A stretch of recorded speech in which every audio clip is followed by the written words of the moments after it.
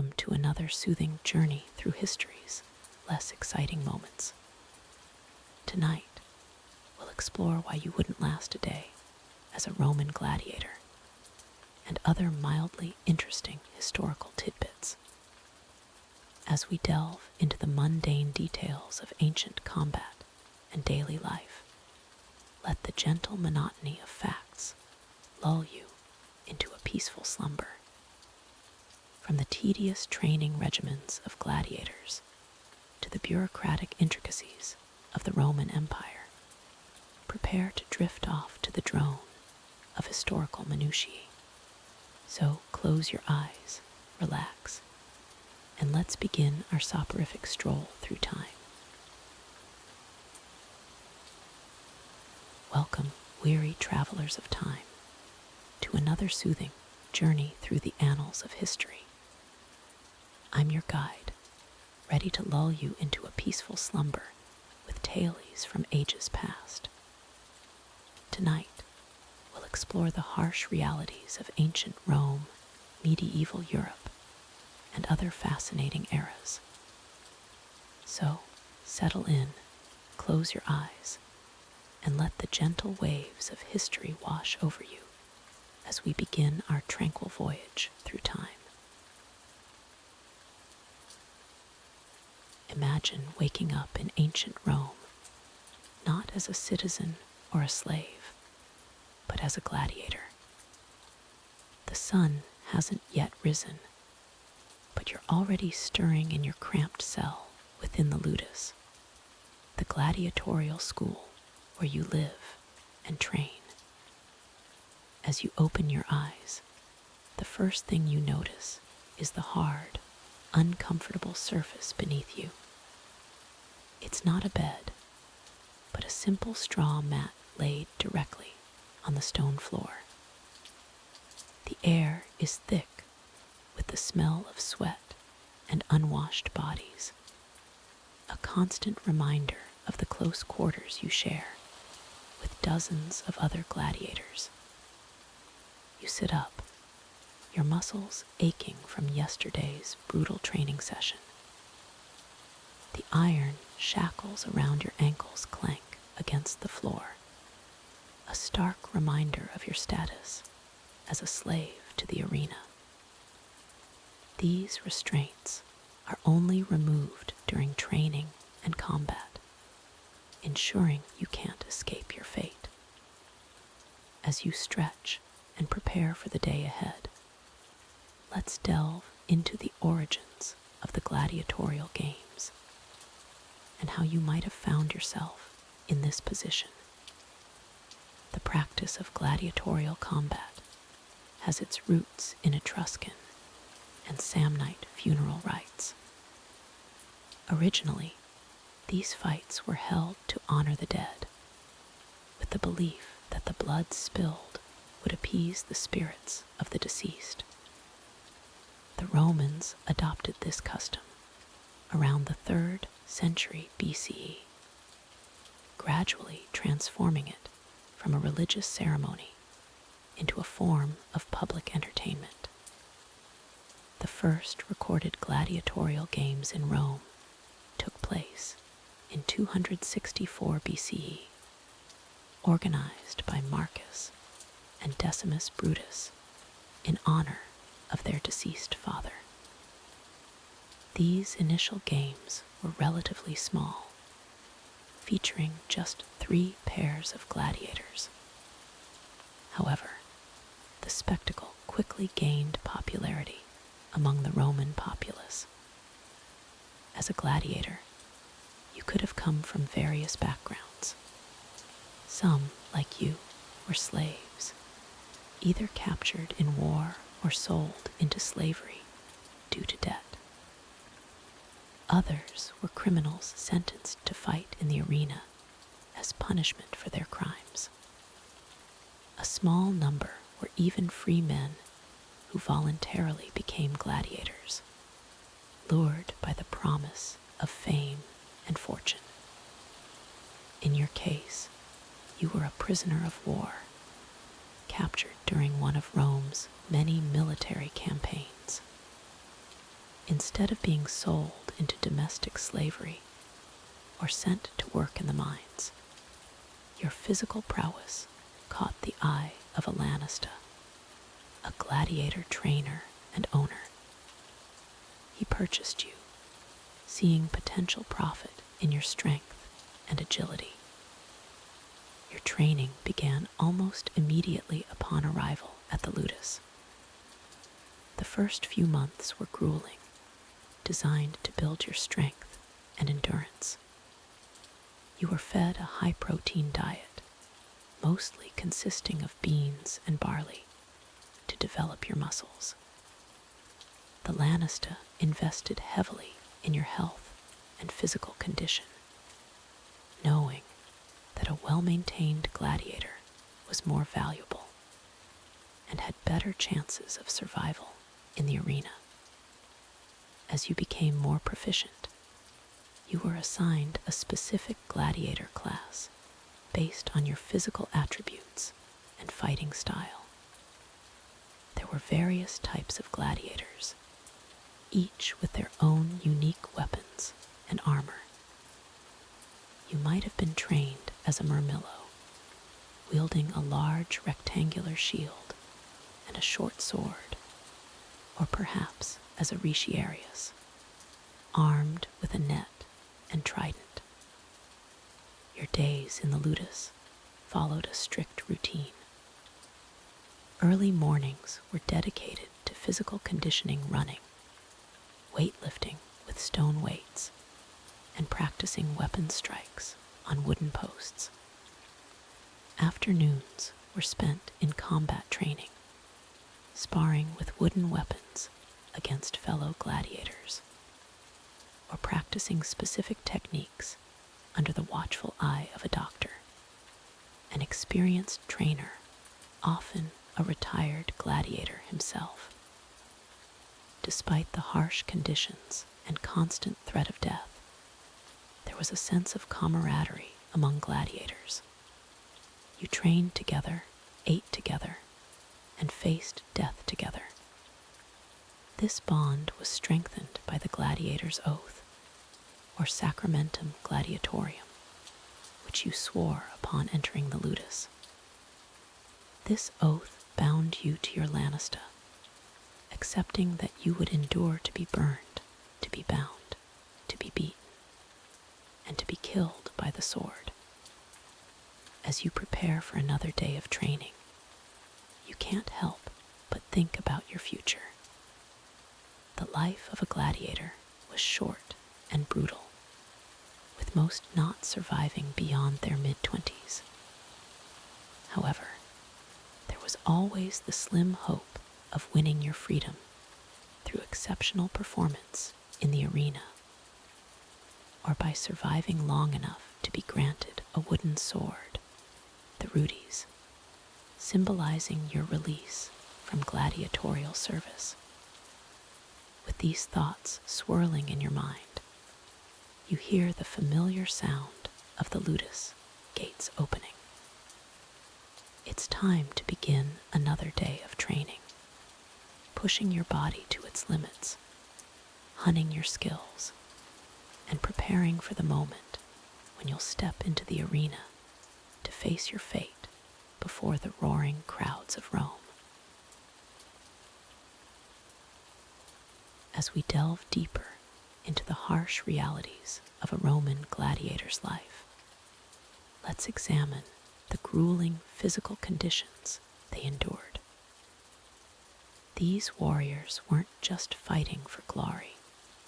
They were battling against their own bodies every single day. Imagine waking up each morning in a cramped, windowless cell. The air is thick with the stench of sweat and blood from your fellow gladiators. Your muscles ache from yesterday's training, but there's no time for rest. The Lanista, your trainer and owner, is already shouting for everyone to get up and start the day's regimen. Your diet, while better than that of a common slave, is far from luxurious. The Romans called it gladiatorium sagittam, or gladiator food.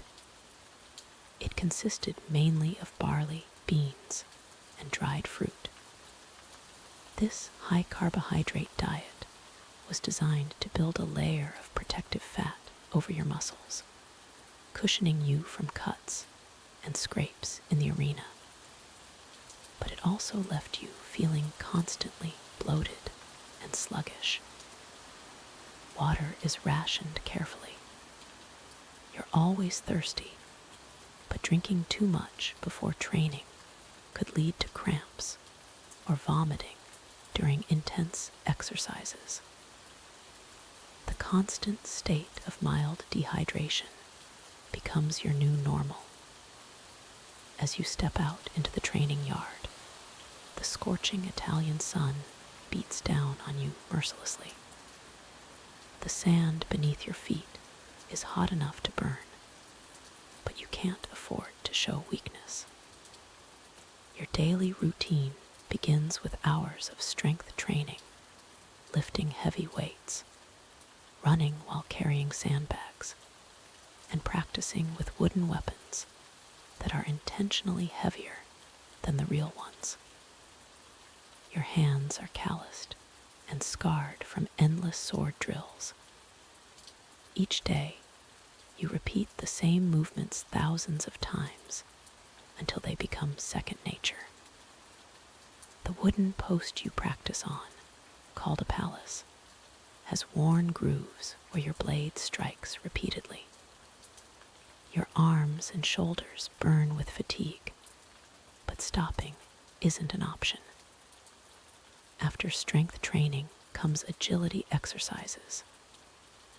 You dodge swinging bags filled with sand, leap over obstacles, and practice rolling and tumbling in full armor. The weight of the metal pressing down on you is suffocating in the heat, but you push through. Falling or showing signs of exhaustion could earn you a beating from the doctors, the expert gladiators who oversee your training. Lunch is a brief respite, but you can barely eat. Your body is so tired that even chewing feels like a monumental effort. Yet, you force yourself to consume the bland porridge. You'll need every ounce of energy for the afternoon's sparring sessions. As you face off against your fellow gladiators, the real brutality begins. While deaths during training are rare, after all, your valuable property, injuries, are common. A misplaced block could result in a broken arm. A slow reaction might cost you an eye. The clang of metal on metal fills the air, punctuated by grunts of exertion and cries of pain. By the end of the day, your body feels like it's been trampled by a herd of elephants. Every muscle screams in protest as you drag yourself back to your cell. Sleep should be a welcome escape, but it's often elusive. The hard stone floor offers little comfort, and the moans of injured comrades echo through the night. This punishing routine continues day after day, week after week. Your body changes dramatically over time. Your once soft hands become rough and scarred. Your skin, constantly exposed to the sun, turns leathery and weathered. Scars from training accidents and past arena battles crisscross your body like a gruesome map. The physical toll extends beyond just muscles and skin. Many gladiators develop chronic conditions from their lifestyle. Arthritis sets in early from the constant impacts and strains. Bones that have been broken and poorly set cause lasting pain. Eyesight often deteriorates from countless blows to the head. Yet, despite all this suffering, you push on. The alternative, being sent to the arena unprepared, is a death sentence. So you endure, hoping that one day your physical prowess will earn you freedom, or at least a quick death when your time in the arena finally comes.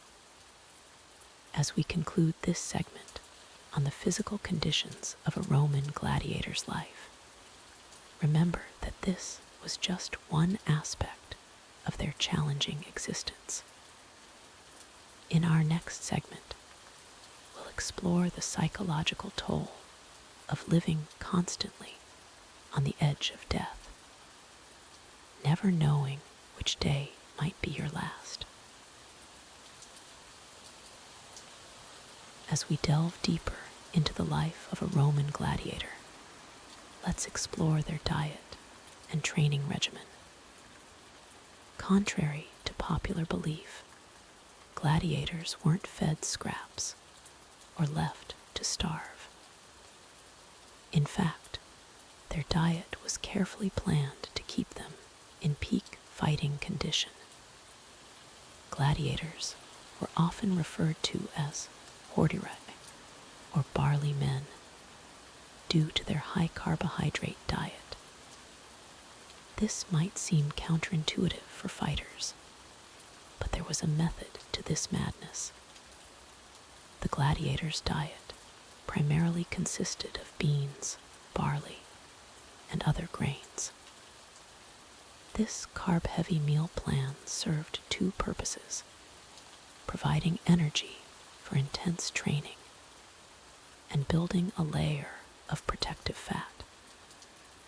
You see, a thin layer of fat over the muscles actually helped protect the gladiators from superficial cuts and wounds. It made their fights more visually impressive without causing immediate, life-threatening injuries. But it wasn't all grains and legumes. Gladiators also consumed a significant amount of plant ash, which was rich in calcium. This unusual dietary supplement helped strengthen their bones, reducing the risk of fractures during combat. Interestingly, recent archaeological evidence suggests that gladiators in some regions may have also consumed small amounts of meat and fish. However, this was likely less common and not the norm across the empire. Now, let's turn our attention to the grueling training regimen that shaped these fighters into the formidable warriors we imagine. Gladiatorial training was intense, structured, and relentless. It began at dawn and often lasted until dusk, with only brief breaks for meals and rest. The day would typically start with a long run to build endurance and stamina. This was followed by weapons training, where gladiators would practice with wooden swords and shields, honing their skills with various weapon types. Each gladiator was trained in a specific fighting style, but they also needed to understand the techniques of their opponents. This comprehensive knowledge was crucial for survival in the arena. After weapons training, gladiators would engage in strength and conditioning exercises. These included lifting heavy weights, climbing ropes, and engaging in hand-to-hand combat drills. It's worth noting that gladiators weren't just trained in physical combat. They also received instruction in showmanship and crowd-pleasing techniques. After all, They were as much entertainers as they were fighters. In the afternoon, gladiators would often participate in mock battles. These simulated fights allowed them to put their skills to the test in a controlled environment, preparing them for the real spectacles in the arena.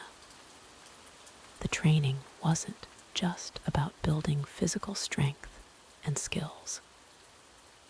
Mental fortitude was equally important. Gladiators were taught to face death without fear and to maintain composure even in the most challenging situations. This rigorous training regime was overseen by a Lanista, the owner and manager of the gladiatorial school. The Lanista had a vested interest in the success of his gladiators, as their victories brought him both prestige and profit. It's important to understand that gladiators were valuable assets. Their training and maintenance were expensive, so there was a strong incentive to keep them alive and fighting for as long as possible. Despite the popular image of gladiators fighting to the death in every match, the reality was quite different. Many battles ended with one fighter surrendering or being spared by the crowd or emperor. In fact, skilled and popular gladiators could become celebrities in their own right, earning fame, wealth, and even their freedom if they survived long enough. As we conclude this segment on the diet and training of Roman gladiators, it's clear that their lives were far more structured and regulated than one might expect. The combination of a specialized diet and intense training regime created fighters who were not just physically imposing, but also skilled entertainers capable of captivating audiences across the Roman Empire. Indeed, the life of a gladiator was one of discipline, dedication, and constant preparation. While it was undoubtedly harsh and dangerous, it also offered opportunities for glory and advancement that were rare for individuals of their social standing in Roman society. In our next segment, we'll explore the different types of gladiators and the various weapons they used in the arena.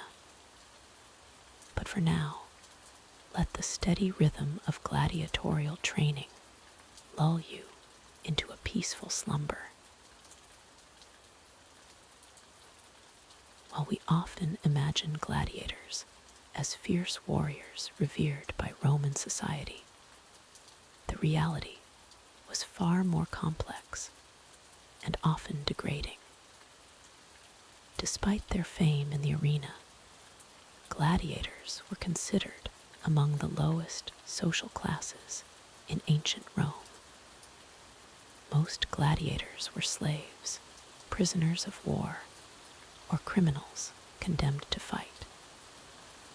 Even those who volunteered, known as auctorati, were viewed with disdain by Roman elites. The life of a gladiator was one of constant struggle, not just in the arena, but in everyday society. Gladiators lived in ludus, or gladiatorial schools, which were essentially prisons.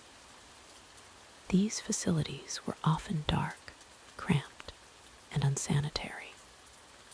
The gladiators were kept under constant guard and had little to no personal freedom. Their daily routines were rigorous and focused solely on training for combat and maintaining peak physical condition. The Roman philosopher Seneca once visited a ludus and was appalled by the conditions. He wrote, "What a shocking sight! How putrid was the stench of the place." This gives us a glimpse into the harsh realities gladiators faced outside the arena. Despite their popularity as entertainers, gladiators were considered infames, or infamous ones. This legal and social status placed them on par with prostitutes, actors, and gravediggers. They were denied many basic rights that Roman citizens enjoyed, such as the right to vote, hold public office, or even marry legally. The stigma attached to gladiators was so severe that even successful fighters who earned their freedom often struggled to integrate into Roman society. Many former gladiators found themselves working as bodyguards or trainers in the very schools they had once fought to escape. It's important to note that not all gladiators were treated equally. There was a hierarchy within the gladiatorial ranks. The most skilled and popular fighters could achieve a level of fame and fortune that set them apart from their peers.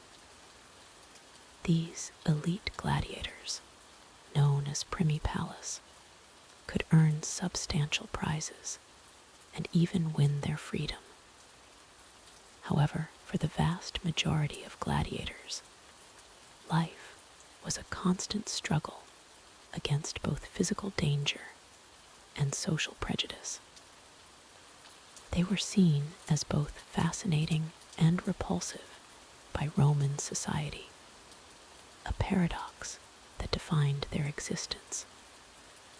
The Roman attitude towards gladiators was complex and often contradictory.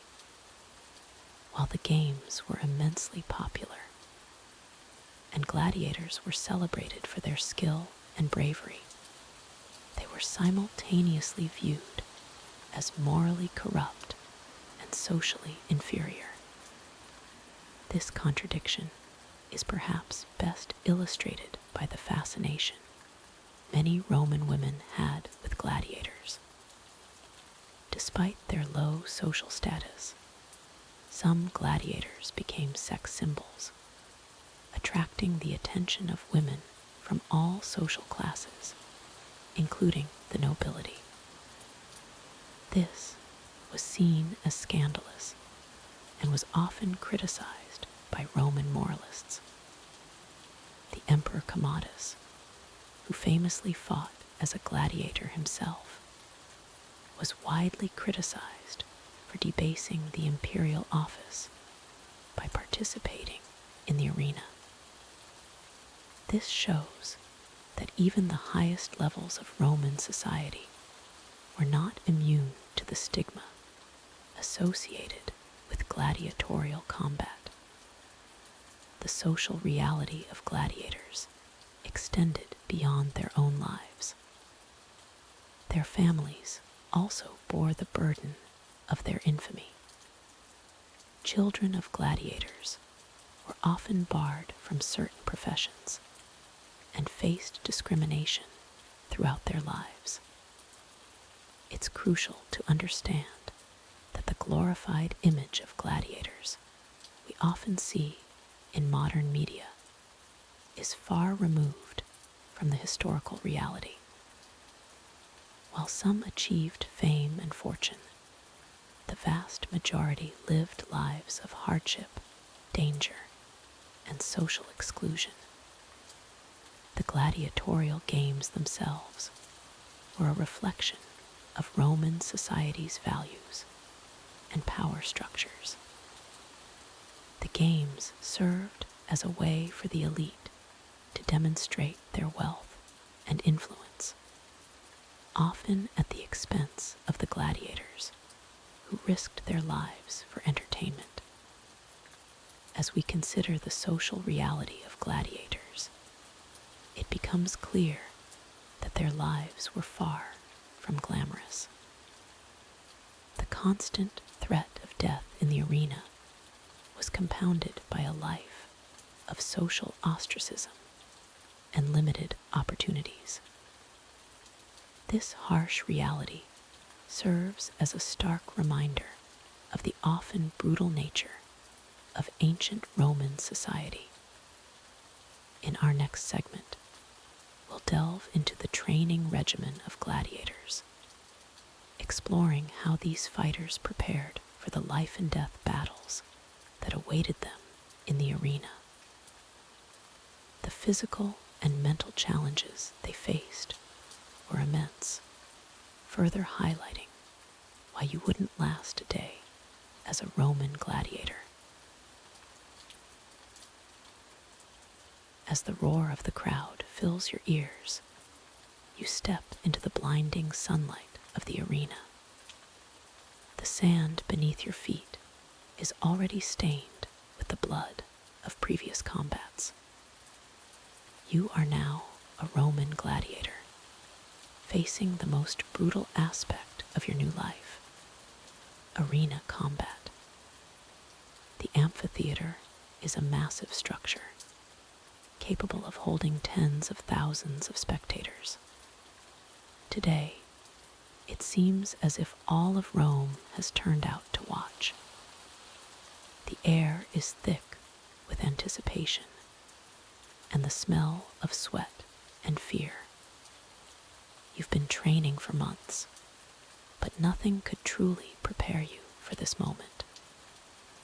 Your heart races as you grip your weapon tightly, your eyes scanning the arena for your opponent. Suddenly, from the opposite gate, another gladiator emerges. He's armed with a different set of weapons than yours, adding an element of unpredictability to the fight. This is no accident. The organizers deliberately pair different fighting styles to create a more exciting spectacle. As you size up your opponent, you recall the various types of gladiators you've learned about. There's the Retiarius, armed with a net and trident, the heavily armored Secutor, and the Threeks with his curved sword. Each has its strengths and weaknesses, and you've been trained to exploit them all. The editor or referee steps forward to begin the match. He recites the rules, but you barely hear him over the pounding of your own heart. You know that this fight could very well be to the death, though it's not as common as popular myths suggest. The signal is given, and the combat begins. You circle your opponent warily, looking for an opening. The crowd's cheers grow louder, demanding action. You feint to the left, then strike quickly to the right, your weapon clanging against your opponent's shield. The fight is a brutal dance of attack and defense. Every move you make could be your last. You parry a vicious blow, the force of it sending shockwaves up your arm. Your training kicks in, and you counter with a swift kick to your opponent's knee. As the battle rages on, fatigue begins to set in. Your arms feel like lead, and your breath comes in ragged gasps. But you can't show weakness. The crowd and the emperor are watching, and they demand a show. Suddenly, your opponent makes a mistake. He overextends on an attack, leaving his flank exposed. With lightning speed, you seize the opportunity, driving your weapon into the gap in his armor. He falls to his knees, disarmed and at your mercy. The crowd goes wild, their bloodlust reaching a fever pitch. They turn to the emperor, thousands of voices chanting for him to decide the fallen gladiator's fate. You stand over your defeated opponent, your chest heaving, waiting for the verdict. The emperor rises from his seat, his face impassive as he surveys the scene. The entire amphitheater holds its breath.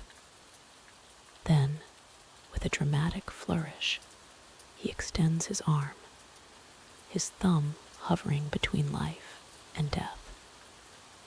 In this moment, you realize the true weight of being a gladiator.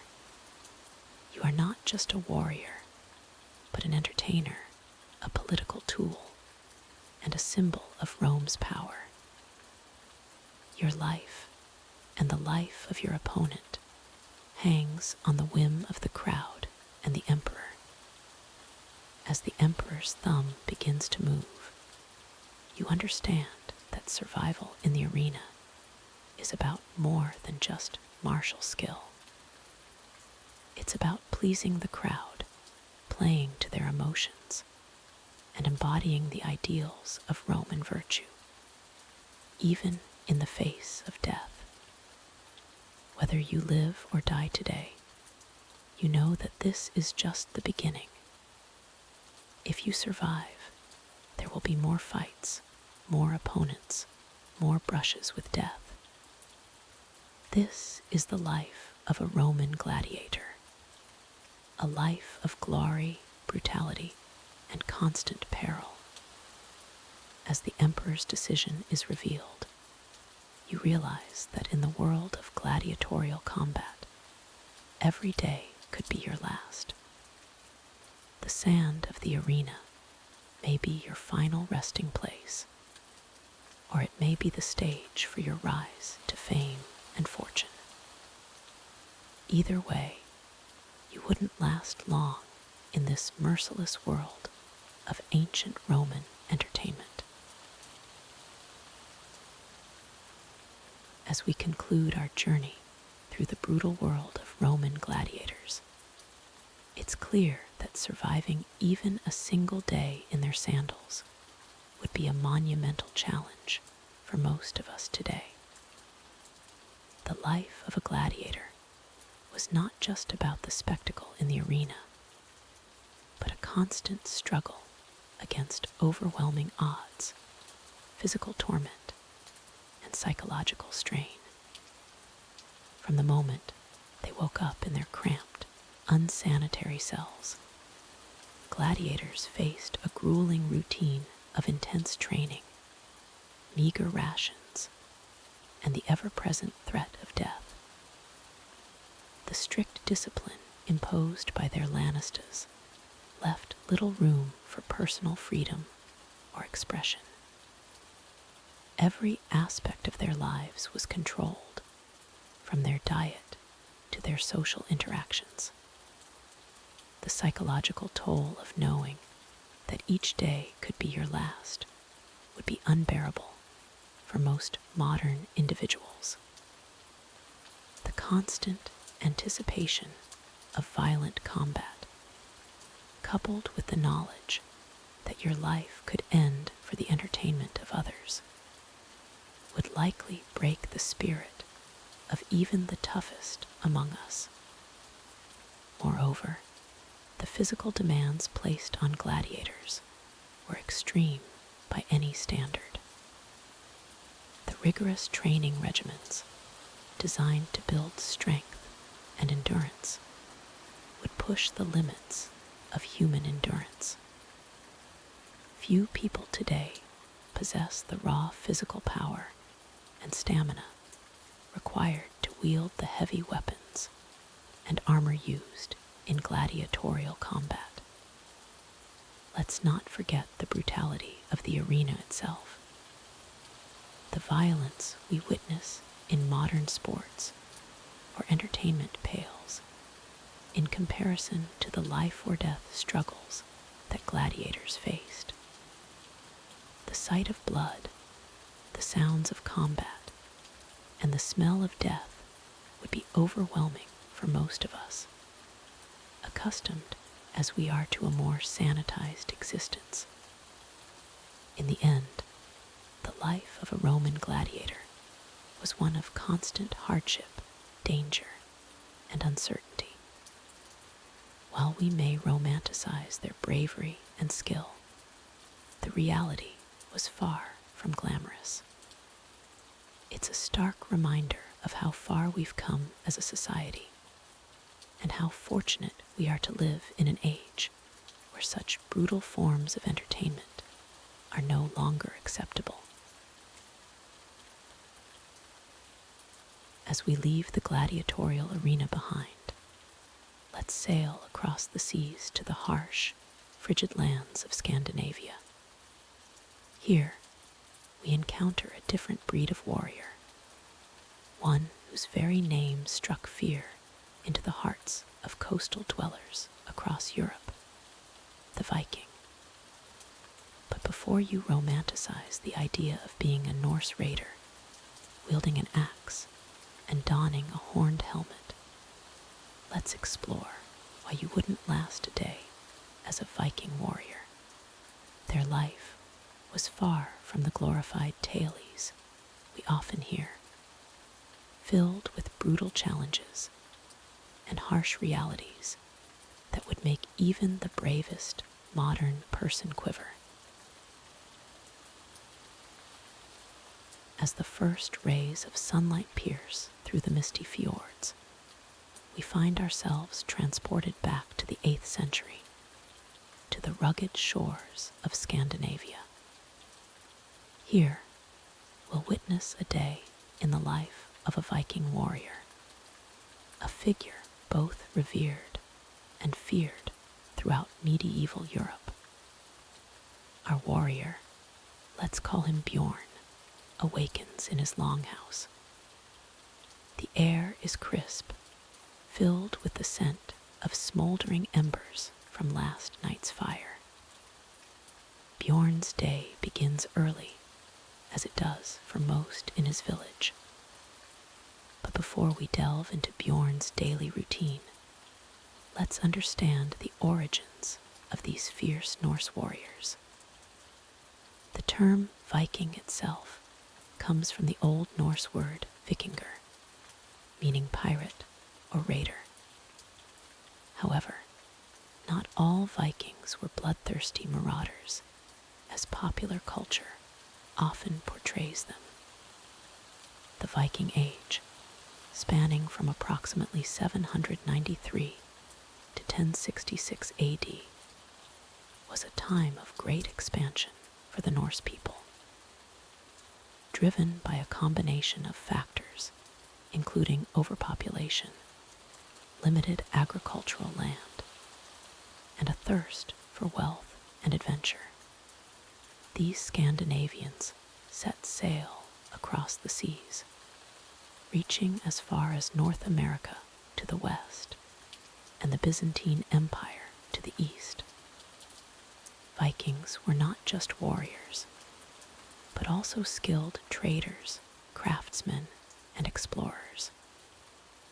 Their longships, technological marvels of the time, allowed them to navigate both open seas and shallow rivers with equal ease. This gave them unprecedented mobility and the element of surprise in their raids. But let's return to Bjorn. As he rises from his bed, made of straw covered with furs, he's already thinking of the day ahead. His first task is to check on his weapons and armor. A Viking warrior's life depended on the quality and maintenance of his equipment. Bjorn's most prized possession is his sword, a symbol of his status and wealth. Swords were expensive, and not every warrior could afford one. Many Vikings made do with axes, spears, or knives. Bjorn carefully inspects the blade for any signs of rust or damage. Next, he examines his shield, a crucial piece of defensive equipment. Viking shields were typically round, made of wood, and rimmed with iron. They were not just for protection, but also served as offensive weapons in shield wall formations. Bjorn's armor consists of a chainmail shirt, a luxury item that only the wealthiest warriors could afford. Most Vikings wore thick, padded cloth armor instead. He also has a helmet, though contrary to popular belief, it doesn't have horns. The horned helmet myth was a much later invention, popularized by 19th century romantic nationalism. As Bjorn prepares for the day, let's consider the structure of Viking society. It was hierarchical, with Jarl's nobles at the top, followed by Karl's free peasants, and thralls, slaves, at the bottom. Our warrior Bjorn is a Karl, a free man who owns land and has the right to bear arms. Vikings placed great importance on honor, loyalty, and bravery. Their belief system, Norse paganism, emphasized these virtues and the idea of a glorious death in battle. They believed that warriors who died bravely would be taken by the Valkyries to Valhalla, Odin's great hall, where they would feast and fight until Ragnarök, the end of days. As Bjorn steps out of his longhouse, he's greeted by the bustling activity of his village. Women are already at work, tending to animals, preparing food, or engaged in crafts like weaving and pottery. Children run about, helping with chores or playing games that mimic adult activities, preparing them for their future roles in society. The air is filled with the sounds of hammering from the blacksmith's forge, the bleating of sheep, and the distant crash of waves against the shore. This is the world Bjorn knows, a world poised on the brink of great change and expansion. As we leave Bjorn to his morning routine, we can reflect on the complex reality of Viking life. Far from the one-dimensional barbarians often depicted in popular media, the Vikings were a people of contrasts. Fierce warriors, yet skilled craftsmen, raiders, yet also traders, pagans who would eventually embrace Christianity. Their impact on European history was profound, shaping the political landscape of countries like England, Ireland, and France, and leaving a lasting legacy in language, law, and culture. As we continue to explore Bjorn's day, we'll gain a deeper understanding of this fascinating civilization that has captured our imagination for centuries. As we delve deeper into the harsh realities of historical warriors, let's turn our attention to the Viking warriors of Scandinavia. These fierce seafarers and raiders have captured our imagination for centuries, but the physical conditions they endured were far from glamorous. Viking warriors lived in a time of extreme hardship, where survival was a daily challenge. The harsh Nordic climate they called home was unforgiving, with long, dark winters and short, intense summers. This environment shaped their physique and endurance from an early age. From childhood, future Viking warriors were exposed to grueling physical labor.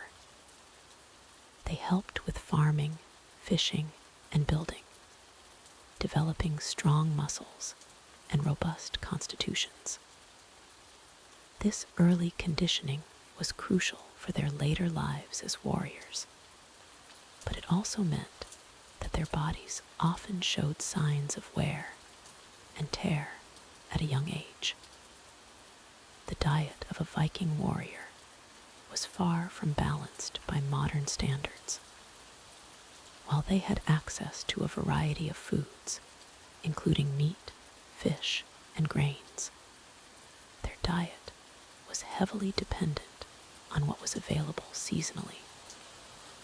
During long sea voyages or raids, their nutrition often suffered, leading to deficiencies that could affect their health and fighting capabilities. One of the most challenging aspects of a Viking warrior's life was the constant exposure to the elements. Whether on land or at sea, they faced biting cold, driving rain, and harsh winds. Their clothing, while practical, offered limited protection against these conditions. Wool and animal skins were their primary materials, which could become waterlogged and heavy during sea voyages. Speaking of sea voyages, life aboard a Viking longship was particularly grueling. These vessels, while remarkable for their time, offered little in terms of comfort. Warriors would spend weeks or even months at sea, crammed together in open boats. The constant rocking, exposure to salt spray, and lack of proper sanitation led to a host of health issues. Seasickness was a common problem, even for experienced warriors. The relentless motion of the waves, combined with the smell of unwashed bodies and spoiling food, created an environment that would test even the strongest stomachs. Many Vikings suffered from chronic nausea and dehydration during these journeys. The physical toll of combat was, of course, a significant factor in a Viking warrior's life. While their reputation for ferocity in battle is well known, the reality of combat was far from glorious. Wounds were common, and medical knowledge was limited. A simple cut could lead to life-threatening infections, and more severe injuries often meant a painful death or lifelong disability. The weapons and armor used by Viking warriors, while effective, were also physically demanding. A typical warrior might carry a heavy sword, axe, or spear, along with a wooden shield. Some wore chain mail armor, which, while protective, was incredibly heavy and restrictive. Carrying this equipment for long periods, especially during marches or sea voyages, put immense strain on their bodies. The constant state of readiness required of Viking warriors also took its toll. Whether at home or on a raid, they needed to be prepared for sudden attacks. This perpetual state of alertness led to high levels of stress and fatigue, affecting both their physical and mental health. Archaeological evidence has given us insights into the physical conditions of Viking warriors. Skeletal remains often show signs of arthritis, particularly in the back and knees, likely from the constant physical strain. Dental problems were also common, with many warriors suffering from tooth decay and gum disease due to their diet and lack of dental hygiene. It's important to note that not all Vikings were warriors, and not all warriors lived in constant hardship. However, for those who did embrace the warrior lifestyle, the physical toll was significant. Many did not live to old age, succumbing to injuries, diseases, or the harsh conditions of their environment. In conclusion, while the life of a Viking warrior may seem exciting from our modern perspective, the physical conditions they endured were far from enviable.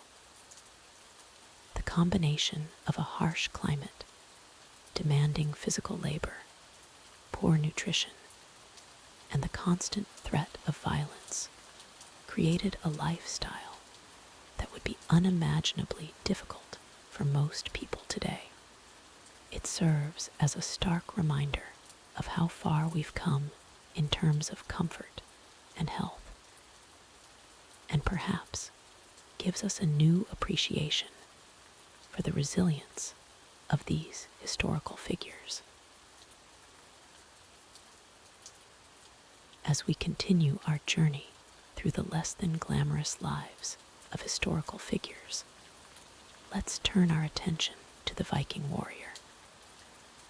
While often romanticized in modern media, the daily life of a Viking was far from the epic sagas we've come to know. First, let's talk about their diet. If you're imagining lavish feasts with overflowing horns of mead, think again. The average Viking warrior's diet was quite monotonous, and by our standards, rather unappetizing. Their staple food was a thick, hearty porridge called skyr. Made from boiled barley or oats, it was often flavored with whatever was available, usually dried fish or berries. This porridge wasn't just a meal. It was their primary source of sustenance, eaten multiple times a day. Meat was a luxury, not an everyday occurrence. When available, it was usually preserved through smoking or salting to last through long voyages or harsh winters. Fresh meat was rare and typically reserved for special occasions or successful raids.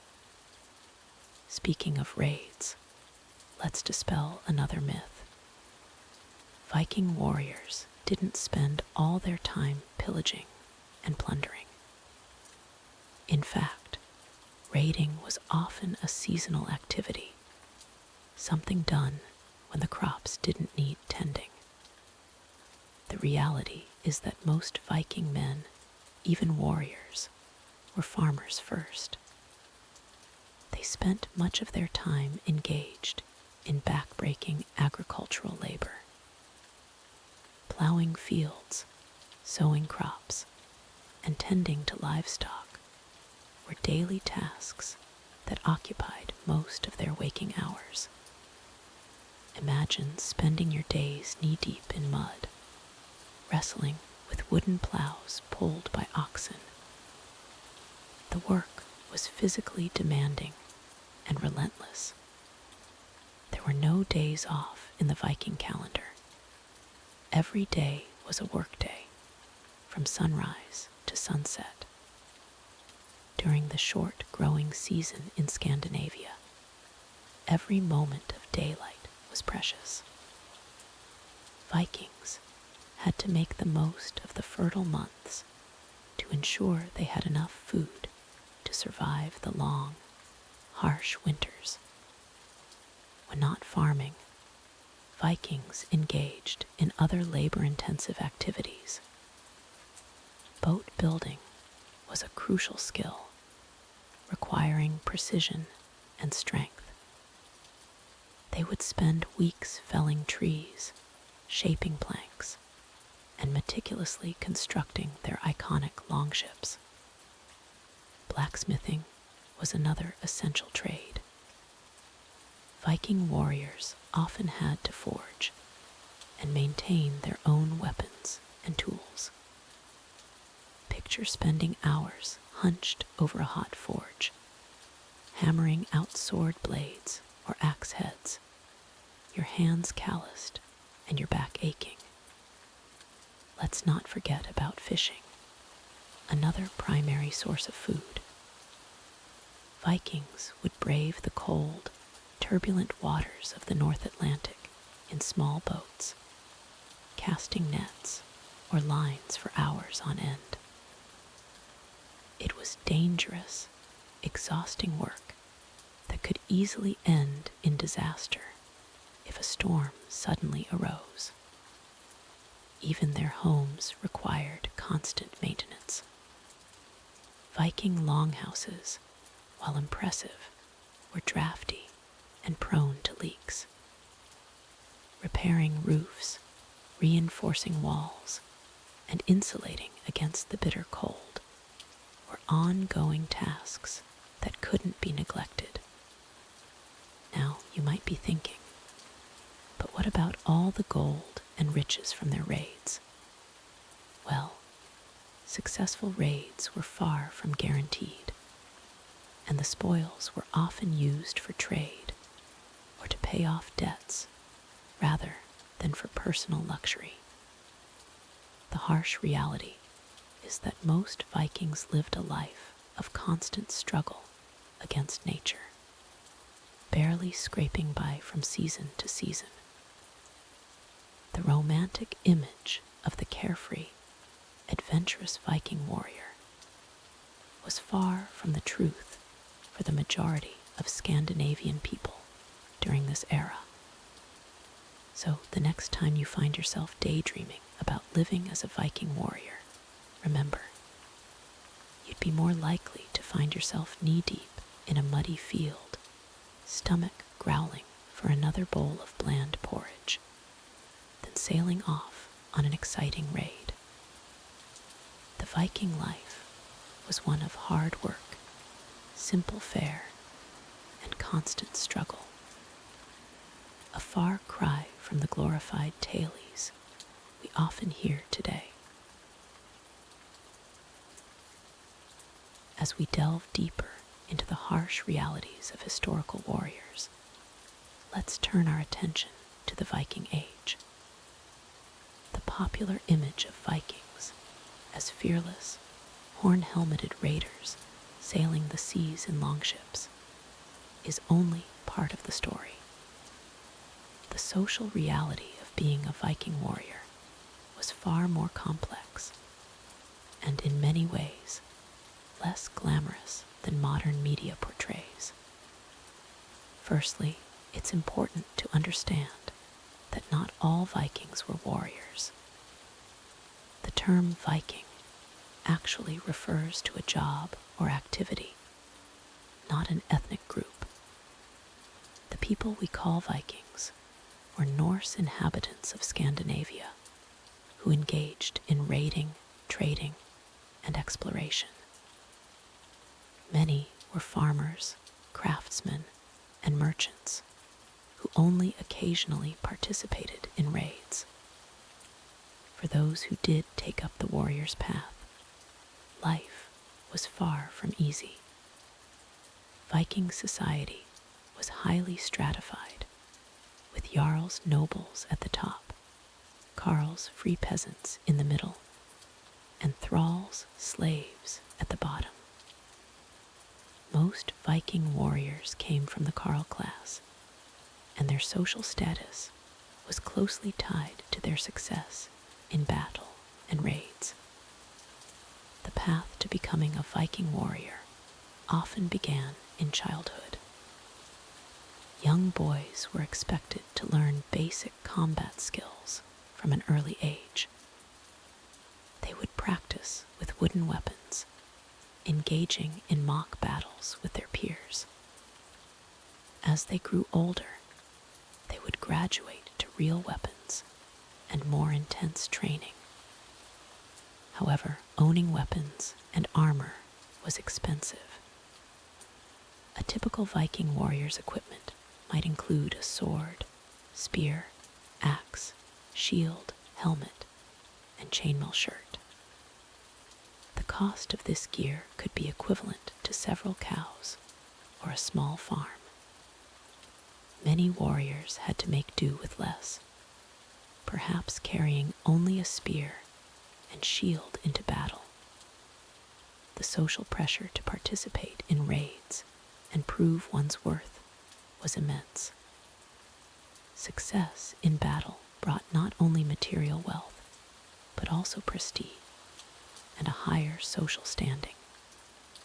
Failure, on the other hand, could lead to shame, loss of status, or even death.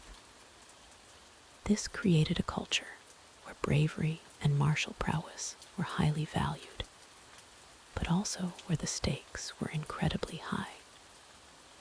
Viking warriors lived by a strict code of honor. Concepts like bravery, loyalty, and hospitality were paramount. The fear of dying a straw death, dying of old age or illness rather than in battle, was a powerful motivator for many warriors. They believed that only those who died bravely in combat would be welcomed into Valhalla, the great hall of the god Odin. However, this emphasis on honor and bravery could lead to reckless behavior. Viking sagas are full of stories of warriors engaging in duels or taking on impossible odds to prove their worth. While these tales may be exaggerated, they reflect the real social pressures that Viking warriors faced. The reality of Viking warfare was brutal and often short-lived. Many warriors didn't survive their first few battles. Those who did often bore horrific scars and injuries. Archaeological evidence shows that many Viking warriors suffered from chronic pain, poorly healed fractures, and disabilities resulting from combat injuries. When not engaged in raiding or warfare, Viking warriors had to contend with the harsh realities of life in medieval Scandinavia. Winters were long and brutal. Food could be scarce, and disease was a constant threat. Warriors were expected to contribute to their community during peacetime, often working as farmers or craftsmen. The social bonds between warriors were crucial for survival. Viking warriors often formed tight-knit groups, swearing oaths of loyalty to their leaders and each other. These bonds were reinforced through shared experiences in battle, as well as through feasting and storytelling during times of peace. However, these social bonds could also be a source of conflict. Blood feuds were common in Viking society, and warriors were often called upon to defend their family's honor or seek vengeance for fallen comrades. These feuds could last for generations, creating a cycle of violence that was difficult to break.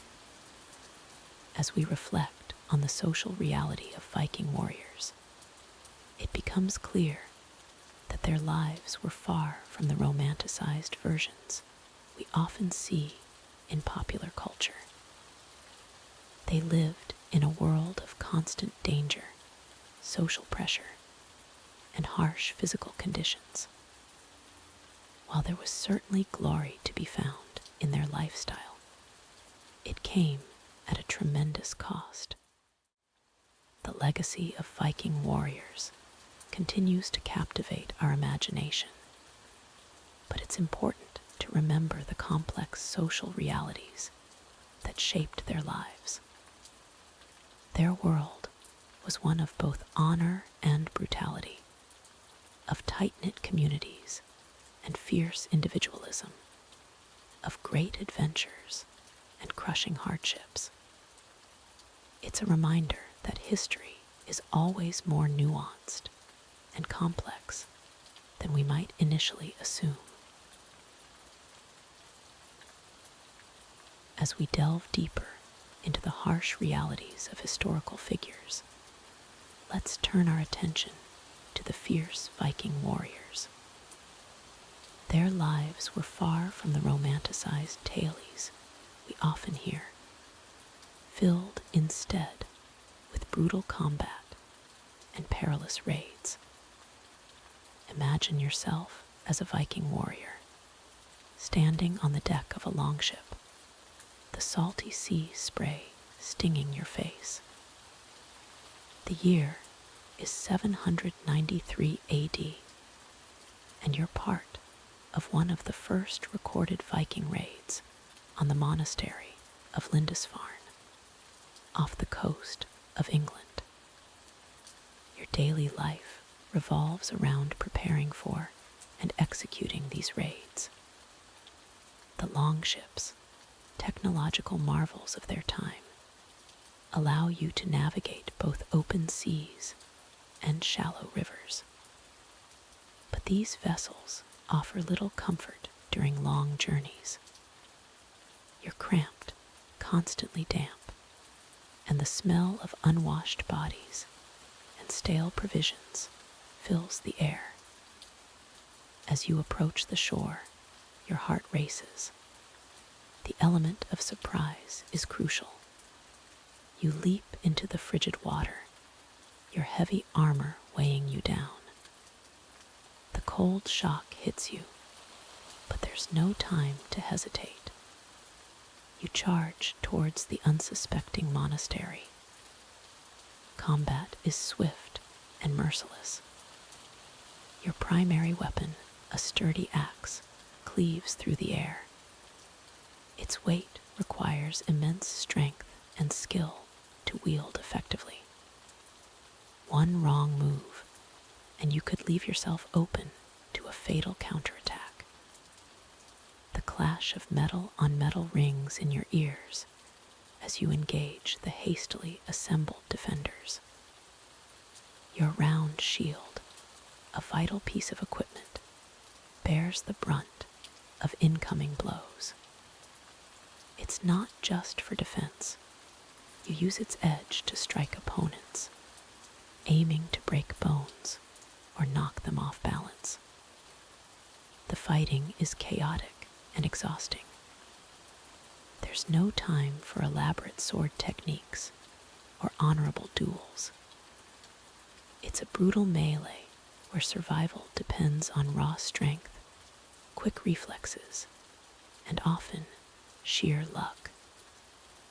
As the raid progresses, you're tasked with gathering valuable items: gold, silver, religious artifacts, and even people to be sold as slaves.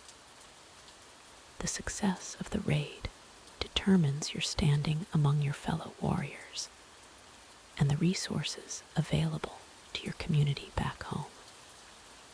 But raiding isn't your only occupation.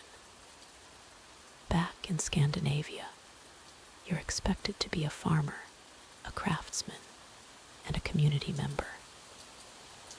The harsh Nordic climate means that the raiding season is limited, and you must work tirelessly during the warmer months to ensure your family's survival through the long, cold winters. Your diet is simple and often monotonous. Dried and salted fish, tough bread, and whatever meat you can hunt or raise. Fresh fruits and vegetables are rare luxuries. This diet, combined with the physical demands of your lifestyle, means that despite your legendary strength, you're likely to suffer from nutritional deficiencies and dental problems. injuries are a constant concern. A wound received during a raid could easily become infected, and medical knowledge is limited. Many of your comrades die not from the initial injury, but from subsequent infections or complications. Your life expectancy is short. If you survive childhood, you might live to see your 40s or 50s, but many warriors die much younger. The constant threat of violence, accidents at sea, and harsh living conditions take their toll. As a Viking warrior, your worldview is shaped by your beliefs. You follow the Norse gods, believing that a glorious death in battle will earn you a place in Valhalla. This belief system encourages bravery bordering on recklessness, as fear of death is mitigated by the promise of an eternal afterlife of feasting and combat. But it's not all about personal glory. Your actions are deeply tied to your family and clan. Failure or cowardice doesn't just reflect on you, it impacts your entire lineage. The pressure to uphold your family's honor is a constant weight on your shoulders. As we conclude this glimpse into the life of a Viking warrior, it's clear that while their exploits may seem exciting from a distance, the reality was far from glamorous. It was a life of constant struggle, violence, and uncertainty, where survival was never guaranteed, and comfort was a rare luxury. As we conclude our journey through the harsh life of a Viking warrior, it's clear that surviving even a single day in their world would be a monumental challenge for most of us today. The constant threat of violence, the grueling physical demands, and the harsh living conditions all combined to create an existence that was as brutal as it was short. Viking warriors lived by a code of honor that valued strength, courage, and loyalty above all else. Their belief in the Norse gods and the promise of Valhalla drove them to face death without fear, a mindset that's difficult for many of us to comprehend in our modern, comfort-driven society. The rigorous training regimen that began in childhood, the mastery of various weapons, and the ability to navigate treacherous seas in longships were all skills that took years to perfect. These weren't just hobbies or pastimes. They were essential survival skills in a world where might often made right. Moreover, the Viking diet, while nutritious, would be considered bland and monotonous by today's standards. The lack of modern medicine meant that even minor injuries or illnesses could prove fatal. The constant exposure to the elements, whether on long sea voyages or during raids, would test the limits of human endurance.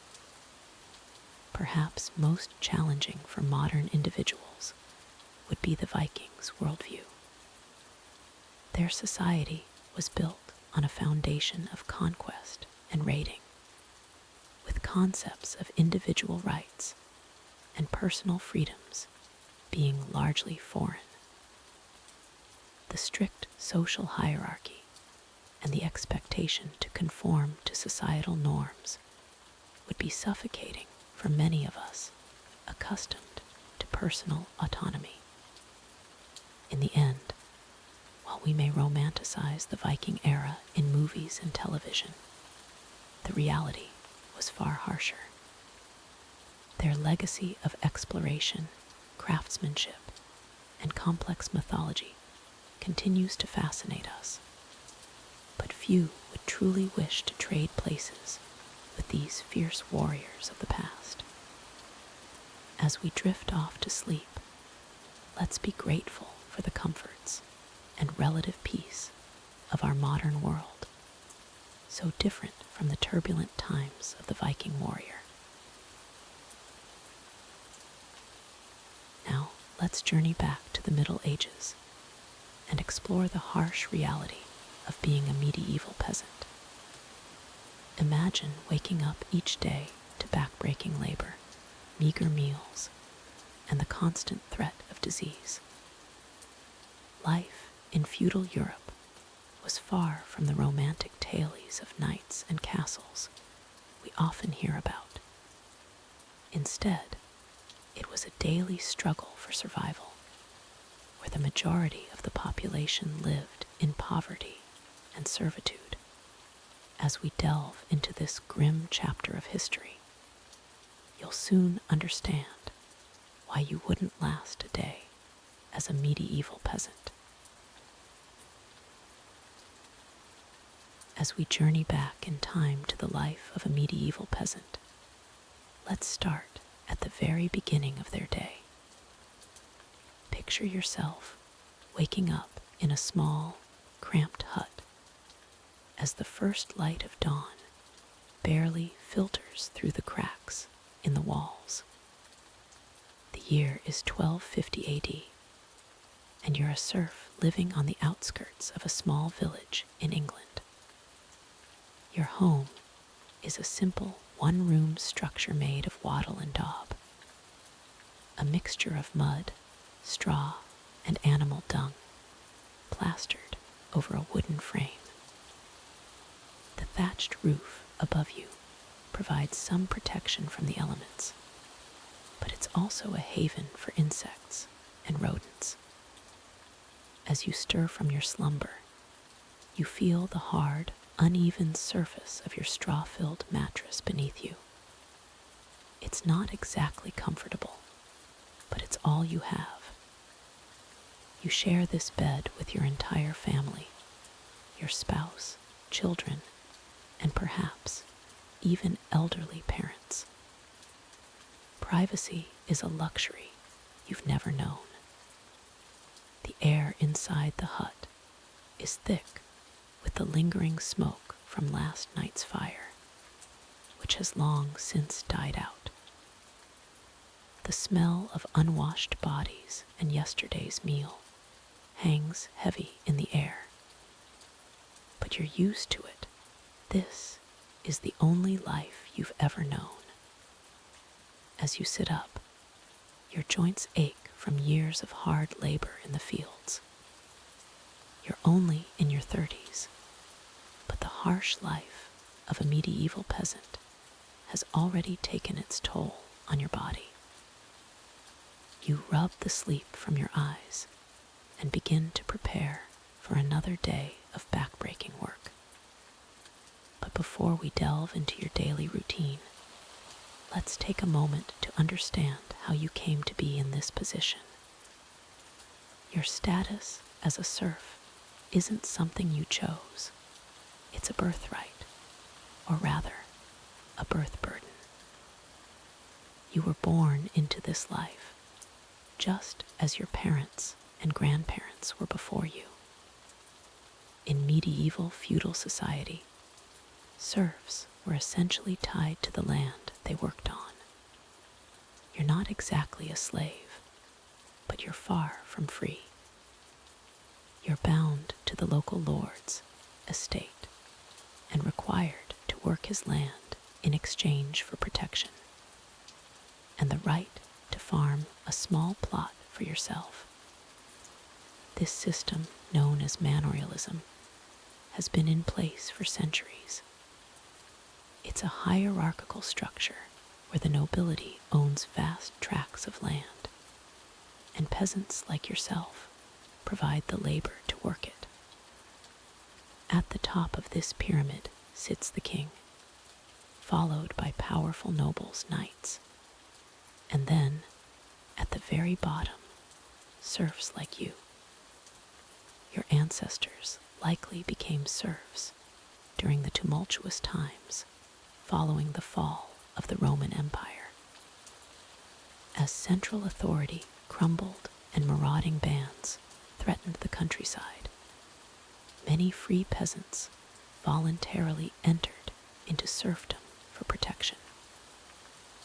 Over time, this arrangement became hereditary, passed down from generation to generation. Now, in 1250 AD, this system is deeply entrenched. You owe your lord a significant portion of your harvest and are required to work his fields for a set number of days each week. This leaves you with precious little time to tend to your own small plot of land, but it's the only way you can hope to feed your family. As you begin to move about your small hut, you consider your place in the world. You've never traveled more than a few miles from your village, and your worldview is limited to the stories told by the occasional traveler or wandering friar. The concept of individual rights or social mobility is foreign to you. This is simply the way things are, the way they've always been. Your days are governed by the rhythms of nature and the demands of agriculture.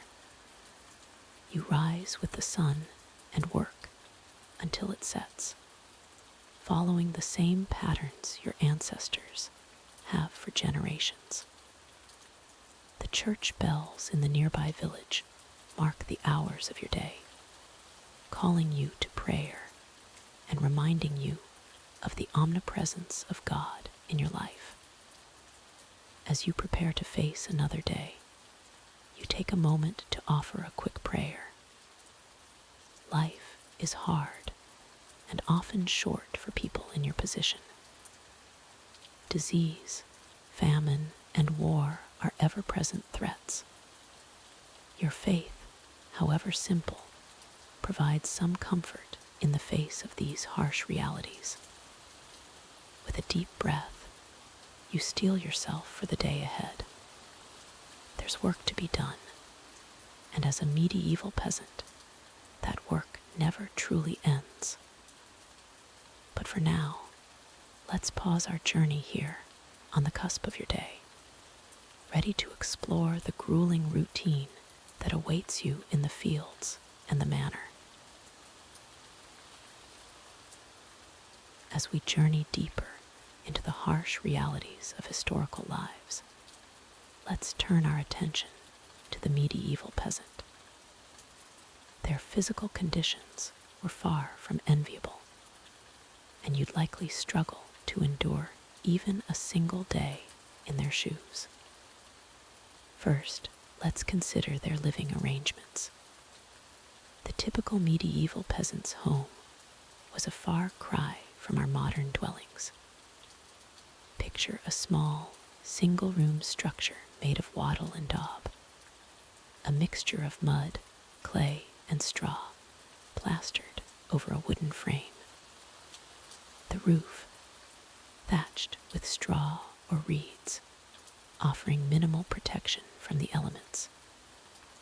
These humble abodes were often shared not just with family members, but also with livestock. Yes, you heard that right. Chickens, pigs, and even cows might be your roommates. The animals provided warmth during cold nights, but also contributed to the overwhelming stench and unsanitary conditions. Speaking of sanitation, prepare yourself for a rude awakening. There were no indoor toilets or running water. Instead, a communal privy, or simply the great outdoors, served as your bathroom. Imagine trudging through mud and muck in the middle of the night just to relieve yourself. Bathing was a luxury rarely afforded to peasants. The concept of regular personal hygiene, as we know it today, was virtually non-existent. You might wash your face and hands occasionally, but full-body baths were infrequent at best. The resulting body odor and accumulated grime would be overwhelming by modern standards. Now, let's talk about the physical toll of daily life. As a peasant, your body would be your primary tool for survival. From dawn to dusk, you'd engage in back-breaking labor in the fields. Plowing, sowing, harvesting, all done by hand or with rudimentary tools that required significant physical exertion. The constant physical strain would lead to a variety of health issues. Chronic back pain, arthritis, and joint problems would be common companions as you aged. If you were lucky enough to reach old age, that is. The average life expectancy for a medieval peasant was around 30 years, though many didn't even make it that far. Your diet wouldn't do you any favors either. Forget about balanced nutrition or varied meals. The staple diet consisted mainly of bread, pottage, a thick soup made from whatever vegetables were available, and ale. Meat was a rare treat, usually reserved for special occasions, or when an animal was too old to work. This limited diet often led to malnutrition and vitamin deficiencies. Scurvy, caused by lack of vitamin C, was common. Your teeth would likely be in poor condition due to the coarse bread wearing them down and the lack of dental care. Toothaches and infections would be a regular part of life. The physical appearance of a medieval peasant would reflect their harsh living conditions. Sun-weathered skin, calloused hands, and a stooped posture from years of hard labor would be the norm. You'd likely appear much older than your actual age, worn down by the relentless demands of survival. Sleep, which we often take for granted, would be another luxury in short supply. Your bed, if you could call it that, would consist of a straw-filled mattress on the floor. Comfortable? Hardly. Add in the likelihood of fleas, lice, and other parasites sharing your sleeping space, and you can kiss a good night's rest goodbye. The changing seasons brought their own set of challenges. Summers meant long days of grueling work under the scorching sun, with little respite from the heat. Winters, on the other hand, were a constant battle against the cold. Your poorly insulated home would offer little protection against freezing temperatures, and frostbite was a real danger. Injuries and illnesses were frequent occurrences, and medical care was primitive at best. A simple cut could lead to a life-threatening infection. Broken bones might never heal properly, leaving you permanently disabled. And let's not even get started on the horrors of childbirth in these conditions. So, as you lie in your comfortable bed, listening to this tale of medieval hardship, remember that the physical conditions endured by peasants of that era were a far cry from anything we experience today.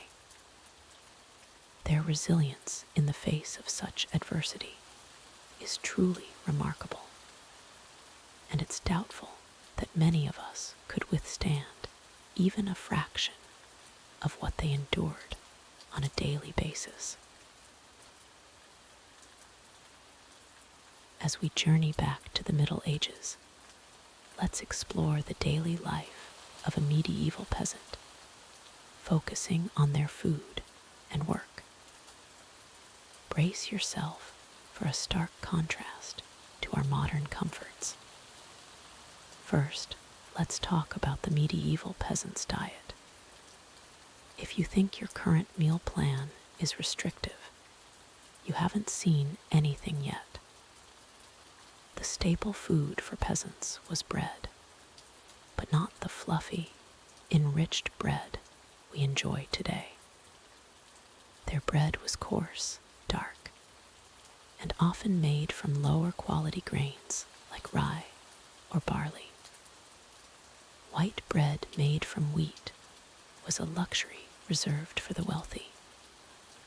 Peasants would supplement their diet with vegetables grown in their small gardens. Carrots, onions, and cabbage were common, but don't expect to find tomatoes or potatoes. These New World crops hadn't reached Europe yet. Meat was a rare treat for most peasants. They might occasionally have pork from a pig they raised or catch some small game, but beef was typically out of reach. Dairy products like cheese and butter were part of their diet, but in limited quantities. And forget about that morning cup of coffee or tea. Those beverages were centuries away from becoming common in Europe. Now, let's talk about their work. If you think your 9-to-5 job is tough, medieval peasants would like a word with you. Their workday started at dawn and often didn't end until dusk. Peasants were tied to the land they worked, which was owned by their lord. They had to pay rent in the form of labor, crops, or sometimes money. The agricultural calendar dictated their work. In spring, they would plow the fields and plant crops. Summer was spent tending to these crops, repairing tools, and maintaining buildings. Fall brought the harvest, arguably the busiest and most crucial time of the year. Every able-bodied person, including children, would work long hours to bring in the crops before winter set in. Winter didn't mean rest for peasants. They would spend this time repairing tools, tending to livestock, and performing indoor tasks like spinning wool or making candles. But it wasn't just agricultural work that occupied their time. Peasants also had to perform labor services for their lord, which could include building and repairing roads, bridges, and other structures. Some peasants also practiced crafts to supplement their income. They might be skilled in woodworking, blacksmithing, or weaving. Women had their own set of demanding tasks. Besides helping in the fields during busy times, they were responsible for household chores, child rearing, food preparation, and often tending to the family's vegetable garden. Speaking of food preparation, it was a time-consuming process. Grinding grain into flour, baking bread, preserving food for winter. All these tasks took considerable time and effort. It's worth noting that the medieval work week wasn't the 5-day week we're used to. peasants typically worked 6 days a week, with Sunday reserved for church and rest. However, the medieval calendar was punctuated with numerous religious holidays and festivals, providing some respite from the constant toil. But don't be fooled into thinking these were leisurely vacations. Many of these holidays involved their own set of obligations and rituals. For instance, during harvest festivals, peasants were expected to bring a portion of their crops to the Lord as part of their rent or taxes. The life of a medieval peasant was one of constant work and struggle against the elements. Crop failures could lead to famine, and they had little protection against natural disasters or raids from bandits or opposing lords. Yet, despite these hardships, medieval peasant communities often developed strong bonds. They would come together for communal tasks, share resources in times of need, and find moments of joy in their shared experiences. It's important to remember that while their lives seem incredibly difficult by our standards, this was the norm for the vast majority of people in medieval Europe. So, the next time you sit down to a varied meal or clock out after an 8-hour workday, spare a thought for your medieval ancestors. Their hard work and resilience in the face of incredible challenges laid the foundation for the world we live in today. As we delve deeper into the life of a medieval peasant, let's explore the social reality they faced. The feudal system that dominated medieval Europe created a rigid social hierarchy, with peasants firmly at the bottom. Imagine waking up each day knowing that your entire existence was predetermined by your birth.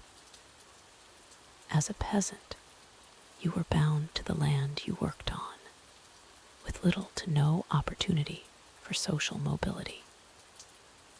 This system, known as serfdom, essentially made you the property of your lord. Your daily interactions were limited to your immediate family, fellow peasants, and occasionally the local clergy. The concept of privacy, as we know it today, was non-existent. You lived in a small, crowded house, often sharing living space with your livestock for warmth during harsh winters. Social gatherings were rare, but cherished occasions. Village festivals, usually tied to religious holidays or harvest times, provided brief respites from the monotony of daily labor. These events often included simple games, communal meals, and perhaps some locally brewed ale. However, it's important to note that even these moments of joy were overshadowed by the ever-present reality of your social status. As a peasant, you were expected to show deference to your social superiors at all times. This meant bowing or curtsying to nobles, addressing them with honorifics, and never speaking unless spoken to. Education, as we understand it today, was virtually non-existent for peasants. Most were illiterate, with knowledge passed down orally through generations. Your worldview was likely limited to your immediate surroundings and the teachings of the church. Speaking of the church, It played a central role in peasant life. The local parish was not just a place of worship, but also the center of community life. It served as a meeting place, a source of charity, and sometimes even a rudimentary form of social services. However, the church also reinforced the social order. Priests often preached about the divine nature of the feudal system, emphasizing that each person's place in society was God's will. This doctrine helped maintain social stability, but also justified the extreme inequalities of medieval life. Marriage for peasants was less about love and more about practicality. Unions were often arranged to consolidate land or labor resources between families. Women, in particular, had little say in who they married and were expected to be subservient to their husbands. Children were seen as additional hands for labor rather than individuals to be nurtured. From a young age, they would be put to work in the fields or assigned household tasks. The concept of childhood as a time of play and learning simply didn't exist for peasant families. Your interactions with the wider world were limited and often fraught with danger. Travel was rare and risky. Roads were poor and often plagued by bandits. Most peasants lived and died within a few miles of where they were born, never venturing beyond their local area.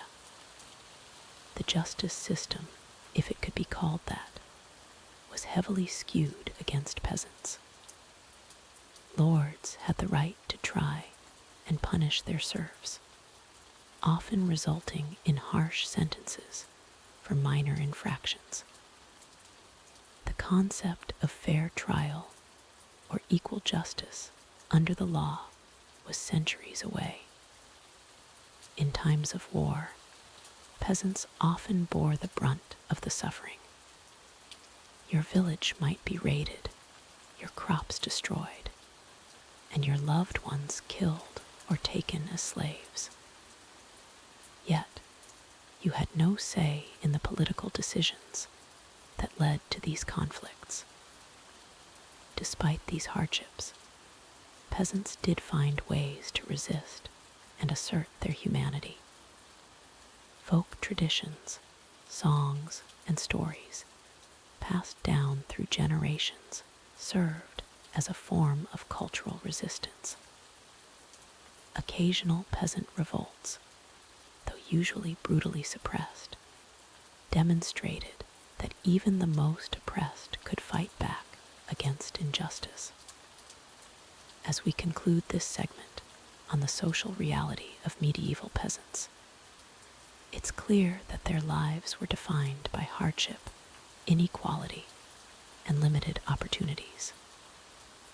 Yet, it's crucial to remember that these were real people, with hopes, dreams, and a resilience that allowed them to endure in the face of overwhelming odds.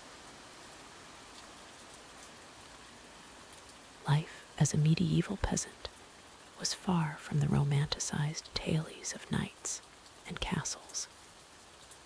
In reality, it was a constant struggle for survival, with health and well-being hanging by a thread.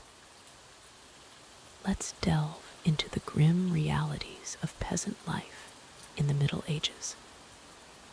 First and foremost, the concept of healthcare as we know it today was practically non-existent for the average peasant. Medical knowledge was limited, and what little was available was often mixed with superstition and folklore. Imagine waking up with a fever in a world where the most advanced medical treatment might involve bloodletting or the application of leeches.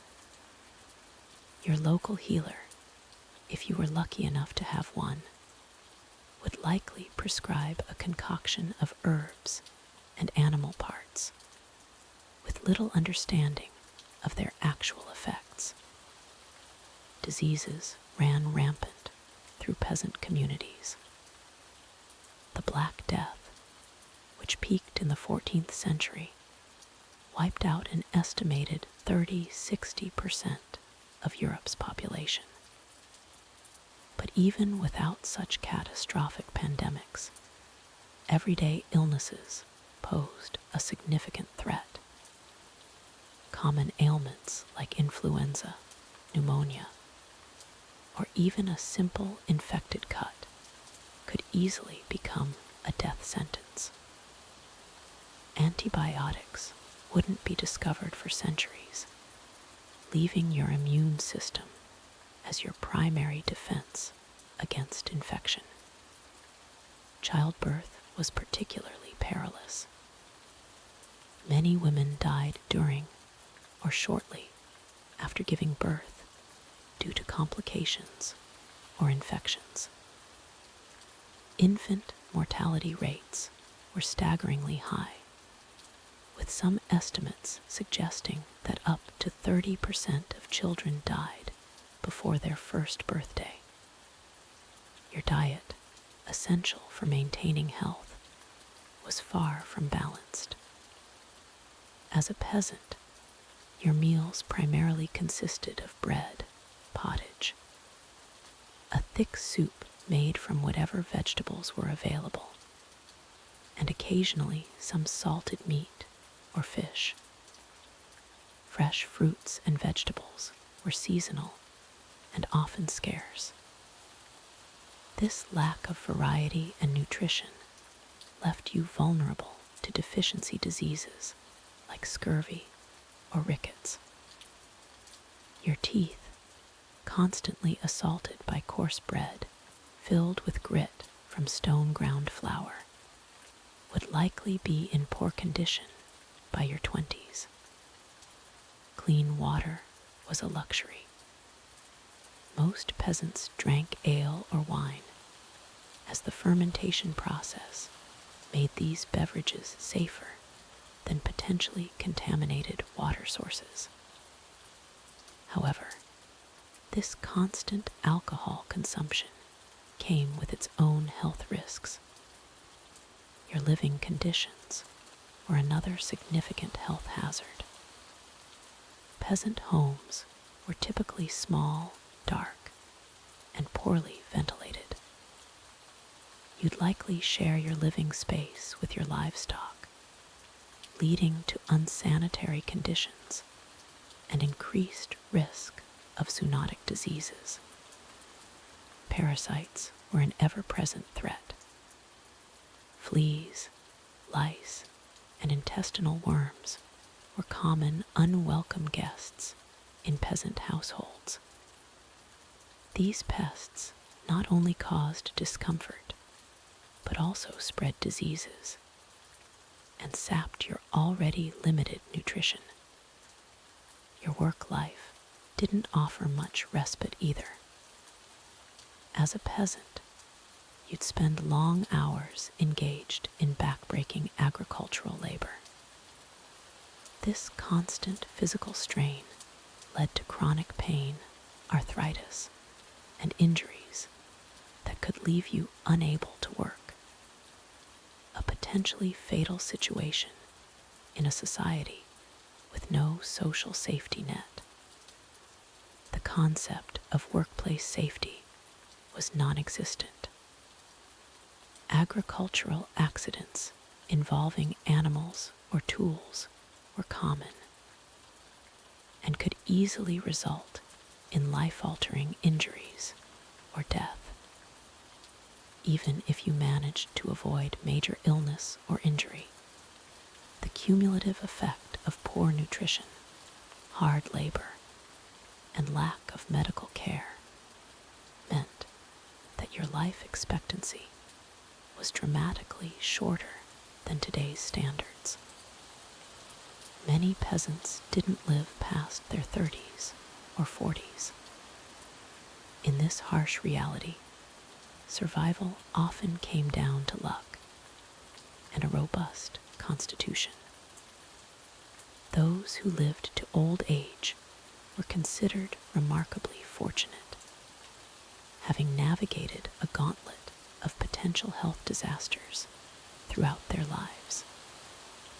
As we reflect on the health challenges faced by medieval peasants, it becomes clear that our modern medical knowledge and healthcare systems, despite their imperfections, have dramatically improved our chances of survival and quality of life. The next time you visit a doctor or take antibiotics, remember you're benefiting from centuries of medical progress that medieval peasants could only dream of. As we conclude our journey through the life of a medieval peasant, it's clear that their existence was far from the romanticized tales of knights and castles we often associate with the Middle Ages. The harsh realities of daily life would have been a shock to our modern sensibilities. From dawn to dusk, the peasant's life was an endless cycle of backbreaking labor, with little respite or reward. The constant threat of famine, disease, and violence loomed over every aspect of their existence. The feudal system, while providing some measure of protection, also ensured that peasants remained trapped in a cycle of poverty and servitude. Consider the living conditions we've explored. Cramped, unsanitary homes shared with livestock, a diet lacking in nutrition and variety, and the absence of basic medical care. These factors alone would make survival a daily challenge for even the hardiest among us. The lack of education and social mobility meant that for most peasants, the circumstances of their birth determined the course of their entire lives. The concept of individual rights or personal freedoms, so fundamental to our modern world, was virtually non-existent in medieval society. Perhaps most striking is the constant uncertainty that characterized peasant life. A poor harvest, a change in lordship, or an outbreak of plague could upend entire communities. The resilience required to endure such precarious conditions is almost unimaginable to us today. As we reflect on the life of a medieval peasant, it's not just the physical hardships that stand out, but also the mental and emotional toll of such an existence. The limited worldview, the lack of opportunities for personal growth or expression, and the rigid social hierarchies all contributed to a life that was, by our standards, incredibly restricted. In conclusion, while we may romanticize certain aspects of medieval life, the reality for the vast majority of people was one of hardship, limitation, and struggle. It's a stark reminder of how far human society has progressed, and perhaps a call to appreciate the freedoms and opportunities we often take for granted in our modern world. As we journey through time, we encounter another formidable warrior class, the Aztec eagle and jaguar warriors. These elite soldiers were the backbone of the Aztec military, known for their fierce combat skills and distinctive animal-themed armor. But before you romanticize the idea of donning a jaguar pelt and wielding an obsidian-edged weapon, let's explore why you wouldn't last a day as an Aztec warrior. From grueling training regimens to the constant threat of ritual sacrifice, the life of these ancient Mesoamerican fighters was far from glamorous. As the first rays of sunlight pierce through the mist-shrouded valleys of Tenochtitlan, an Aztec warrior stirs from his slumber. The year is 1500 AD, and life in the heart of the Aztec Empire is about to begin anew. Our warrior, let's call him Cuautli, meaning eagle in Nahuatl, opens his eyes to the familiar surroundings of his modest adobe home. The walls, made of sun-dried mud bricks, offer a cool respite from the heat that will soon envelop the city. Cuautli rises from his pedate, a woven reed mat that serves as his bed. He stretches, his muscles still bearing the memory of yesterday's rigorous training. As he does so, he mutters a prayer to Huitzilopochtli, the Aztec god of war and sun. But Cuautli's day doesn't truly begin with his own awakening. No, it started hours ago, when his mother and sisters rose before dawn to begin preparing the day's first meal. The scent of corn tortillas being cooked on a hot comel wafts through the air, making Cuautli's stomach growl in anticipation. Before he can eat, however, Cuautli must perform his morning ablutions. He steps out into the courtyard of his family's compound, where a clay jar of water awaits him. The water is cool against his skin as he splashes it on his face and arms, washing away the night's sleep. As he cleans himself, Cuautli reflects on his journey to become a warrior. It wasn't a path he chose, but one he was born into. In Aztec society, a man's profession was often determined by his father's. Cuautli's father was a respected eagle warrior, and from the moment of his birth, it was expected that Cuautli would follow in his footsteps. His training began early, at the tender age of 6, when he was sent to the Tolpachkali, or youth house. There, along with other boys his age, he learned the basics of warfare, history, and religion. The training was harsh, designed to weed out the weak and forge the strong into formidable warriors. Cuautli remembers the long hours spent practicing with wooden weapons, the strict discipline enforced by older warriors, and the constant reminders of the honor and duty expected of an Aztec warrior. He recalls the first time he drew blood in a mock battle, the mixture of exhilaration and fear that coursed through his veins.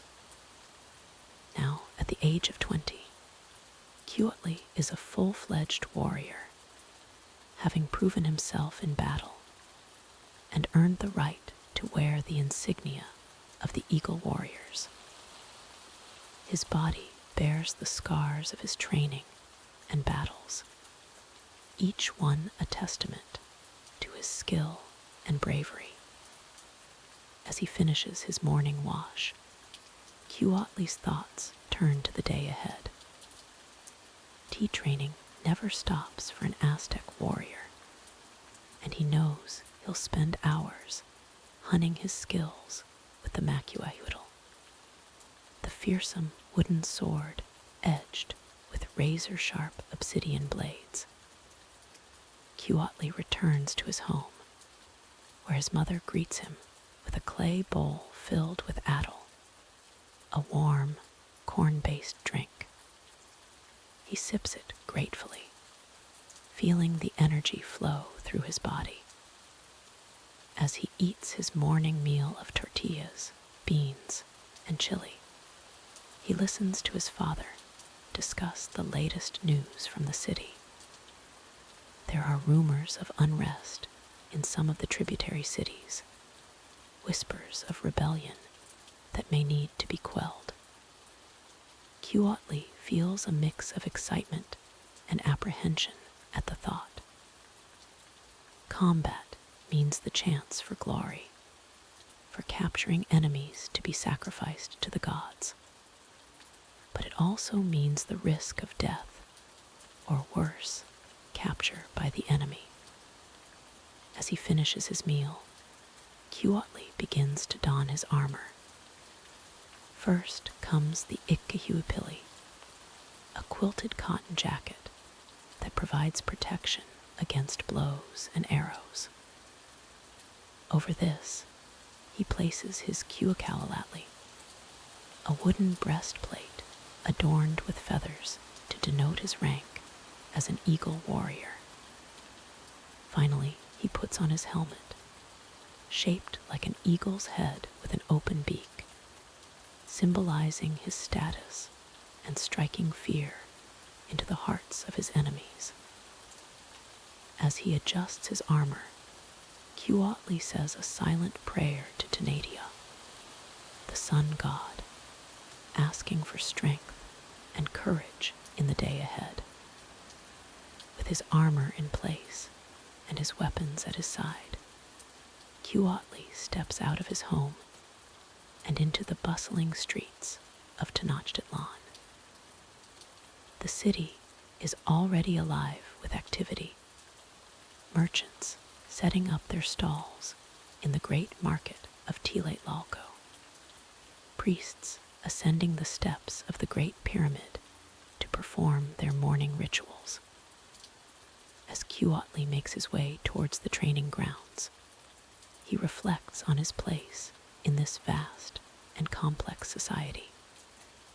He is a warrior, yes, but also a son, a brother, and a citizen of the most powerful empire in Mesoamerica.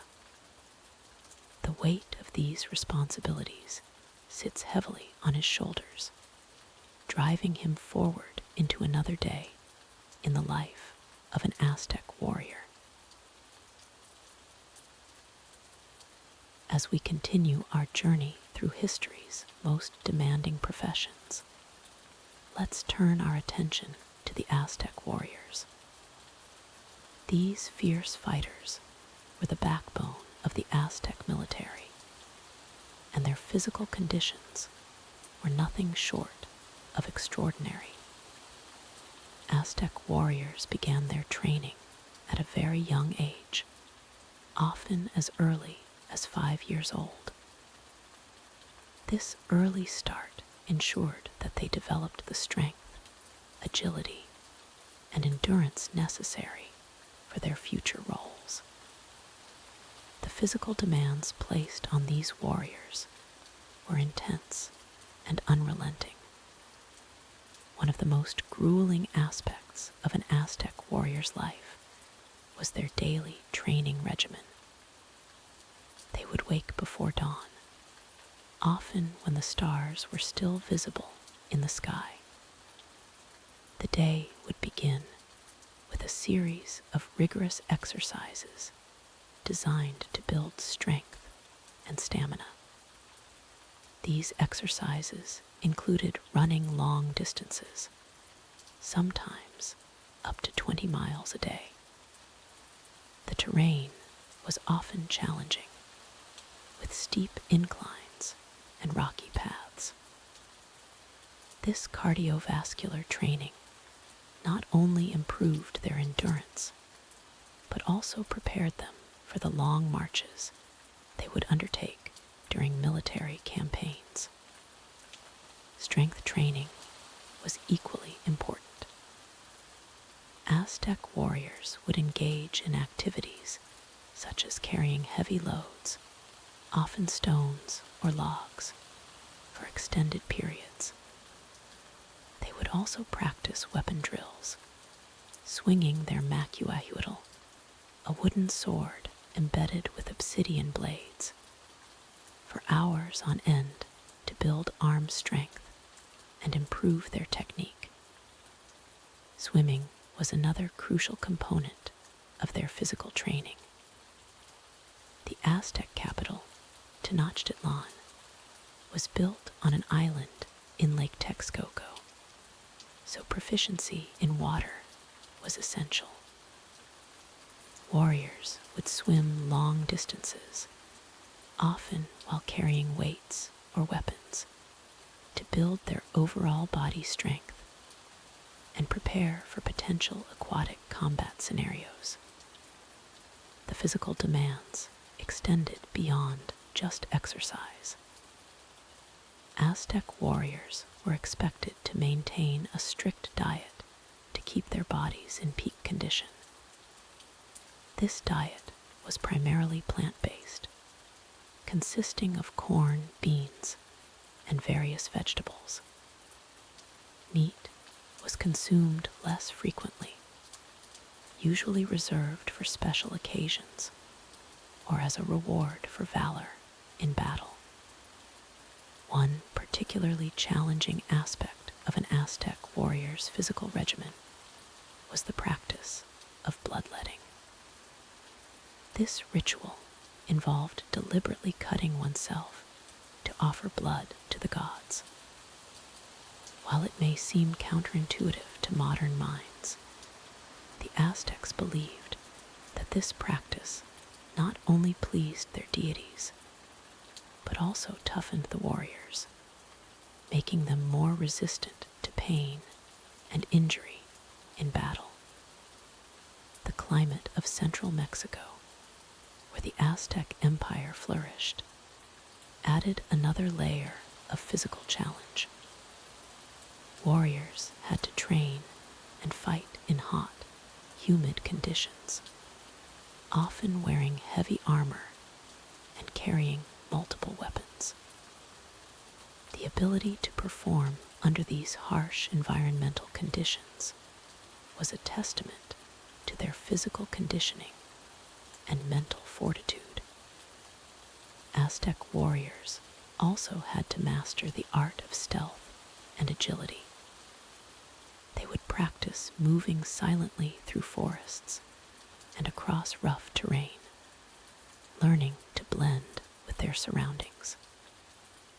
This required not just physical skill, but also a deep connection with nature and an understanding of how to use the environment to their advantage.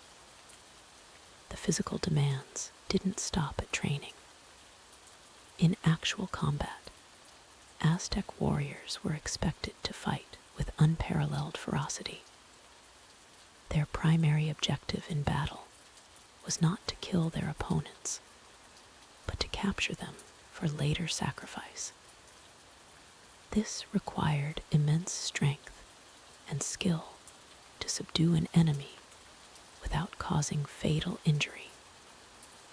Moreover, the weapons used by Aztec warriors were designed for close combat, which meant they had to be physically prepared for intense, hand-to-hand fighting.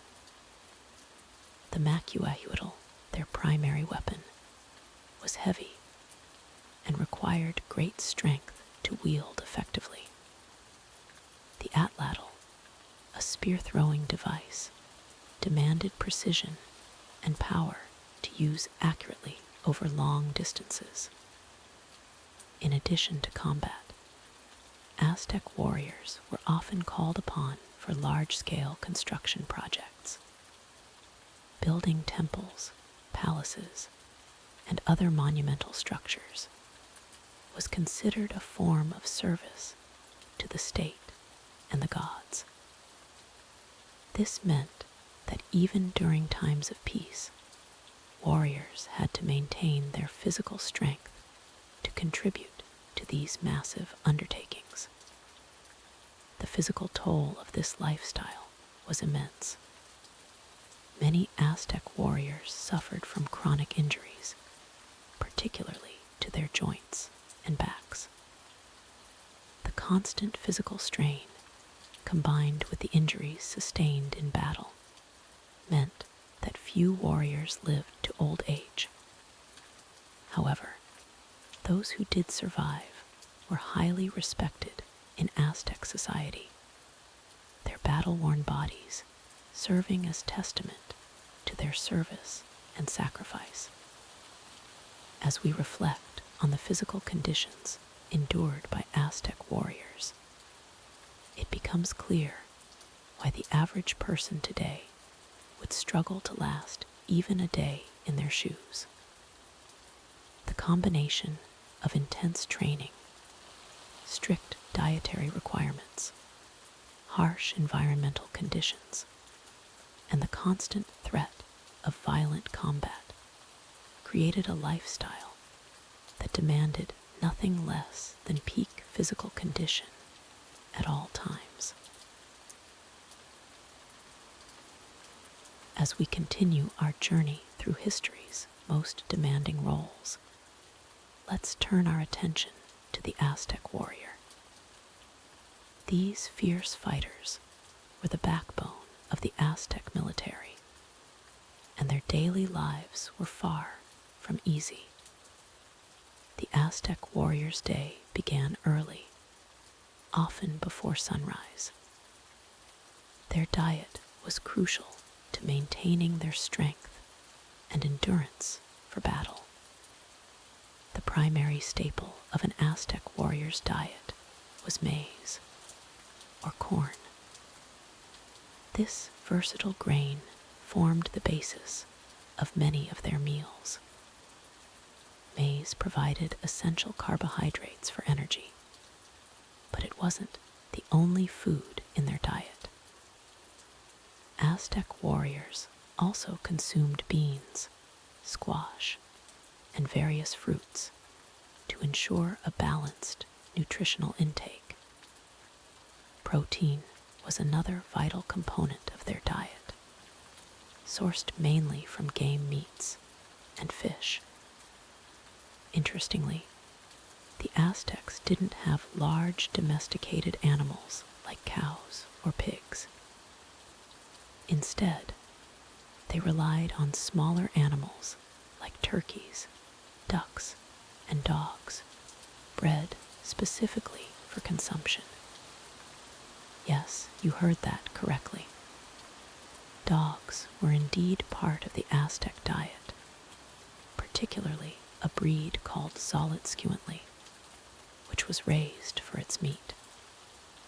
The Aztec warrior's diet also included various insects, which are rich in protein and other nutrients. Grasshoppers, ants, and even larvae were common in their meals.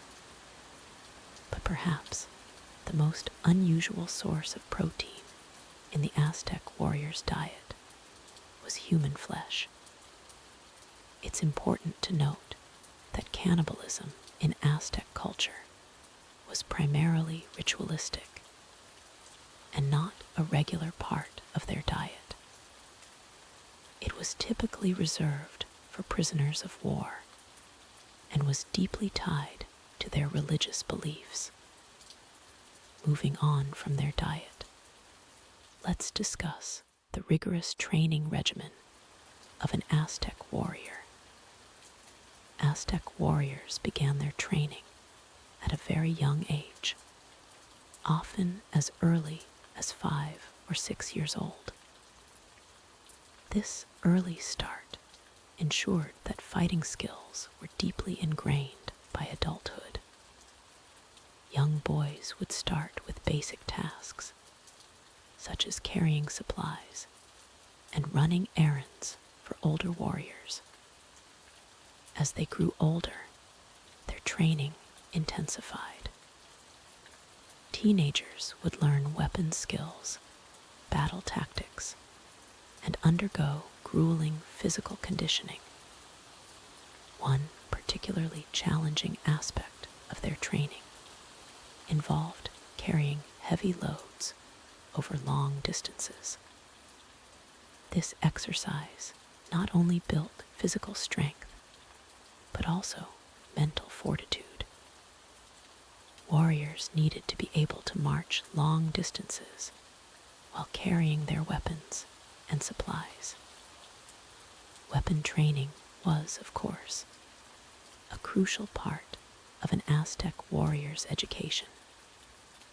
The primary weapons of an Aztec warrior included the atlatl, a spear thrower that could launch darts with incredible force and accuracy, and the macuahuitl, a wooden sword embedded with obsidian blades. Mastering these weapons required years of practice and dedication.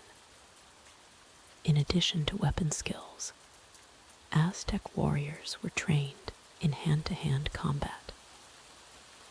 This was essential for close-quarters fighting and for capturing enemies alive for ritual sacrifice. The training wasn't solely physical, however.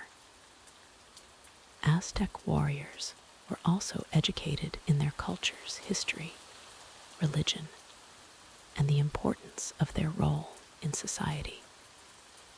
They learned about the great deeds of past warriors and the expectations placed upon them by their gods. This instilled a sense of duty and honor that was central to their identity as warriors. As they progressed in their training, young warriors would participate in their first battles, often as part of larger war parties. These initial battles were crucial for gaining experience and proving their worth. Success in battle was the primary way for an Aztec warrior to advance in rank and social status. The most elite Aztec warriors were known as the Eagle and Jaguar warriors, named after the animal skins they wore in battle. Becoming an Eagle or Jaguar warrior was the highest honor an Aztec fighter could achieve. It required capturing multiple enemies in battle and demonstrating exceptional skill and bravery. As we can see, the life of an Aztec warrior was one of constant training, discipline, and dedication. From their unique diet to their intense physical and mental preparation, these warriors were molded from childhood into formidable fighting machines. Their lifestyle and training methods produced some of the most feared warriors in Mesoamerica, allowing the Aztec Empire to dominate much of central Mexico until the arrival of the Spanish conquistadors. As we move on to our next historical role, remember that the path of an Aztec warrior was not for the faint of heart. It required unwavering commitment, physical prowess, and a willingness to face death on the battlefield. As we delve deeper into the harsh realities of ancient warriors, let's turn our attention to the Aztec civilization and explore the social reality of their fearsome fighters.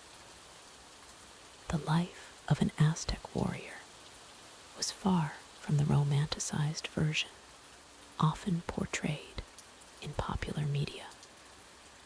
In Aztec society, becoming a warrior was not just a career choice, but a fundamental aspect of their culture and social structure. From a young age, male children were groomed for potential military service, with their education heavily focused on combat skills and warrior virtues. The Aztec warrior class was divided into several distinct ranks, each with its own set of privileges and responsibilities. At the bottom of this hierarchy were the novice warriors, known as Tolpachkali. These young men, typically around the age of 15, would begin their training in special military schools. The path to becoming a respected warrior was long and arduous. Novices had to prove their worth through capturing enemies in battle. The first capture was a significant milestone, earning the warrior the right to wear a loincloth instead of the simple garments of a commoner. As warriors progressed, they could earn the right to wear more elaborate costumes and wield more advanced weapons. The highest ranks, such as the elite Eagle and Jaguar warriors, were reserved for those who had captured multiple enemies and demonstrated exceptional skill in combat. However, this system created immense pressure on individuals to perform in battle. Failure to capture enemies or show courage could result in shame and social ostracism. The Aztec warrior's worth was measured not just by his fighting prowess, but by his ability to bring back live captives for sacrifice. This leads us to one of the most controversial aspects of Aztec warfare: human sacrifice. The capture of enemies for ritual sacrifice was a primary objective in many Aztec military campaigns. This practice was deeply ingrained in their religious beliefs and social structure, creating a constant demand for war and conquest. The life of an Aztec warrior was not just about personal glory or defending one's home. It was intricately tied to the cosmic beliefs of the Aztec people. They believed that the gods required human blood to maintain the balance of the universe and ensure the sun's continued journey across the sky. This belief system put immense pressure on warriors to succeed in battle. Failing to capture enemies for sacrifice was not just a personal failure, but a failure to fulfill one's duty to the gods and society as a whole. The weight of this responsibility must have been overwhelming for many young warriors. The social reality of Aztec warriors also extended to their daily lives off the battlefield. They were expected to maintain strict discipline and adhere to a code of conduct that emphasized bravery, loyalty, and self-sacrifice. Infractions could result in severe punishments, including death. Interestingly, despite the emphasis on warfare, Aztec society also valued education and the arts. Warriors were often expected to be proficient in poetry, music, and philosophy. This duality created a complex social identity for Aztec warriors, blending the brutality of combat with the refinement of artistic expression. The path of an Aztec warrior was not just a personal choice, but often a family tradition. Sons of warriors were expected to follow in their father's footsteps, creating a hereditary warrior class. This system helped maintain social order, but also limited social mobility for those born outside the warrior caste. It's important to note that not all Aztec men became warriors. There were other respected professions, such as priests, craftsmen, and merchants. However, the warrior class held a special place of honor in Aztec society, and military achievements were one of the few ways for commoners to rise in social status. The social reality of Aztec warriors also included specific rituals and ceremonies. Before going into battle, warriors would participate in elaborate ceremonies to seek the favor of the gods. These rituals often involved fasting, bloodletting, and other forms of self-sacrifice. In conclusion, the life of an Aztec warrior was far more complex and demanding than simply being a skilled fighter. It involved navigating an intricate social hierarchy, fulfilling religious obligations, and bearing the weight of societal expectations. The constant pressure to capture enemies, the brutality of combat, and the ever-present specter of ritual sacrifice created a social reality that was both honored and burdensome. The Aztec warrior, a figure of both reverence and fear in ancient Mesoamerica, lived a life steeped in ritual and combat. Their existence was far from the romanticized notions we might hold today. From a young age, Aztec boys were trained in the art of warfare. This wasn't just a matter of physical prowess, but a deeply ingrained spiritual and cultural practice. The concept of the warrior was central to Aztec society, and their training began as early as 5 years old. By the time an Aztec reached adulthood, they were expected to be proficient in various weapons and combat techniques. The macuahuitl, a wooden sword embedded with obsidian blades, was a favored weapon. Its razor-sharp edges could inflict devastating wounds, capable of decapitating a horse in a single blow. But being an Aztec warrior wasn't just about combat skills. It was a way of life that permeated every aspect of their existence. Their daily routines were filled with rigorous physical training, spiritual ceremonies, and strict adherence to a complex social hierarchy. One of the most important aspects of an Aztec warrior's life was the capture of enemies for sacrifice. This wasn't just a military tactic, it was a religious imperative. The Aztecs believed that the gods required human blood to maintain the balance of the universe.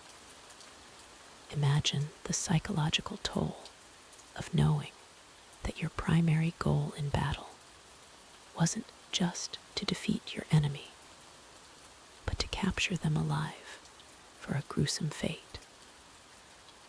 This mindset would have required a level of mental fortitude that's hard for us to comprehend in modern times.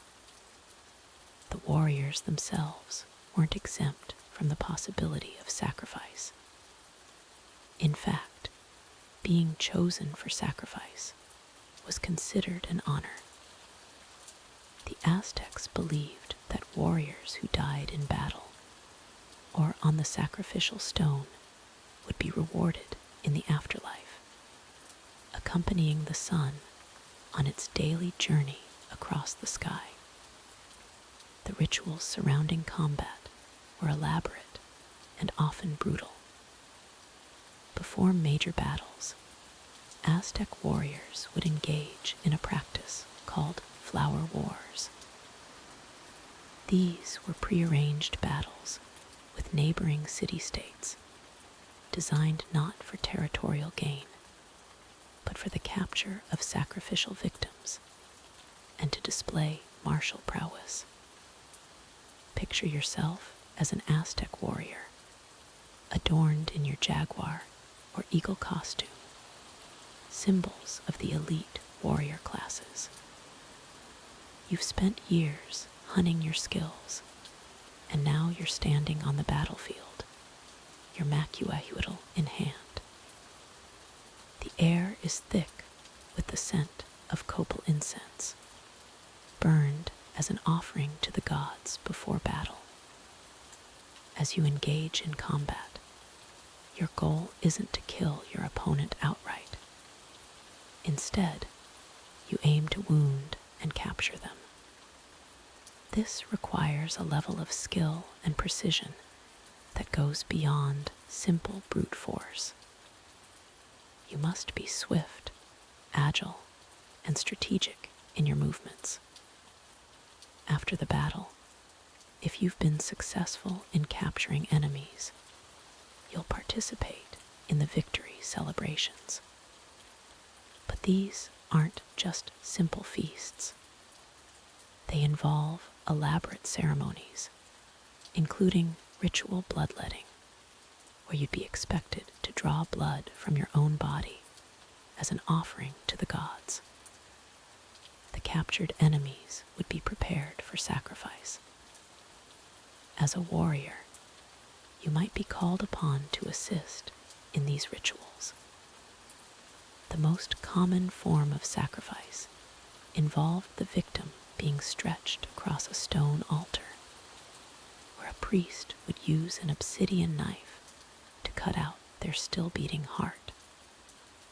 It's crucial to understand that for the Aztecs, this wasn't seen as cruel or barbaric. It was a sacred duty, necessary for the continuation of the world. The victims themselves often went willingly, believing in the honor of their sacrifice. Your life as an Aztec warrior would be one of constant vigilance and preparation. Even in times of peace, you'd be expected to maintain your skills and participate in regular rituals. These might include fasting, bloodletting, and other forms of self-sacrifice to prove your devotion to the gods. The concept of personal glory was deeply intertwined with religious devotion. The more captives you took, the higher your status would rise. But with this elevated status came greater expectations and responsibilities. You might be called upon to lead younger warriors, to participate in more dangerous missions, or to offer greater sacrifices to the gods. As we reflect on the life of an Aztec warrior, it's clear that it was an existence filled with intense physical and psychological challenges. The combination of rigorous combat training, deeply held spiritual beliefs, and the constant presence of death and sacrifice created a warrior culture unlike any other in history. As we conclude our journey through the life of an Aztec warrior, It's clear that their existence was far from easy or glamorous. The constant threat of battle, rigorous training, and the weight of societal expectations made every day a challenge. Imagine waking up each morning knowing that your life could be forfeit in service to your gods and your people. The Aztec warriors' dedication to their craft was absolute, with no room for hesitation or doubt. Their entire lives were shaped by the warrior ethos, from childhood education to their final breath on the battlefield or sacrificial altar. The brutal reality of Aztec warfare extended beyond the battlefield. Even in times of peace, warriors were expected to maintain their skills and participate in mock battles that could be just as dangerous as real combat. The constant pressure to prove oneself worthy of advancement in the warrior hierarchy never eased. Moreover, the spiritual aspect of an Aztec warrior's life cannot be understated. They lived with the belief that their actions in battle directly influenced the cosmic balance. The responsibility of keeping the sun moving across the sky through blood sacrifice was a burden few modern individuals could comprehend, let alone bear. In our modern world, where comfort and individual freedom are often prioritized, the life of an Aztec warrior serves as a stark reminder of how different societal values can shape human experience. The unwavering commitment to duty, the acceptance of a potentially short and violent life, and the integration of spiritual beliefs into every aspect of existence are concepts that many today would find difficult to embrace.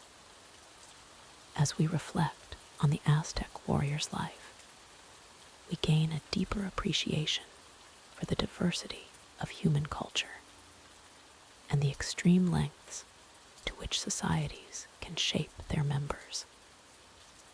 It challenges us to consider our own values and the sacrifices we might be willing to make for our beliefs and communities.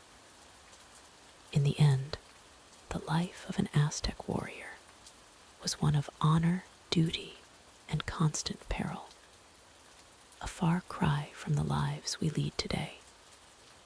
It's a testament to the resilience of the human spirit and the power of cultural conditioning. As you drift off to sleep, ponder for a moment. How would you fare in such a demanding and unforgiving world? Now let's journey to feudal Japan, where we encounter the legendary samurai. These noble warriors, bound by a strict code of honor known as Bushido, were more than just skilled swordsmen. They were the elite class of Japanese society for centuries, serving as the military nobility under the shogunate. The samurai's life was one of discipline, loyalty, and constant training. From a young age, they were taught not only the art of war, but also philosophy, literature, and calligraphy. Their iconic katana swords became symbols of their status and skill. But their influence extended far beyond the battlefield. As the sun rises over feudal Japan, casting long shadows across the tranquil landscape, we turn our attention to another iconic warrior class, the samurai.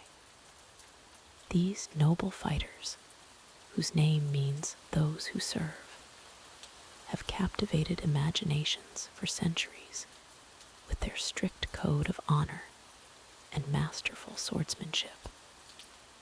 The origins of the samurai can be traced back to the late 8th century during the Heian period. At this time, the central government in Japan began to lose its grip on the outlying provinces.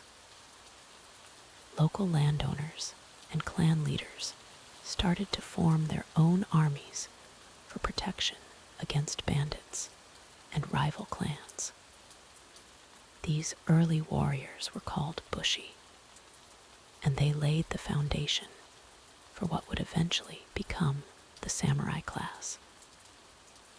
As the power of the central government continued to decline, these regional military forces grew in strength and importance. By the 12th century, during the Kamakura period, the samurai had emerged as a distinct social class.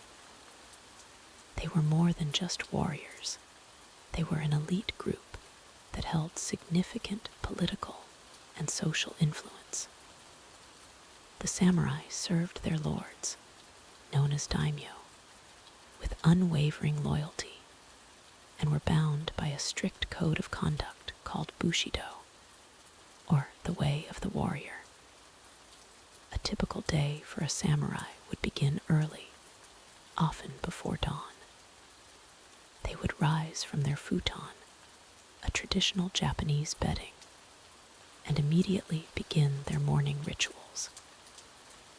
Cleanliness was highly valued in samurai culture, so they would wash their face and hands and rinse their mouth before anything else. Next, a samurai would don their clothing, which typically consisted of a kimono and hakama, loose-fitting trousers. Over this, they might wear light armor, even during peacetime, as a symbol of their status and readiness for battle. The most important part of a samurai's attire was, of course, their swords. A samurai usually carried 2 swords, the longer katana and the shorter wakizashi. These blades were more than just weapons. They were considered the soul of the samurai and were treated with the utmost respect. After dressing, a samurai would often engage in morning meditation or prayer. This practice was crucial for maintaining mental discipline and spiritual balance, both of which were essential aspects of the samurai way of life. Following their spiritual practices, many samurai would begin their daily training regimen. This could include various martial arts, such as kenjutsu, swordsmanship, kyujutsu, archery, and jujutsu, unarmed combat. The samurai believed in constant self-improvement, both in body and mind. It's important to note that not all samurai spent their mornings in intense physical training. As the class evolved, many samurai also pursued intellectual and artistic endeavors. Some might start their day by practicing calligraphy, composing poetry, or studying classical literature. The education of a samurai was comprehensive, covering not only martial arts, but also literature, philosophy, and the arts. This holistic approach to learning was believed to create well-rounded warriors who could serve their lords not just on the battlefield, but also as advisors and administrators. As the morning progressed, a samurai would typically have a simple breakfast. The samurai diet was often frugal, emphasizing rice, miso soup, and pickled vegetables. This meal was seen as fuel for the body rather than an indulgence. After breakfast, the samurai's duties would begin in earnest. For those serving in administrative roles, this might mean attending to governmental affairs or settling disputes among the local population. For others, it could involve overseeing the training of younger samurai or patrolling their lord's lands. The life of a samurai was one of constant vigilance and preparation. Even during times of peace, they were expected to maintain their skills and be ready to defend their lord and clan at a moment's notice.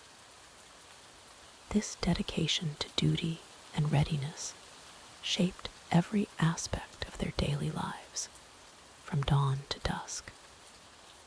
As we reflect on the morning routines and origins of the samurai, we can see how their disciplined lifestyle and unwavering commitment to their code of honor set them apart as one of history's most renowned warrior classes. Their legacy continues to fascinate and inspire people around the world to this day. As we delve deeper into the world of historical warriors, let's turn our attention to the legendary samurai of feudal Japan. While often romanticized in popular culture, the physical conditions these warriors endured were far from glamorous. Let's explore the grueling realities of a samurai's daily life. First and foremost, the training regimen of a samurai was incredibly demanding. From a young age, aspiring samurai were subjected to rigorous physical conditioning. This included hours of sword practice, archery, and hand-to-hand combat training. The goal was to create warriors who were not only skilled in combat, but also possessed incredible stamina and endurance. One of the most challenging aspects of a samurai's physical condition was the weight of their armor. A full set of samurai armor, known as yori, could weigh up to 65 pounds. Imagine carrying that weight for hours on end, whether in battle or during long marches. The constant pressure on their bodies led to numerous physical ailments, including chronic back pain and joint issues. The samurai's diet was another crucial factor in maintaining their physical condition. While it varied depending on rank and wealth, most samurai adhered to a diet high in rice, vegetables, and fish. This diet was designed to provide energy and sustenance for their demanding lifestyle. However, it often lacked variety and could lead to nutritional deficiencies over time. Sleep was a luxury that many samurai couldn't afford to indulge in excessively. The constant threat of attack or the need to be ready for battle at a moment's notice meant that samurai often had to function on minimal rest. This state of perpetual alertness took a significant toll on their mental and physical well-being. The harsh climate of Japan also played a role in shaping the physical conditions of the samurai. From the sweltering summers to the frigid winters, these warriors had to adapt to extreme weather conditions. Their armor and clothing had to be modified accordingly, adding adding another layer of complexity to their already challenging lives. Injuries were an inevitable part of a samurai's life. Whether from training accidents or actual combat, these warriors often bore the scars of their profession. Medical treatment in feudal Japan was primitive by modern standards, meaning that even minor injuries could become serious if not properly treated. Infection was a constant threat, and many samurai succumbed to wounds that would be easily treatable today. The concept of Bushido, or the way of the warrior, also had a significant impact on the physical conditions of the samurai. This code of conduct emphasized stoicism and the ability to endure hardship without complaint. As a result, many samurai pushed their bodies to the absolute limit, often ignoring pain or discomfort in the name of honor and duty. One often overlooked aspect of a samurai's physical condition was the impact of their chosen weapons. The constant practice with heavy swords, bows, and spears led to specific muscle development, and in some cases, repetitive strain injuries. The famous sword calluses on a samurai's hands were a testament to the countless hours spent honing their skills. It's important to note that not all samurai faced the same physical conditions. Higher-ranking samurai often enjoyed better living conditions, nutrition, and medical care.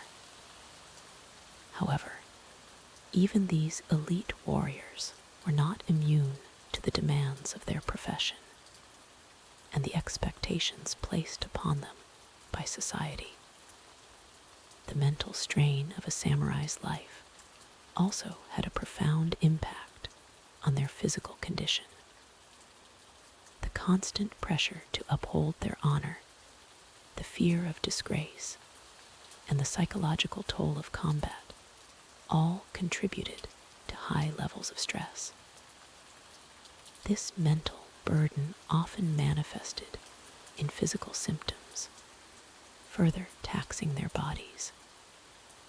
As we reflect on the physical conditions endured by the samurai, it becomes clear that their legendary status was earned through incredible sacrifice and endurance.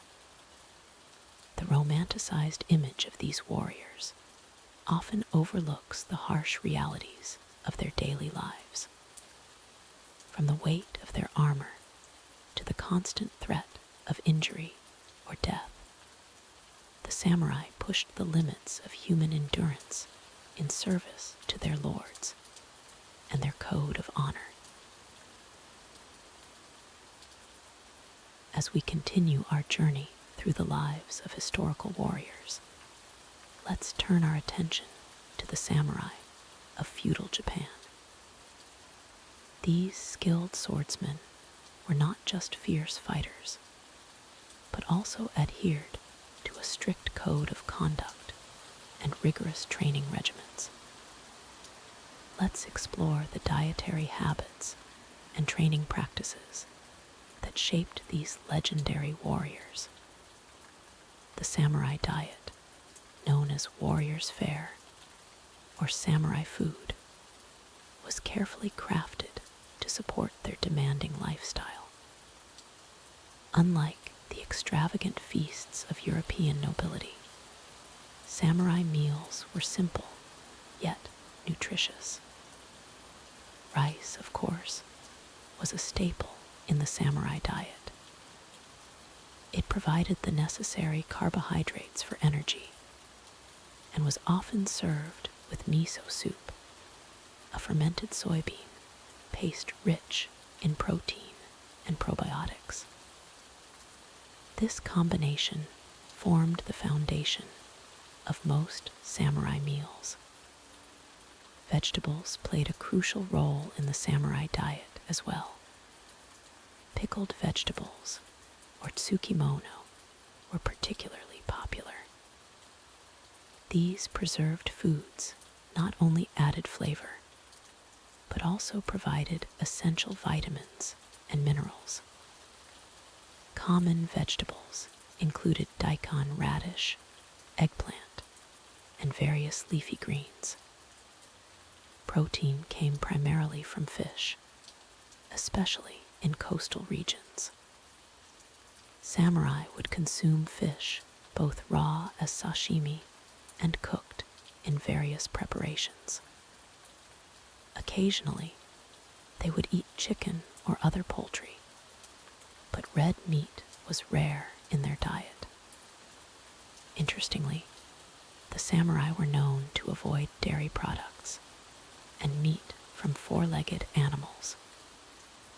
This was partly due to Buddhist influences, and partly because they believed such foods could slow them down or dull their senses.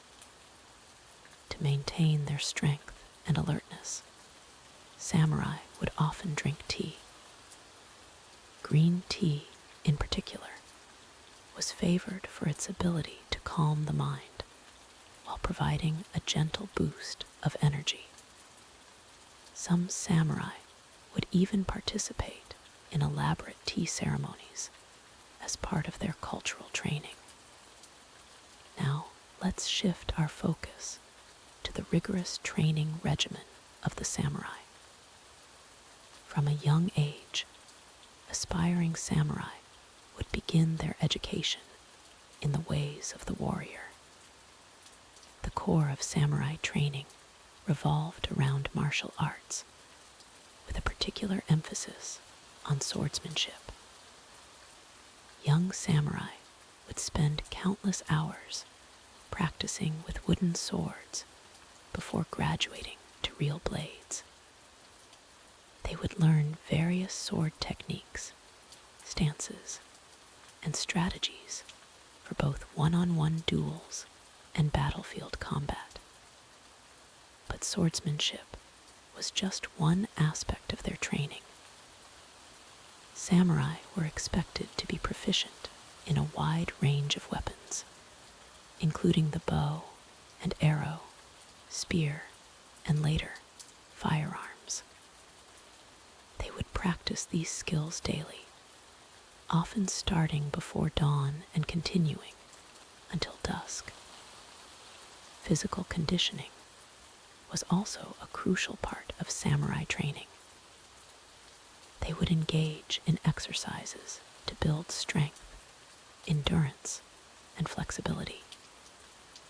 This might include running, swimming, and various forms of bodyweight exercises. However, samurai training wasn't solely focused on physical prowess. Mental discipline and spiritual development were equally important. Many samurai practiced meditation to cultivate focus and inner calm. They studied philosophy, particularly Zen Buddhism, which emphasized mindfulness and self-control. The concept of Bunbu Ryodo, or the way of the literary and military arts, was central to samurai education. This philosophy stressed the importance of balancing physical training with intellectual pursuits. Samurai were expected to be not just skilled warriors, but also educated individuals versed in literature, poetry, and calligraphy. The famous Book of Five Rings by the legendary swordsman Miyamoto, Musashi, exemplifies this holistic approach to samurai training. In it, Musashi not only discusses sword techniques, but also emphasizes the importance of strategy, psychology, and even aesthetics in the art of warfare. As part of their training, young samurai would often be sent to serve in the households of more experienced warriors. This apprenticeship system allowed them to learn not just fighting techniques, but also the nuances of samurai etiquette and the complexities of clan politics.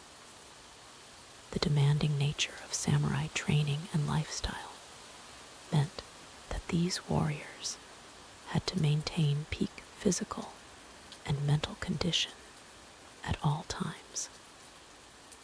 Their disciplined approach to diet and exercise, combined with their commitment to continuous learning and self-improvement, created a warrior class that was revered for centuries. As we reflect on the rigorous training and carefully considered diet of the samurai, we can appreciate the dedication and discipline required to become one of these legendary warriors. Their holistic approach to self-improvement, balancing physical prowess with intellectual and spiritual growth, continues to inspire people around the world to this day. As we delve deeper into the world of historical warriors, let's turn our attention to the samurai of feudal Japan. While popular culture often portrays these skilled swordsmen as lone wolves, bound only by their code of honor, the reality of samurai life was far more complex and socially interconnected.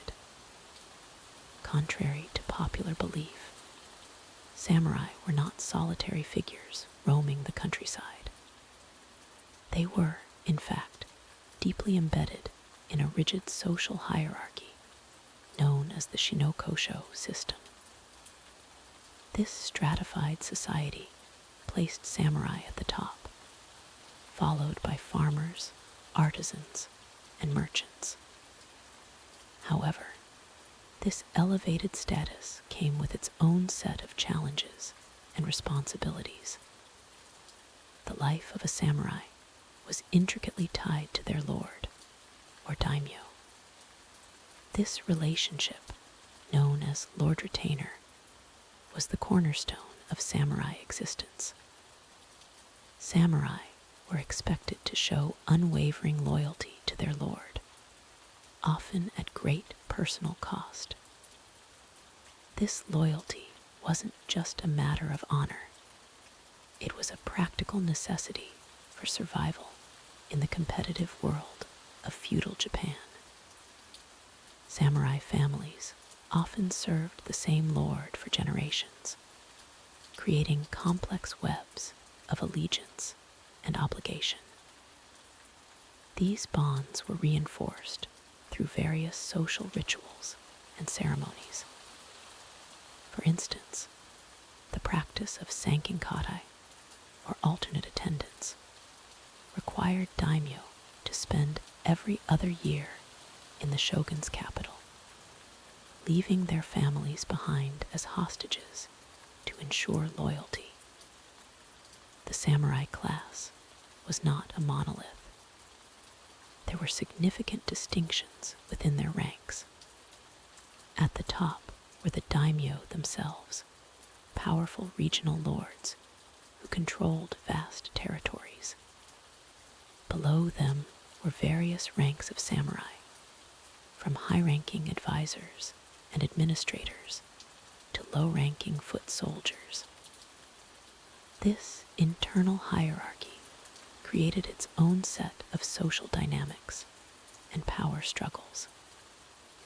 Education played a crucial role in samurai society. Young samurai were expected to master not only martial arts, but also literature, philosophy, and the arts. The concept of bunburyodo, or the way of the pen and sword, emphasized the importance of balancing military prowess with and cultural refinement. This dual focus set samurai apart from other warrior classes throughout history. The famous samurai code of honor, known as Bushido, or the Way of the Warrior, was not a single, codified set of rules.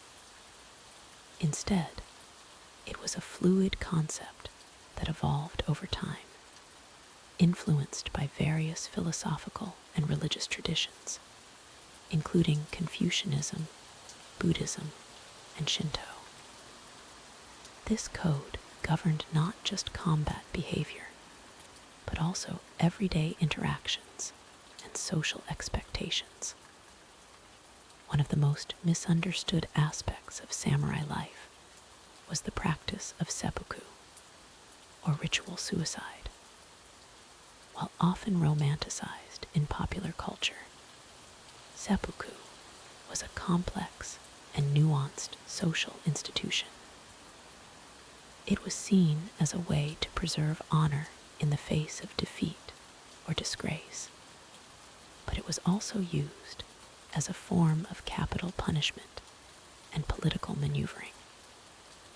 The social reality of samurai life extended beyond the battlefield. Many samurai served in administrative roles, managing the day-to-day affairs of their lord's domain.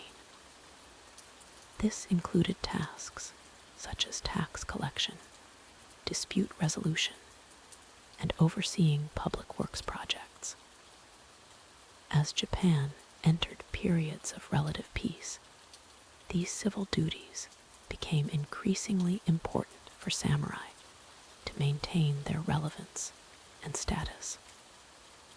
Family life for samurai was heavily influenced by their social position. Marriages were often arranged to forge political alliances or strengthen existing ones. The concept of ai, or the household, was central to samurai identity. Preserving and advancing the family name was a primary concern, often leading to complex succession disputes and adoption practices to ensure a male heir. As we wrap up this segment on the social reality of samurai life, it's important to recognize the complexity and nuance of their world. Far from being simple warriors, samurai were part of an intricate social tapestry, bound by duty, honor, and the ever-present need to navigate the treacherous waters of feudal politics. Their legacy continues to fascinate us, not just for their martial prowess, but for the rich cultural and social traditions they embodied. As we delve deeper into the world of ancient warriors, let's turn our attention to the legendary samurai of feudal Japan. These skilled swordsmen were not just fierce fighters, but also adherents to a strict code of honor known as Bushido. The samurai class emerged in Japan during the 12th century, initially serving as the armed supporters of wealthy landowners. Over time, they evolved into a powerful warrior elite, becoming the ruling military class of Japan for nearly 700 years, until their abolition in the late 19th century. At the heart of samurai culture was the katana, a curved, single-edged sword renowned for its exceptional craftsmanship and cutting ability. The process of forging a katana was considered a sacred art, with swordsmiths dedicating their lives to perfecting their craft. The resulting blades were so sharp and strong that they could reportedly cut through multiple bodies in a single stroke. But being a samurai was was about more than just wielding a sword. These warriors were expected to master various weapons and fighting styles. The typical samurai arsenal included the yumi, a longbow, the yari, a spear, and the tanto, a short sword or dagger. They were also skilled in unarmed combat techniques like jujutsu. Combat for a samurai was a mix of strict formality and brutal efficiency. Before engaging in battle, samurai would often announce their name, rank, and accomplishments to their opponent. This wasn't just boasting.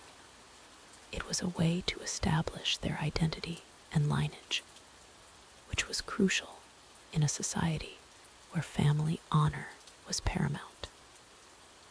Once combat began, however, all formality ceased. Samurai were trained to dispatch their enemies quickly and decisively. The ideal was to defeat an opponent with a single, perfect cut, a testament to both their skill and the quality of their weapon. But the life of a samurai wasn't solely defined by combat. The Bushido Code, which literally translates to the way of the warrior, emphasized virtues such as loyalty, duty, and self-discipline. Samurai were expected to be not just fierce warriors, but also cultured individuals, versed in literature, philosophy, and the arts. One of the most misunderstood aspects of samurai culture is the practice of seppuku, or ritual suicide. This was not, as is often portrayed, a common or casual occurrence. Seppuku was a solemn and highly ritualized act, typically performed to avoid capture by enemies, as punishment for serious offenses, or to protest against perceived injustice. The procedure for seppuku was gruesome. The samurai would plunge a short sword into his abdomen and draw it from left to right. A trusted associate, usually another samurai, would then behead the dying warrior to hasten death and reduce suffering. This act was seen as a way to preserve one's honor and demonstrate loyalty, even in death. The concept of honor was so integral to samurai culture that it often superseded self-preservation. There are numerous historical accounts of samurai choosing death over dishonor, whether through seppuku or by fighting against overwhelming odds. One famous example is the tale of the 47 Ronin. In 1701, after their lord was forced to commit seppuku for assaulting a court official, these masterless samurai spent 2 years plotting revenge. They eventually succeeded in killing the official, but then voluntarily submitted to the shogunate's judgment, knowing it would result in their own deaths. This dedication to honor and loyalty extended beyond just military service. Samurai were expected to show unwavering loyalty to their lords in all aspects of life. This could sometimes lead to difficult moral dilemmas, especially when a lord's orders conflicted with a samurai's personal sense of right and wrong. As Japan moved into the Edo period, a time of relative peace, the role of the samurai began to change. Many found themselves serving more as administrators and bureaucrats than as warriors. This shift led to a romanticization of the samurai ideal, which continues to influence popular culture to this day. The legacy of the samurai and their code of Bushido continues to fascinate people around the world. Their principles of honor, duty, and self-discipline have been adopted and adapted in various forms, from modern martial arts to business management philosophies. As we reflect on the complex world of the samurai, it's important to remember that while their dedication to honor and skill in combat are admirable, the reality of their lives was often harsh and violent. The romanticized image we often see in movies and books is just one part of a much more nuanced historical picture. As we conclude our journey through the life of a samurai, it's clear that their existence was far from the romanticized version often portrayed in popular culture. The rigorous training, strict code of conduct, and constant threat of violence made their daily lives a challenging balancing act between honor and survival. While the samurai were indeed skilled warriors, their lives were not solely defined by battle.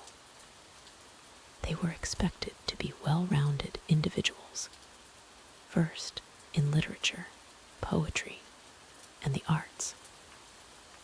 This duality of the warrior scholar was a unique aspect of samurai culture, setting them apart from other warrior classes throughout history.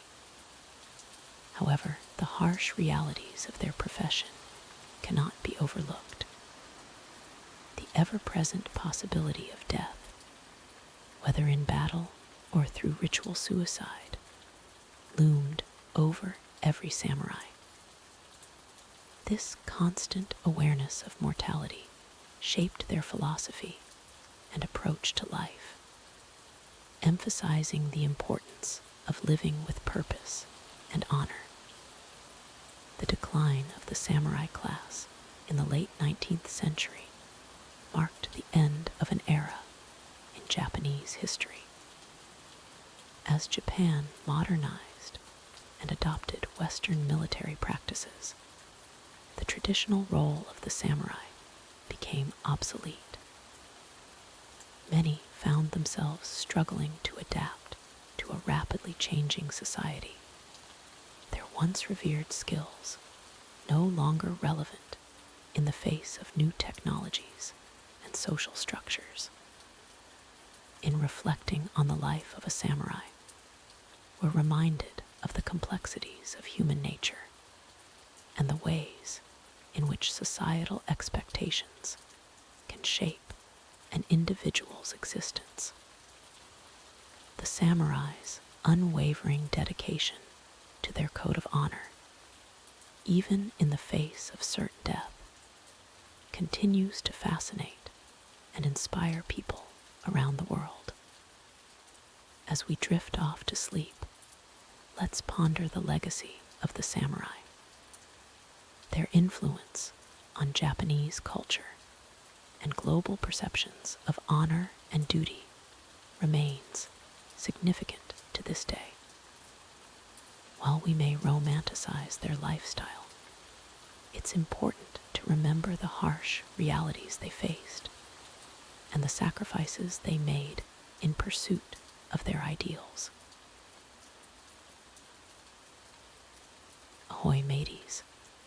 Prepare to set sail on a treacherous journey through the golden age of piracy.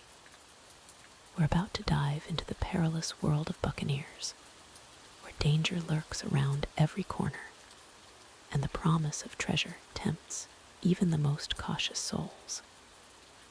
From the Caribbean to the Indian Ocean, pirates ruled the high seas, striking fear into the hearts of merchants and navvies alike.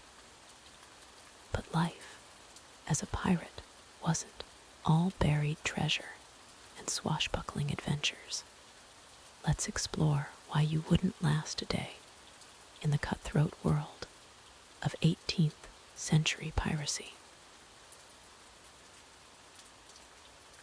The sun rises over the horizon, painting the sky in hues of orange and pink. As the first light of day touches the deck of our pirate ship, we find ourselves transported back to the golden age of piracy, a time of adventure, danger, and lawlessness on the high seas. But before we delve into the daily life of a pirate, let's explore the origins of these seafaring outlaws. The word pirate comes from the Greek word parates, meaning attacker or marauder. Throughout history, pirates have existed in various forms, from ancient times to the modern day. However, when most people think of pirates, they imagine the swashbuckling rogues of the 17th and 18th centuries, sailing the Caribbean and preying on merchant ships. This period, known as the Golden Age of piracy, lasted roughly from 1650 to 1730. The rise of piracy during this era was fueled by several factors. First, the expansion of maritime trade routes created lucrative targets for would-be pirates. European powers were shipping vast amounts of wealth across the Atlantic, making merchant vessels tempting prizes. Second, the end of various wars left many sailors unemployed and desperate for work. These skilled seamen, now without legitimate employment, turned to piracy as a means of survival and potential wealth. Third, corrupt colonial governors often turned a blind eye to piracy, sometimes even actively supporting it in exchange for a share of the spoils. This created safe havens for pirates to rest, resupply, and sell their ill-gotten goods. As we imagine our pirate awakening to a new day at sea, it's important to understand that not all pirates chose this life willingly. Many were former Navy sailors or merchant seamen who were pressed into service by pirate crews. Others were escaped slaves or indentured servants seeking freedom and fortune. The typical pirate ship was a democracy of sorts, with the captain elected by the crew and major decisions made collectively. This was a stark contrast to the strict hierarchy and harsh discipline found on naval and merchant vessels of the time. As our pirate rubs the sleep from his eyes and emerges onto the deck, he's greeted by the salty sea air and the bustling activity of his fellow crew members. The ship's articles, a set of rules and regulations agreed upon by all governed life aboard the vessel. These articles outline the division of plunder, punishments for infractions, and compensation for injuries sustained in battle. While Hollywood often portrays pirates as lawless brutes, the reality was that most pirate ships operated under a strict code of conduct. Our pirate's day begins with a simple breakfast, likely consisting of hardtack, a type of dense biscuit, and perhaps some salted meat if supplies allowed. Fresh food was a rarity on long voyages, and scurvy, caused by vitamin C deficiency, was a constant threat. After breakfast, the crew would set about their daily tasks. Maintaining the ship was a constant job, with repairs to rigging, sails, and the hull needed regularly. The deck had to be scrubbed to prevent rot, and weapons needed cleaning and maintenance to ensure they were ready for action. As our pirate goes about his morning routine, he keeps a watchful eye on the horizon. The success of a pirate crew depended on spotting potential targets before they could escape or prepare for battle.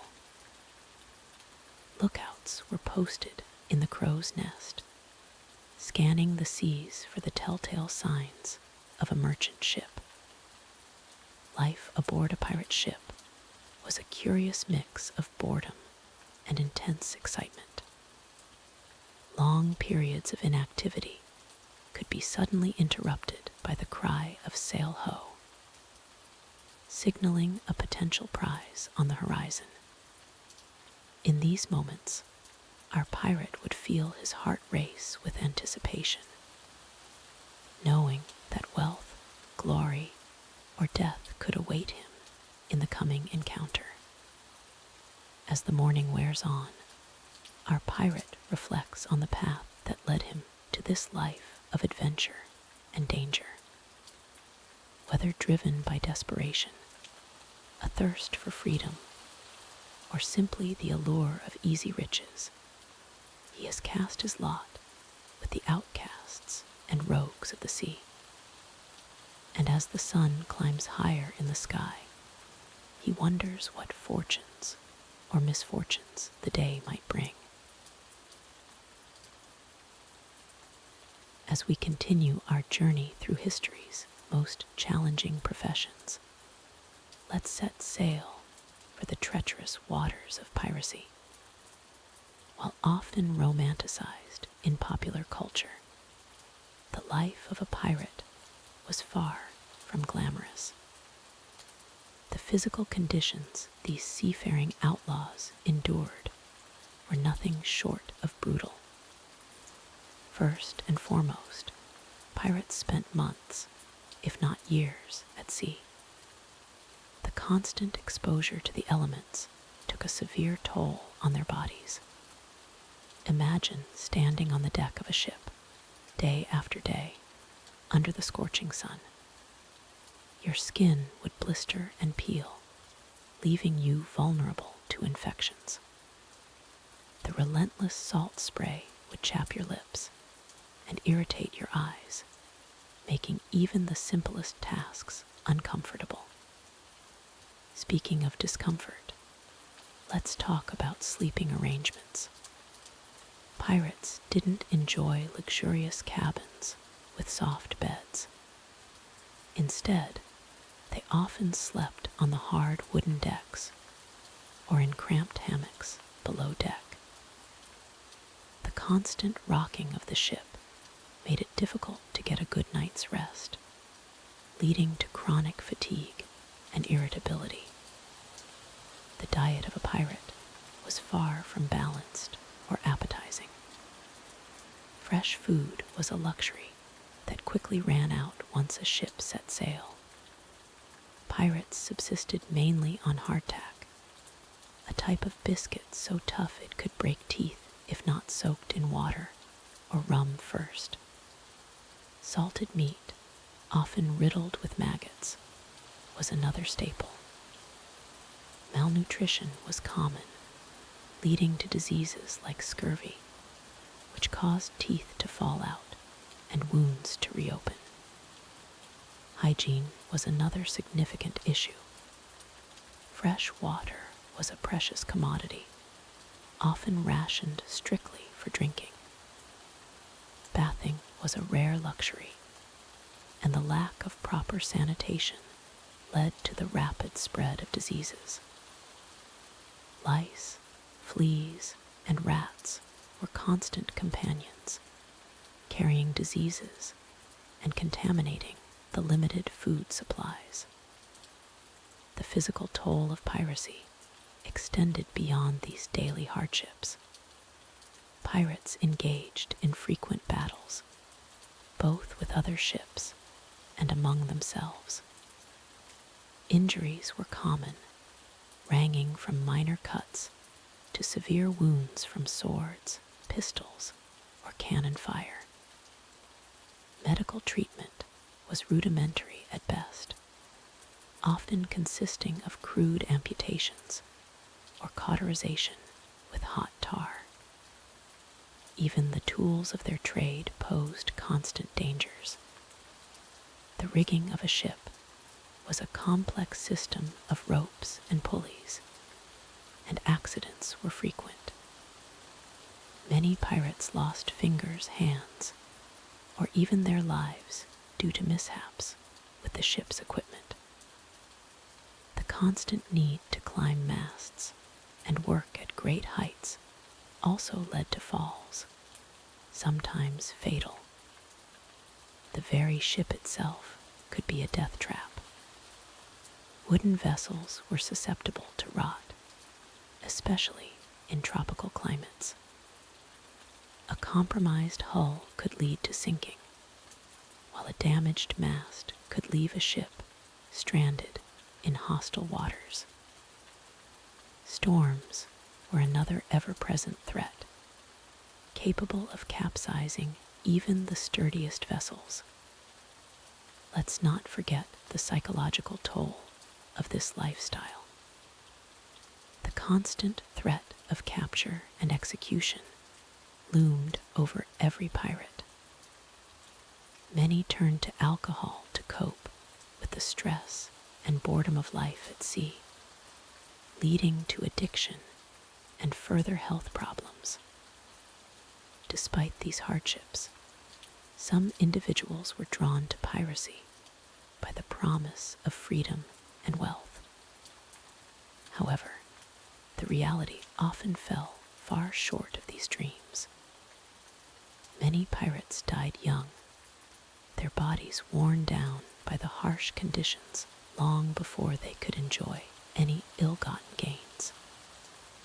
In conclusion, the physical conditions endured by pirates were a far cry from the swashbuckling adventures portrayed in movies. It was a life of constant discomfort, danger, and disease. The next time you romanticize the idea of being a pirate, remember the harsh realities they faced every day. Perhaps being a landlubber isn't so bad after all. As we continue our journey through the less than glamorous lives of historical figures, let's set sail for the treacherous waters of pirate life.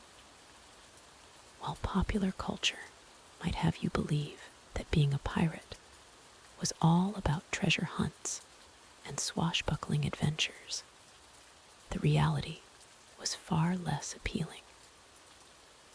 Let's dive into the daily grind of a pirate's existence, focusing on their food and work. First, let's talk about the culinary delights, or rather, the lack thereof, aboard a pirate ship. If you thought airplane food was bad, you'd be in for a rude awakening on a pirate vessel. The staple of a pirate's diet was a delightful concoction called hardtack. And believe me, it lived up to its name. Hardtack was essentially a rock-hard biscuit made from flour, water, and sometimes salt. That's it.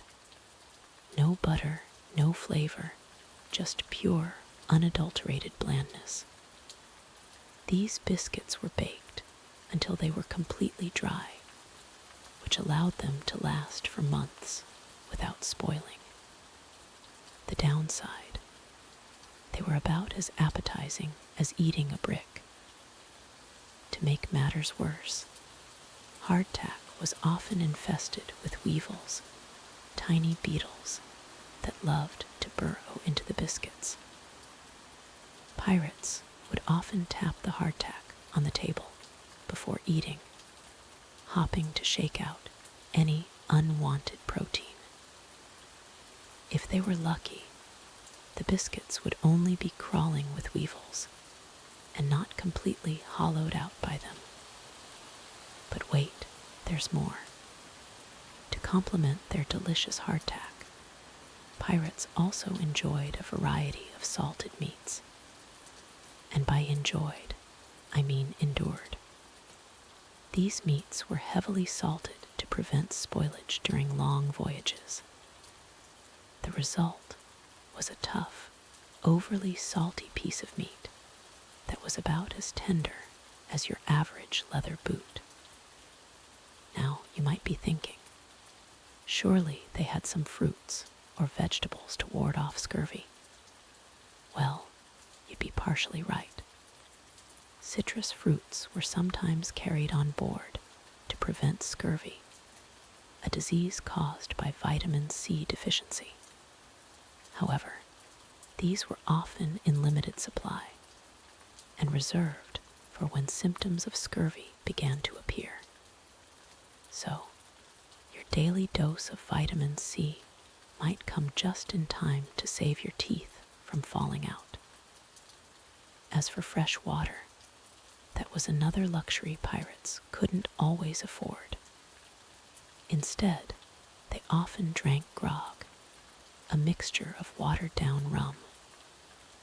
While it might sound like a constant party, the reality was that grog was used to mask the taste of stagnant water and to keep the crew in a constant state of mild inebriation, presumably to distract them from the misery of their daily lives.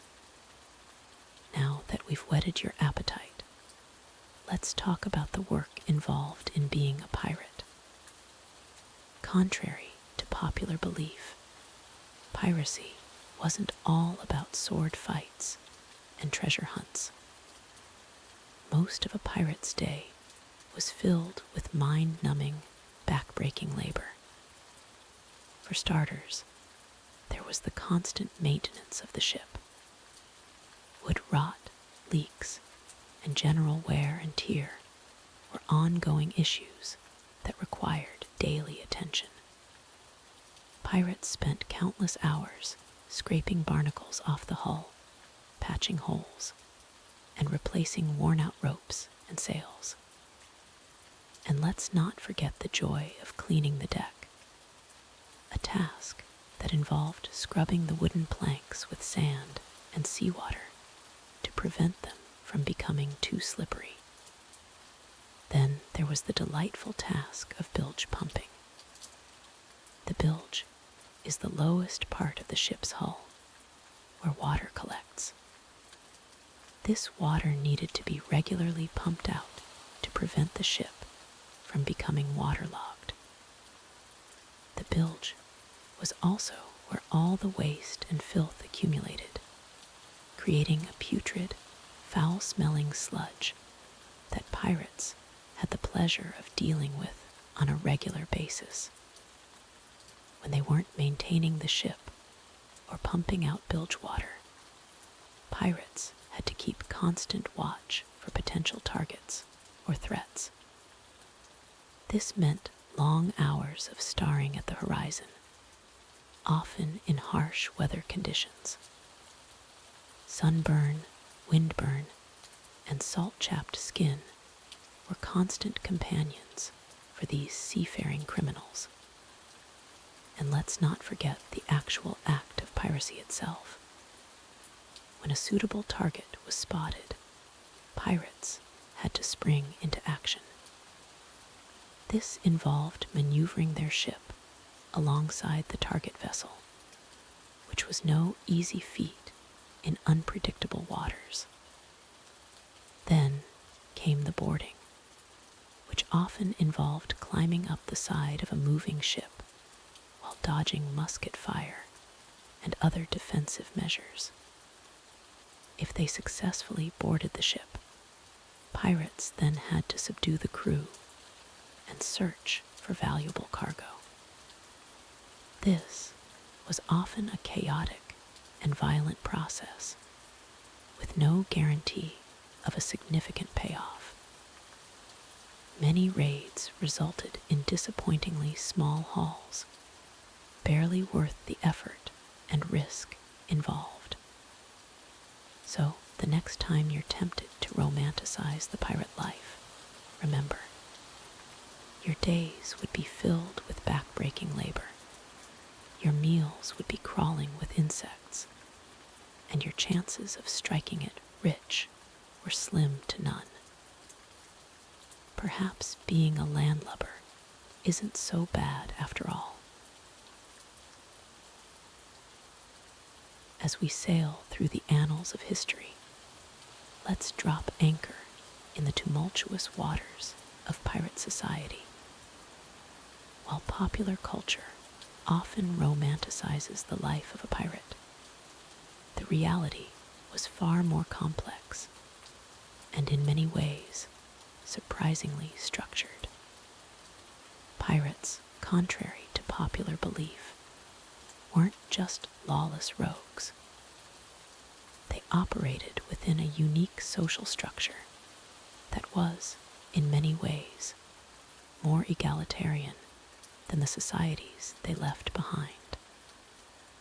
Let's dive into the social reality of pirate life, shall we? First and foremost, we need to understand that pirate ships were essentially floating democracies. The captain wasn't an absolute ruler, but rather an elected leader who could be voted out if the crew lost faith in their abilities. This democratic approach extended to other aspects of pirate life as well. Indeed, pirates often drafted and signed what they called Articles of Agreement, or pirate codes. These were essentially constitutions that laid out the rules of conduct, division of spoils, and punishments for infractions. It's fascinating to think of pirates as having such organized systems. What else can you tell us about these codes? Well, these codes varied from ship to ship, but they generally ensured a fair distribution of plunder. For instance, the captain and quartermaster might get 2 shares each, while ordinary crew members got 1 share. Specialists like carpenters or doctors might get 1.5 shares. This seems quite equitable, especially compared to the rigid hierarchies of naval vessels at the time. Absolutely. In fact, pirate ships were often more diverse and inclusive than other maritime ventures of the era. They welcomed crew members regardless of race or nationality, and even allowed women to join their ranks, although this was less common. Speaking of women, can you tell us about some of the notable female pirates? Certainly. 2 of the most famous were Anne Bonny and Mary Read. Both disguised themselves as men to join pirate crews, and eventually became respected pirates in their own right. They sailed with Calico Jack Rackham in the Caribbean, and were known for their fierce fighting skills. It's remarkable to think of women breaking such significant barriers in that era. How did pirate society view disability? Interestingly, pirates were quite progressive in this regard too. Many pirate codes included provisions for crew members who were injured in battle. They might receive extra compensation, or be given less strenuous duties on the ship. This paints a picture of pirate society that's quite different from the ruthless, every man for himself image we often see in movies. That's right. While pirates were certainly criminals engaged in violent activities, they also created a society with its own rules and values. Many joined pirate crews to escape the harsh conditions and unfair treatment they experienced in naval or merchant services. It sounds like piracy offered a kind of freedom that was hard to find elsewhere in that era. Exactly. For many, it was a way to rebel against the rigid class structures and oppressive systems of the time. Pirates created a world where skill and loyalty mattered more than birth or social status. But surely it wasn't all democracy and fairness. What about the darker aspects of pirate life? You're right to point that out. Life as a pirate was still incredibly dangerous and often short. They faced constant threats from naval forces, rival pirates, and the harsh conditions at sea. Punishments for captured pirates were severe, often resulting in public execution. And I imagine the violence inherent in their profession took a toll as well. Absolutely. While pirates had codes of conduct among themselves, they were still engaged in robbery and often violence against merchant ships and coastal settlements. The psychological impact of this lifestyle was likely significant. It's a complex picture, isn't it?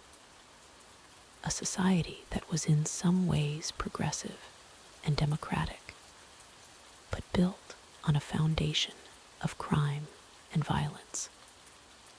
That's a good way to put it. The social reality of pirate life was full of contradictions. It offered escape and opportunity for some, but at a great cost. It challenged the established order of the day while creating its own set of rules and hierarchies. As we wrap up this segment, what would you say is the most important thing to remember about the social reality of pirate life? I think it's crucial to understand that pirate society wasn't just chaos and lawlessness. It was a complex social system born out of the inequalities and injustices of the time. While we shouldn't romanticize or excuse their criminal activities, understanding the social structures of pirate life gives us valuable insights into the history of maritime culture and alternative forms of social organization. Thank you for that fascinating exploration of pirate society. It's certainly given us a lot to think about as we continue our journey through history's less traveled paths. As we sail deeper into the treacherous waters of pirate life, we encounter perhaps the most iconic aspect of their existence: combat and raids. These daring escapades were not just the stuff of legend, but a brutal reality for those who chose the path of piracy. Picture yourself aboard a creaking ship, the salty sea air filling your lungs as you scan the horizon for potential prey.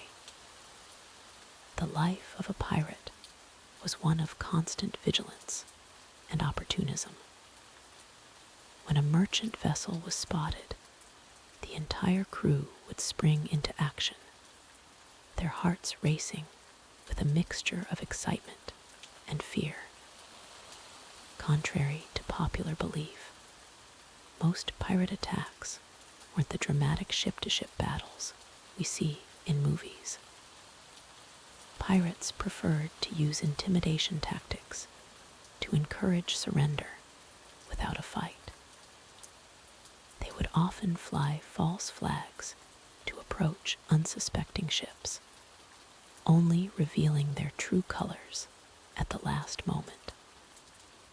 The sight of the dreaded Jolly Roger or other pirate flags was often enough to make merchant crews surrender without resistance. After all, who would want to face the wrath of bloodthirsty buccaneers? But when intimidation failed, that's when the real chaos began. If you were a pirate engaging in combat, your primary weapons would be cannons, muskets, and swords. The deafening roar of cannon fire would signal the start of an attack, with iron balls tearing through wood and flesh alike. The acrid smell of gunpowder would fill the air as musket shots rang out across the decks. But here's where it gets really unpleasant. If you managed to get close enough to the enemy ship, you'd have to participate in boarding actions. Imagine leaping from one moving ship to another across choppy waters with nothing but a rope or wooden plank to aid you. One misstep, and you'd plunge into the unforgiving sea, likely never to be seen again. Once aboard the enemy vessel, you'd find yourself in the thick of hand-to-hand combat. The clash of steel on steel, the cries of the wounded, and the chaos of close quarters fighting would surround you. Pirates often used a variety of weapons in these melees, from cutlasses and daggers to improvised weapons like belaying pins or grappling hooks. But combat wasn't just about physical prowess. Pirates also employed psychological warfare. They cultivated fearsome reputations, spreading tales of their brutality to strike terror into the hearts of their victims. Some pirates, like Blackbeard, would go into battle with lit fuses woven into their beards, creating a demonic appearance that struck fear into their enemies. If you survived the initial assault and your side emerged victorious, the real work of piracy would begin, the raid. This wasn't just about grabbing whatever valuables you could find. Raiding was a methodical process, often governed by strict codes of conduct established in the pirates' articles. As a pirate, you'd be expected to thoroughly search the captured ship for anything of value. This included obvious treasures like gold, silver, and jewels, but also practical items like food, water, weapons, and ship repair materials. Even the ship itself could be seized if it was deemed superior to your own vessel. But raiding wasn't without its dangers. Hidden crew members might launch surprise attacks, or captives could attempt to overpower their captors. There was also the constant threat of other ships arriving on the scene, potentially turning the tables on the pirates. One of the most valuable prizes in a raid was the ship's navigational equipment and charts. These could provide information about trade routes and potential future targets. making them worth their weight in gold to a savvy pirate captain. After a successful raid, the spoils would be divided among the crew according to a predetermined system. This was usually outlined in the ship's articles, with the captain and other officers receiving larger shares. This democratic approach to dividing loot was one of the factors that made piracy attractive to many sailors, especially when compared to the harsh conditions and poor pay of merchant or naval service. However, it's crucial to remember that not all raids were successful. Many ended in failure, with pirates captured or killed. The romantic notion of piracy often glosses over the harsh realities of this dangerous profession. For every successful raid, there were countless failed attempts, battles lost, and lives cut short. As we drift away from the blood-soaked decks and smoke-filled air of pirate combat, we're left with a sobering realization. The life of a pirate was far from the glamorous adventure often portrayed in popular culture.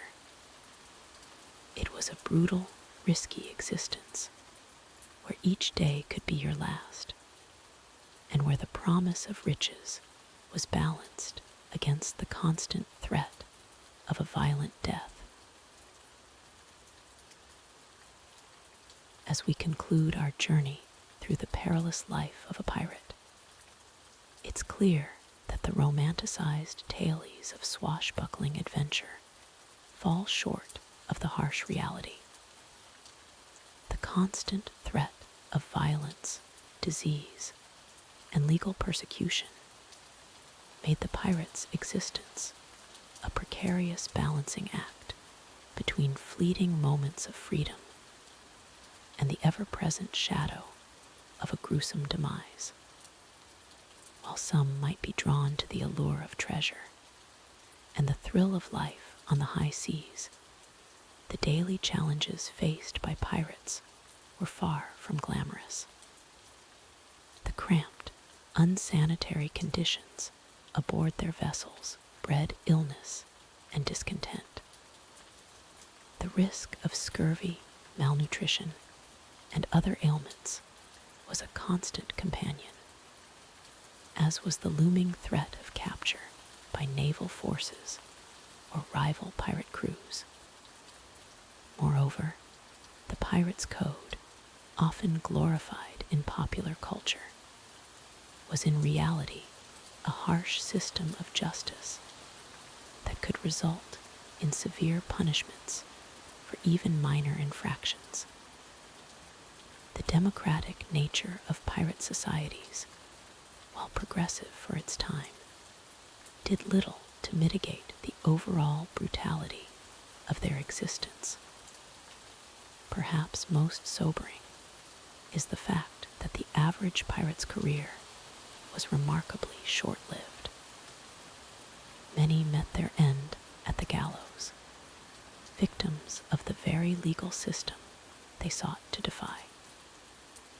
Those who escaped execution often succumbed to injuries sustained in battle, tropical diseases, or the unforgiving nature of the sea itself.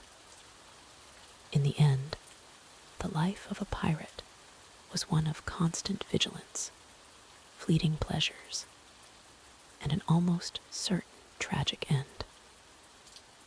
While we may romanticize their exploits from the comfort of our modern lives, it's clear that few of us would truly be prepared for the harsh realities of pirate life in the golden age of piracy. As we drift off to sleep, let's be grateful for the comforts and securities of our modern world, far removed from the perilous existence of those who once sailed under the black flag, seeking fortune and freedom on the high seas. As we shift our focus from the Roman gladiatorial arena, let's journey even further back in time to ancient Egypt. While the pyramids and grand temples may capture our imagination, the daily life of an ordinary Egyptian worker was far from glamorous. In this segment, we'll explore the harsh realities faced by the common laborers who toiled under the scorching sun of the Nile Valley. From back-breaking construction work to the constant threat of disease, you'll soon discover why surviving as an ancient Egyptian worker was a monumental challenge in itself. As the first rays of sunlight pierce the horizon, illuminating the vast expanse of the Nile Valley, our journey through time takes us to the life of an ordinary ancient Egyptian worker. The year is approximately 2500 BCE, during the height of the Old Kingdom period, when the Great Pyramids of Giza were being constructed. Our worker, let's call him Naked, meaning strong, awakens in his modest mud brick home on the outskirts of a bustling village. The cool morning air carries the scent of fresh bread baking in nearby communal ovens, a stark contrast to the scorching heat that will soon envelop the land. Naked's day begins early, as it does for most workers in ancient Egypt. He rises from his simple reed mat, careful not to disturb his wife and children who are still sleeping. The interior of their one-room dwelling is sparsely furnished, with a few clay pots, wooden stools, and woven baskets containing their meager possessions. As Nak steps outside, he takes a moment to observe the village coming to life. Women are heading to the river to fetch water, while children chase each other through narrow alleys. The sound of donkeys braying and the distant rumble of construction work on the great monuments fills the air. Naked's origins, like those of many ancient Egyptian workers, are humble. He was born into a family of farmers who had worked the same plot of land for generations. However, the massive building projects initiated by the pharaohs have drawn many rural workers to more specialized roles in construction and craftsmanship. Our worker's journey from farmer to skilled laborer began when he was just a young man. Recruiters from the royal court visited his village, seeking strong and capable individuals to assist in the monumental task of building the pharaoh's eternal resting place. Naked, eager for a chance to improve his family's fortunes and serve the living God King, volunteered without hesitation. The transition from rural life to the world of specialized labor was not easy for Naked. He had to learn new skills, adapt to a more regimented lifestyle, and navigate the complex social hierarchy of ancient Egyptian society. But over time, he found his place among the ranks of skilled workers, earning respect for his dedication and craftsmanship. As Nak prepares for his day, he reflects on the beliefs that shape his world. The ancient Egyptians viewed their lives as part of a grand cosmic order known as Mad. This concept encompassed truth, balance, and justice, influencing every aspect of their existence. Naked, like his fellow workers, believes that by contributing to the pharaoh's great works, he is helping to maintain this divine order. The worker's morning routine is steeped in religious observance. Before leaving his home, Naked offers a brief prayer to the household gods, represented by small wooden figurines placed in a niche near the entrance. He asks for their protection and guidance throughout the day, a common practice among ancient Egyptians who saw the divine in every aspect of their lives. As Naked makes his way through the village, he passes by a small shrine dedicated to the local patron deity. He pauses briefly, touching his forehead to the ground in a gesture of reverence. This act of devotion is not just a personal expression of faith, but a way of reinforcing his connection to the community and the larger cosmic order. The worker's diet, which fuels him for the long day ahead, consists mainly of bread and beer, the staples of ancient Egyptian cuisine. These foods are not only nourishing, but also serve as a form of payment. Part of Naked's wages is paid in rations of grain, which his wife skillfully transforms into sustenance for the family.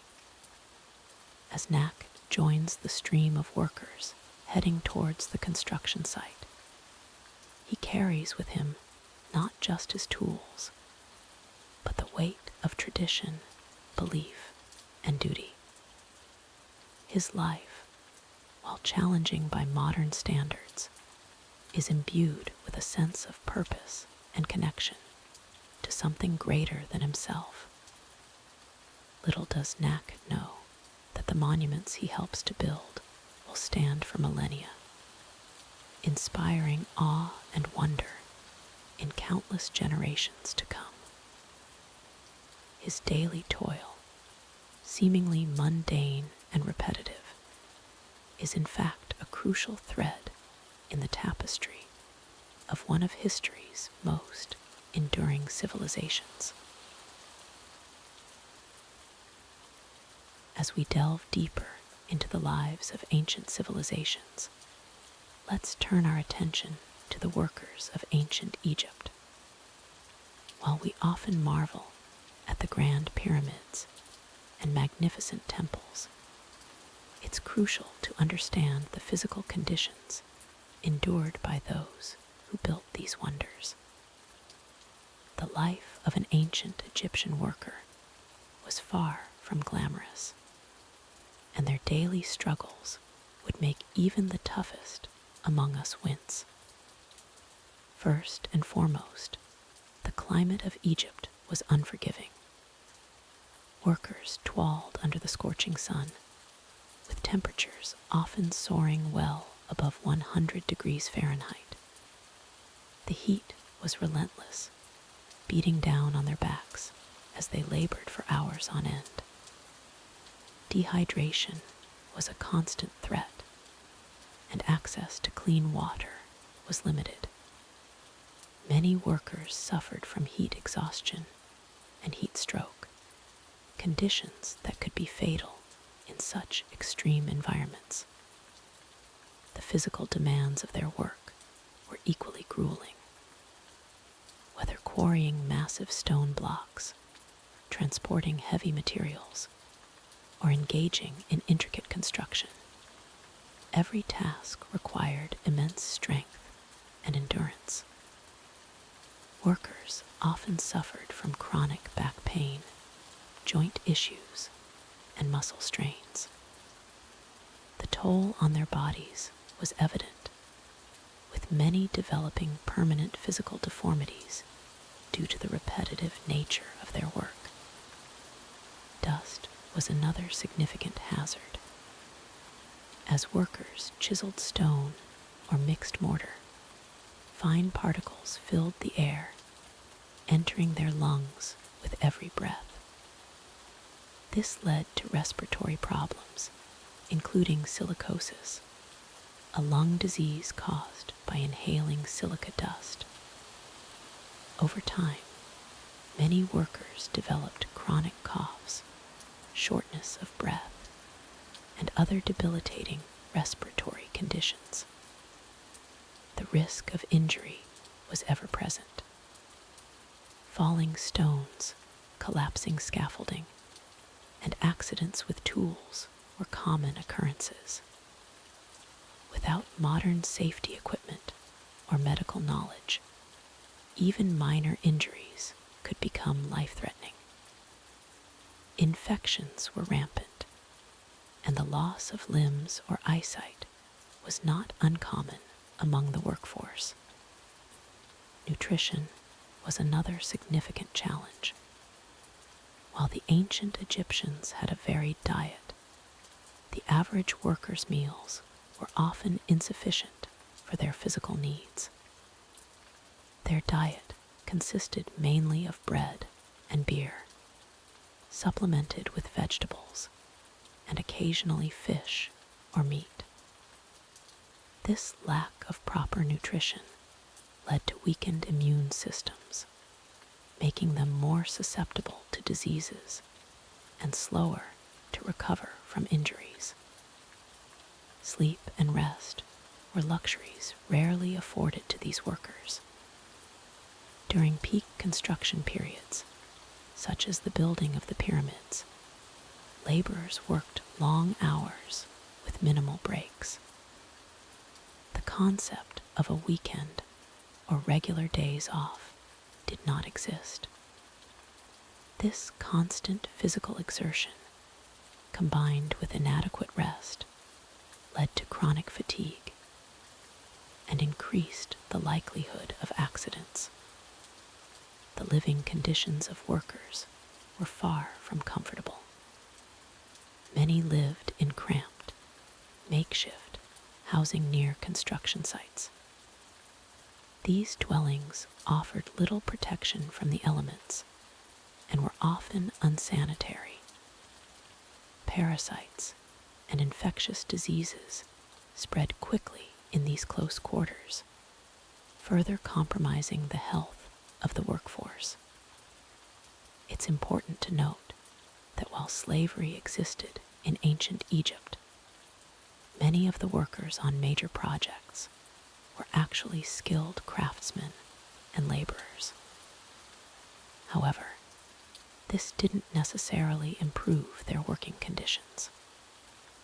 The pressure to complete monumental projects on time meant that even these skilled workers faced immense physical challenges and risks. The tools used by ancient Egyptian workers, while ingenious for their time, were rudimentary by today's standards.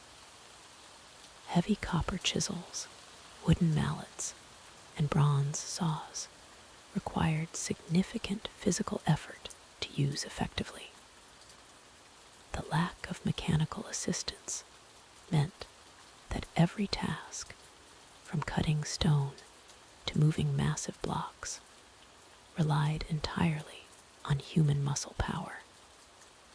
Despite these harsh conditions, the ancient Egyptians managed to create some of the most enduring and impressive structures in human history. Their resilience and skill in the face of such physical adversity is a testament to human determination. However, it's crucial to recognize the immense physical toll these achievements took on the workers who made them possible. As we reflect on the grandeur of ancient Egyptian architecture, let's also remember the countless unnamed individuals who sacrificed their health, and in many cases, their lives to build these wonders. Their legacy lives on not just in the monuments they created, but in the story of human endurance in the face of extreme physical challenges. As we continue our journey through ancient civilizations, let's turn our attention to the daily life of an ordinary worker in ancient Egypt. The life of these individuals was far from the glamorous depictions we often see in movies about pharaohs and pyramids. An average day for an Egyptian worker began early, usually around sunrise. The first meal of the day was simple and quick, often consisting of bread and beer. Yes, you heard that correctly. Beer was a staple in the ancient Egyptian diet, though it was much weaker than what we know today. The bread was typically made from emmer wheat or barley, and was often flavored with dates or honey for a touch of sweetness. This carbohydrate-rich meal provided the energy needed for the long day of labor ahead.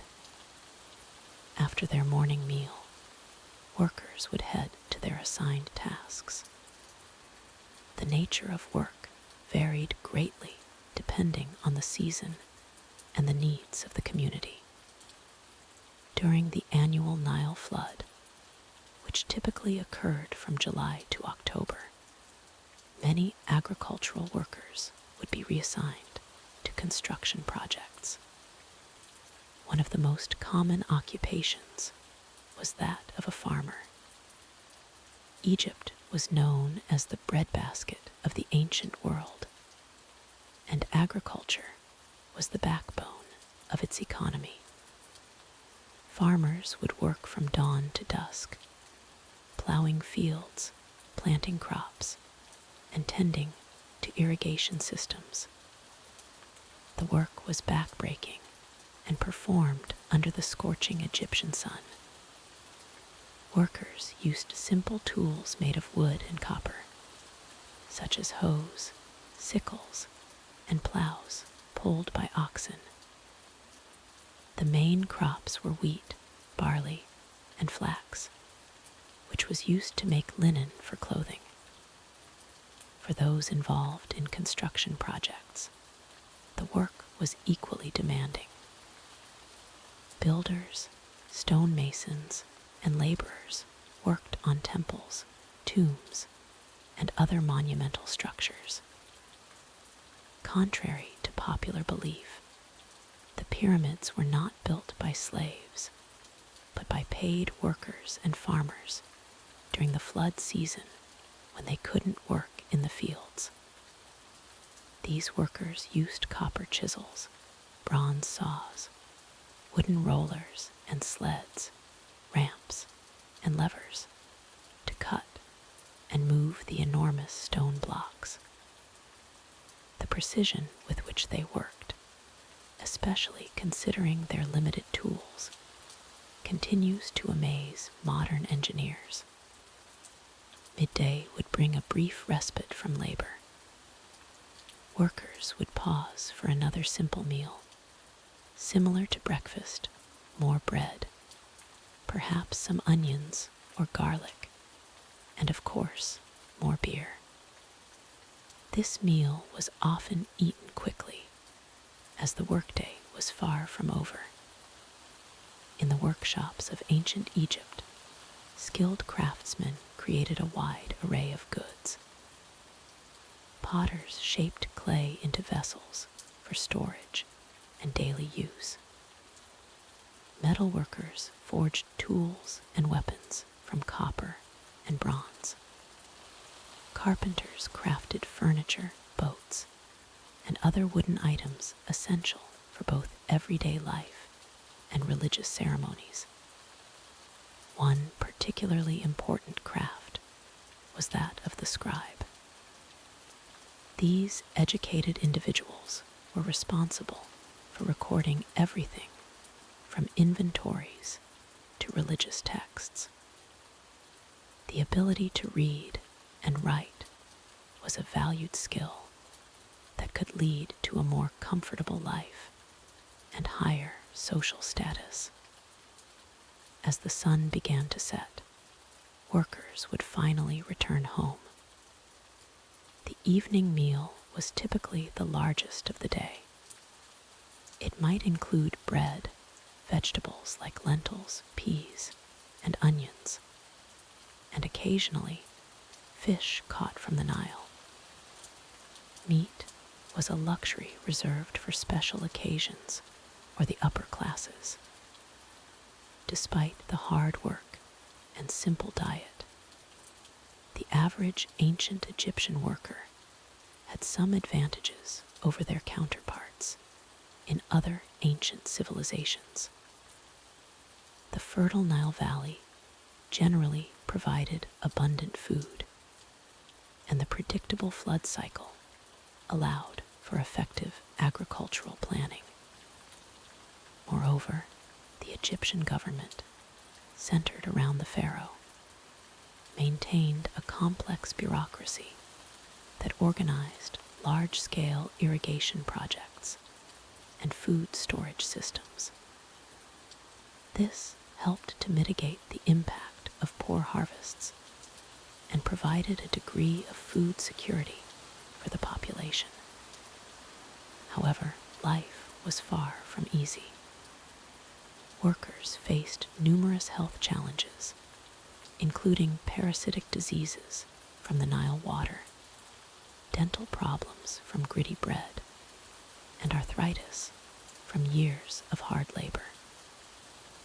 The average life expectancy was only about 35 years. As night fell, workers would retire to their simple homes, often single-room mud brick structures shared with extended family. They would sleep on reed mats or low beds, ready to rise again at dawn to repeat the cycle of work and sustenance that defined life for the majority of ancient Egypt's population. As we continue our journey through ancient civilizations, let's turn our attention to the daily life of an ordinary worker in ancient Egypt. While the pharaohs and nobles lived lives of luxury, the average Egyptian faced a much harsher reality. Imagine waking up at dawn in a small mud brick house on the outskirts of Thebes. The air is already thick with heat, and the day's work awaits. As an Egyptian worker, your social status would be firmly fixed from birth, with little hope of advancement. Your day would likely begin with a simple breakfast of bread and beer.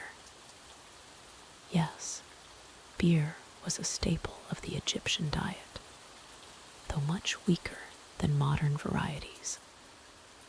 It provided both hydration and nutrition, essential for the long day ahead.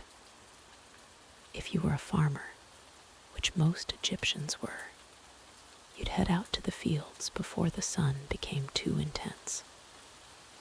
The Nile's annual flood would have receded, leaving behind rich, fertile soil.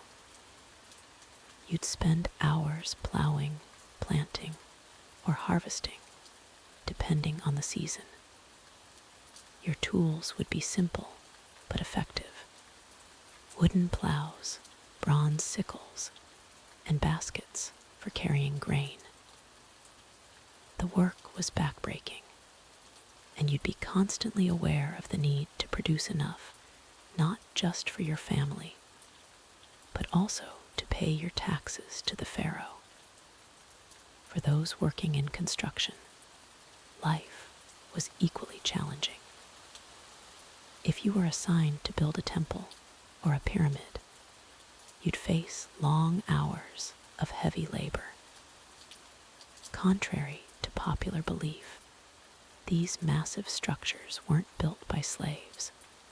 but by a combination of skilled artisans and conscripted laborers.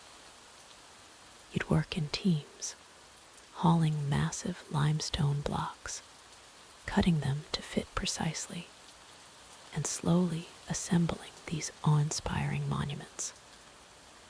The work was dangerous, and injuries were common. There was no concept of workplace safety in ancient Egypt. If you were fortunate enough to be a craftsman, such as a potter or a weaver, you might work in a slightly more comfortable setting. But the hours would still be long, and the work demanding. You'd likely live in a designated artisan's village, your entire life revolving around your craft. For women, life often centered around the home, but many also worked in fields, assisted in workshops, or served as servants in wealthy households. Some women even became priestesses or held other respected positions, though this was relatively rare. Regardless of your specific job, as an ordinary Egyptian worker, you'd face significant challenges. The heat was relentless, especially during the summer months. Dust and sand were constant companions, irritating your eyes and lungs. Disease was rampant, with parasites from the Nile causing widespread health issues. Dental problems were common due to the gritty bread that was a staple of your diet. Medical care, while more advanced than in many ancient societies, was still primitive by modern standards. Your life expectancy would be short by today's measures. Many Egyptians didn't live past their 30s, worn down by hard labor, poor nutrition, and disease. Child mortality was high, and it wasn't uncommon to lose several children in infancy. Despite these hardships, you'd find solace in your community and your faith. Egyptian society was deeply religious, and you'd participate in numerous festivals throughout the year. These celebrations provided a welcome break from the daily grind and reinforced your connection to the gods and your fellow Egyptians. Your evenings would be spent with family, perhaps sharing stories or playing simple board games like Senet. As the sun set, you'd retire early, knowing that another day of hard work awaited with the dawn. While this life might seem unbearably harsh to modern sensibilities, it's important to remember that for most of human history, this level of hardship was the norm. The average Egyptian worker may have had a difficult life by our standards, but they also found joy, purpose, and meaning in their daily existence. As we reflect on the lives of these ancient workers, we gain a deeper appreciation for the comforts and opportunities of our modern world. Yet, we can also admire the resilience and ingenuity of those who built one of the world's great civilizations with their bare hands and unbreakable spirit.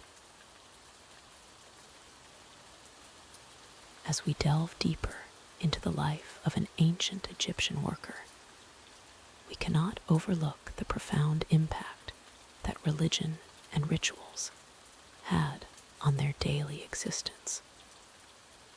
The spiritual realm was not separate from the mundane. It permeated every aspect of life in ancient Egypt. Let's begin with the pantheon of gods, that dominated Egyptian religious life. As a worker, you would have been expected to pay homage to a vast array of deities, each associated with different aspects of the natural world and human experience. Amun-Ra, the sun god, would have been particularly important. Your day would likely start with a prayer to him as the sun rose, symbolizing the renewal of life and the cosmic order. You might mutter, "Hail to you, Amun-Ra, Lord of the thrones of the two lands," as you began your daily tasks. Osiris, the god of the afterlife, would have been another crucial figure in your spiritual landscape. The promise of eternal life and the complex rituals surrounding death would have been a constant presence in your mind, influencing your actions and moral choices. As a worker, you might have had a special affinity for Ptah, the patron god of craftsmen and architects. Before beginning a new project, you might offer a small figurine or a portion of your meal to Ptah, seeking his blessing for your work. The goddess Hathor, associated with joy, femininity, and motherhood, would have been invoked during festivals and celebrations. You might have participated in raucous festivals in her honor, drinking beer and dancing to ward off the dangerous goddess Sekhmet, Hathor's alter ego. Your home would likely have had a small shrine dedicated to household gods and ancestors. Each morning, you might leave a small offering of bread or beer, maintaining a connection with your family's past and seeking protection for the present. The concept of Mad, the fundamental order of the universe, would have guided your moral compass. This principle of truth, balance, and justice was believed to be upheld by the pharaoh, and your adherence to it was seen as crucial for the stability of society and your own afterlife. Speaking of the pharaoh, as a worker, you would have participated in state-sponsored religious activities. The pharaoh was considered a living god, and your labor on royal monuments or temples would have been seen as a form of worship in itself.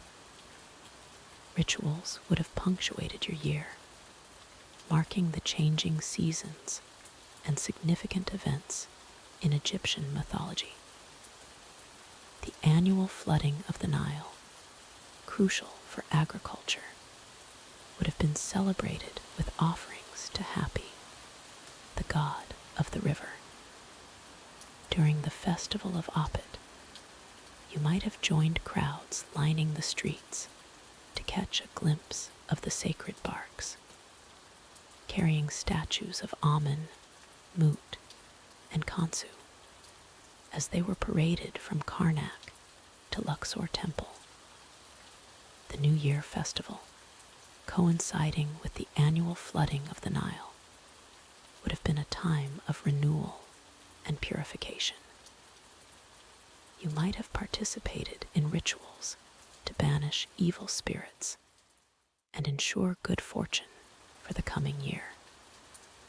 Death and the afterlife loomed large in Egyptian religious thought. As a worker, you would have been familiar with the complex funerary rituals, even if you couldn't afford the most elaborate preparations for yourself. You might have saved for years to purchase a simple copy of the Book of the Dead, believing it would guide your soul through the perils of the underworld.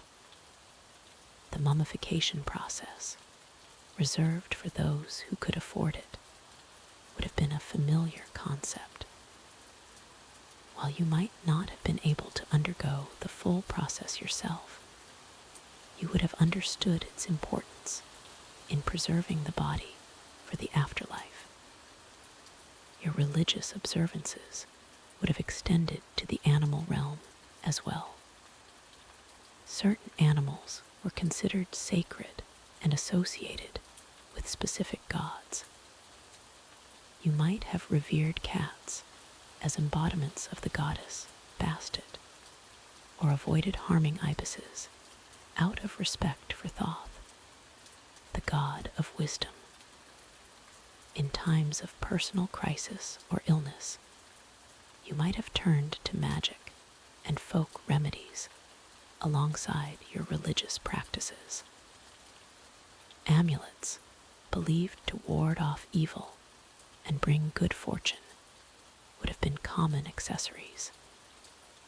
As we conclude this segment on religion and rituals in the life of an ancient Egyptian worker, it's clear that the spiritual realm was not a separate part of life, but an all-encompassing framework that gave meaning and structure to every aspect of existence.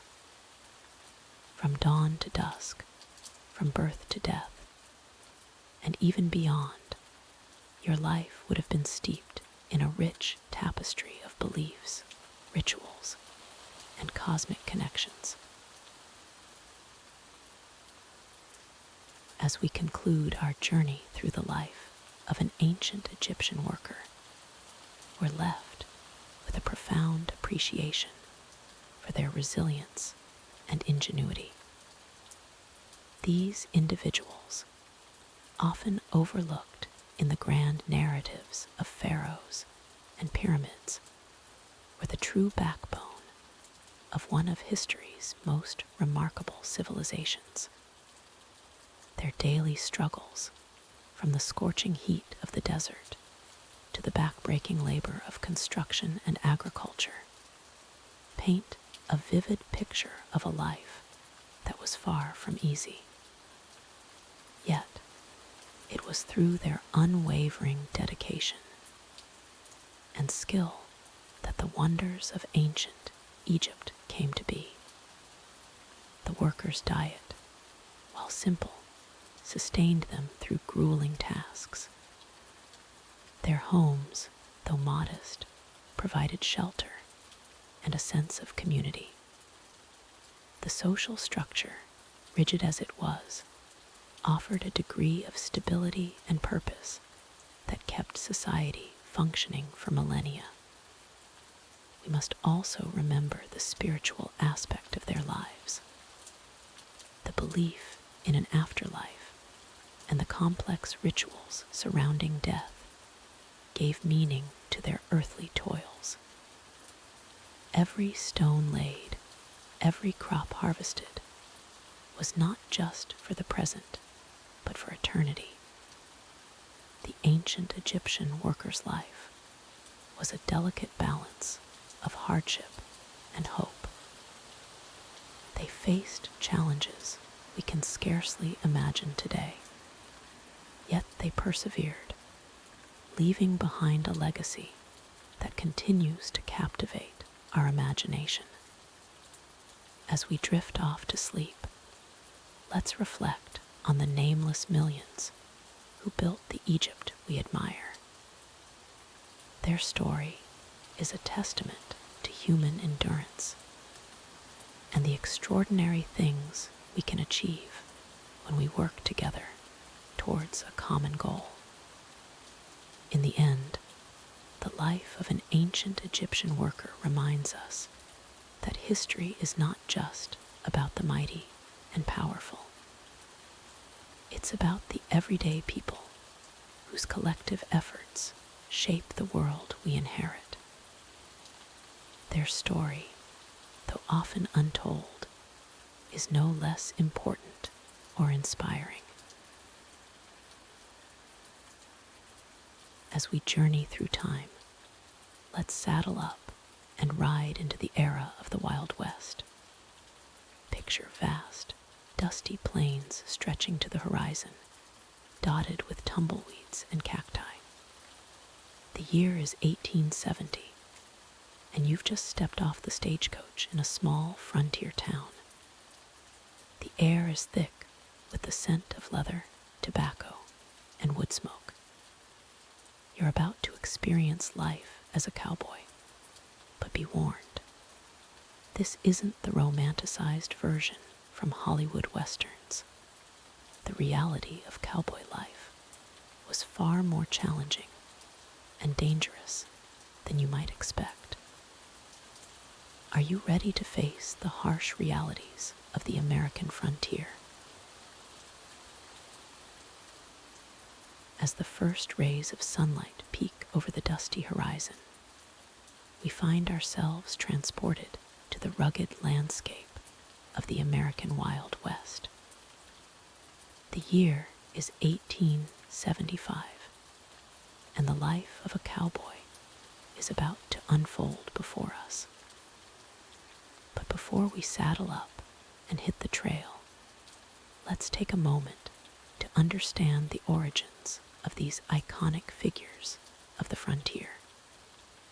The term cowboy originated in the 1700s, derived from the Spanish word vaquero, meaning a herder of cattle. These early cowboys were often young men, typically in their late teens or early 20s, seeking adventure and a means to make a living in the vast, untamed territories of the American West. The heyday of the cowboy era lasted from about 1866 to 1886, a mere 2 decades that would forever shape the American imagination.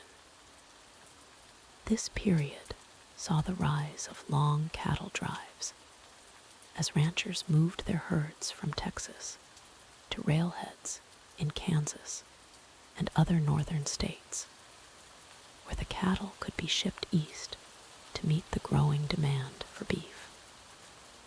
But let's focus on a typical day in the life of a cowboy, starting with the morning routine. Our cowboy, let's call him Tom, would rise before dawn, often as early as 3 or 4 a.m. The cool morning air would be a stark contrast to the scorching heat that would come later in the day. Yawns another day on the range. Better get movin' before the boss starts hollerin'. Tom's first task would be to rekindle the campfire, which had been kept burning all night to ward off predators and provide warmth. The cook, often called Cookie, would already be up, preparing a hearty breakfast for the crew. Rise and shine, boys. Got some beans and biscuits waitin' for ya. Eat up, 'cause it's gonna be a long day. Breakfast typically consisted of beans, bacon, biscuits, and strong black coffee. This meal needed to sustain the cowboys through long hours of hard work ahead. As they ate, they would discuss the day's tasks and any potential challenges they might face. Heard there's a stretch of rough country ahead. Might lose some cattle if we ain't careful. After breakfast, it was time to saddle up. A cowboy's horse was his most valuable possession and closest companion. Tom would carefully inspect his saddle and tack, ensuring everything was in good condition. A broken stirrup or loose cinch could spell disaster out on the trail. There, girl. Let's get you ready for another day.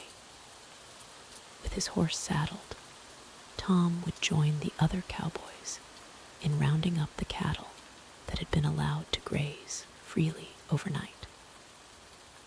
This process, known as gathering the herd, required skill and patience. The cowboys would slowly circle the perimeter of the herd, gradually tightening the circle to bring the cattle together. Ya, get along, little dogies.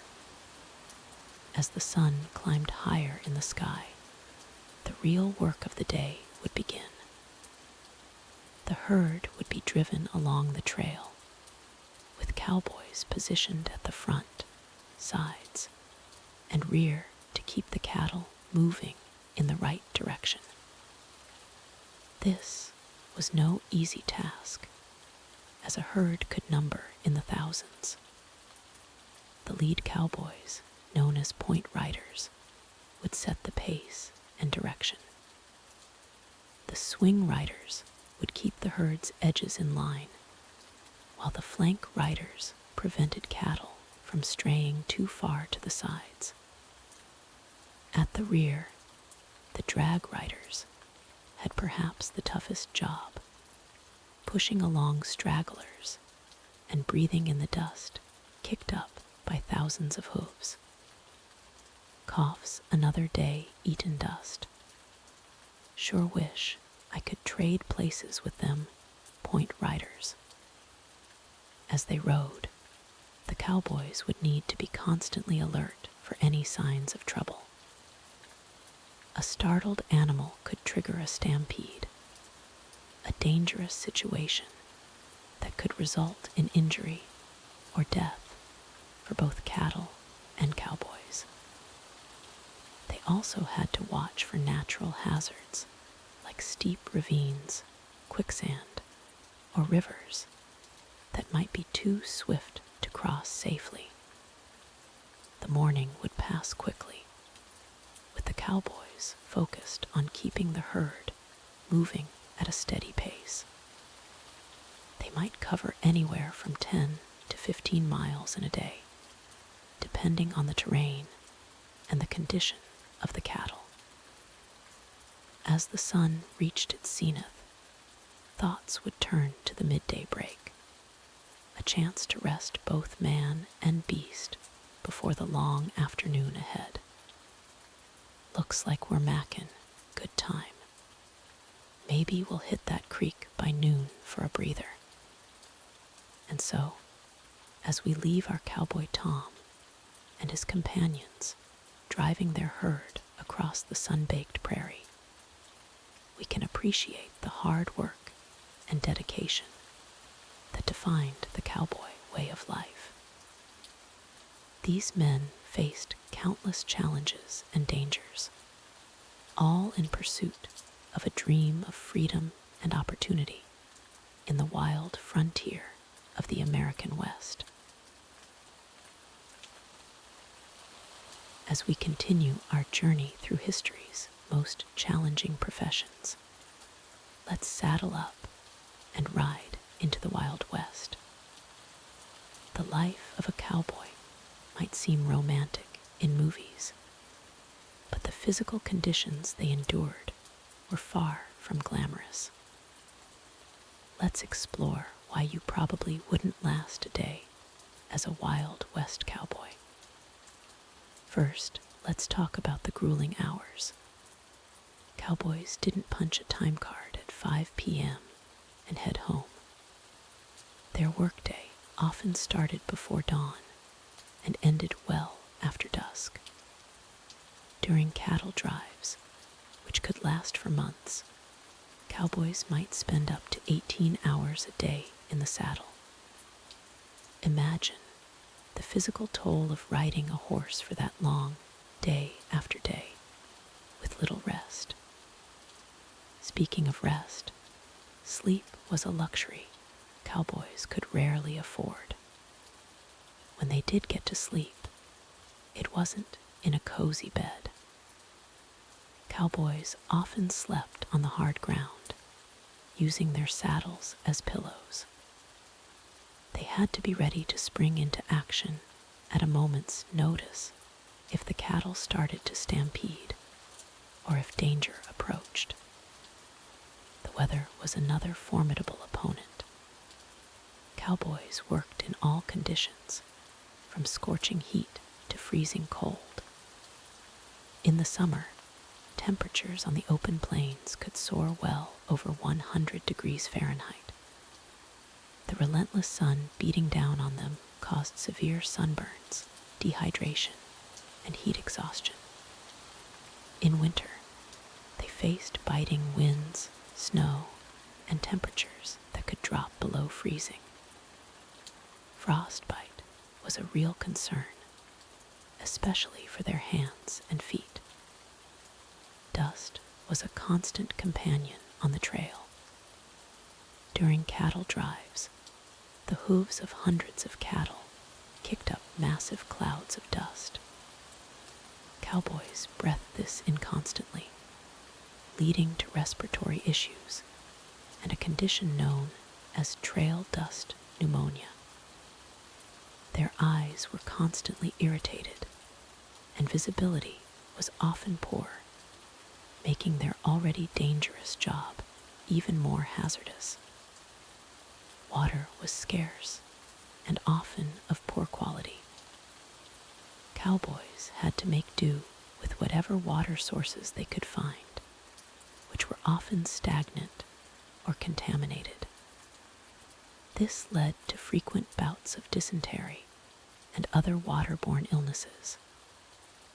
Dehydration was a constant threat, especially during long stretches between water sources. The physical demands of the job were intense. Cowboys had to be strong enough to rope and wrangle cattle, repair fences, and perform various other ranch duties. They needed to be agile enough to mount and dismount quickly, often while the horse was still moving. The constant physical exertion, combined with a poor diet, took a severe toll on their bodies. Speaking of diet, cowboy cuisine was far from balanced. The staples were beans, coffee, and whatever meat they could preserve or hunt. Fresh fruits and vegetables were rare luxuries. This diet, high in protein but low in other essential nutrients, often led to malnutrition and digestive issues. Injuries were commonplace and often went untreated. A cowboy might suffer broken bones, cuts, or worse, from being thrown from a horse or gored by a bull. Medical care was rudimentary at best, and many cowboys had to rely on folk remedies or simply tough it out. The constant exposure to the elements took its toll on their skin and overall health. Many cowboys aged prematurely, their faces weathered and leathery from years of sun, wind, and dust. Skin cancer was a common, though often undiagnosed, ailment among older cowboys. Lastly, let's not forget the ever-present danger of the job itself. Cowboys faced the risk of being trampled by cattle, thrown from horses, or attacked by wild animals. The threat of confrontations with Native Americans or outlaws was also a constant concern, adding a layer of psychological stress to their already physically demanding lives. So the next time you romanticize the life of a Wild West cowboy, remember the harsh physical realities they faced. The open range was no country for the weak or faint-hearted. It required a level of physical endurance and mental toughness that few today could match. The cowboy life was one of constant challenge, where every day was a test of survival against the elements and the unforgiving landscape of the American frontier. As we continue our journey through the Wild West, let's turn our attention to the daily life of a cowboy, particularly their food and work. The romanticized image of cowboys often overlooks the harsh realities they faced in their day-to-day existence. First, let's talk about their diet. If you're imagining juicy steaks and hearty stews, you might want to adjust your expectations. The cowboy's diet was far from glamorous and often bordered on monotonous. The staple of a cowboy's diet was a dish called chuckwagon stew, which was essentially a mix of whatever ingredients were available. This often included beans, dried meat, and maybe some vegetables if they were lucky.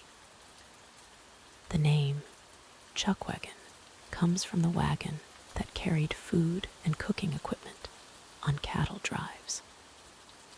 Beans were a constant companion for cowboys.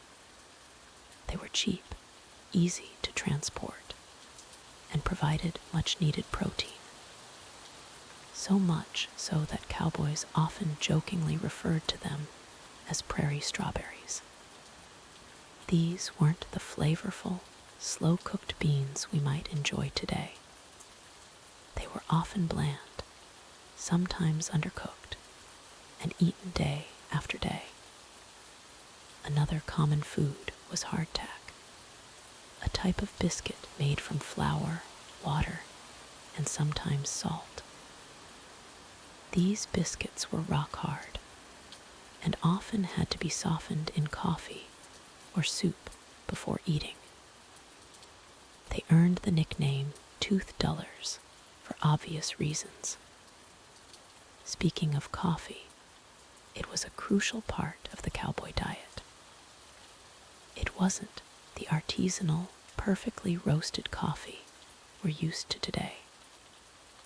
This was crude, strong, and often bitter, but it provided much-needed warmth and energy for long days in the saddle.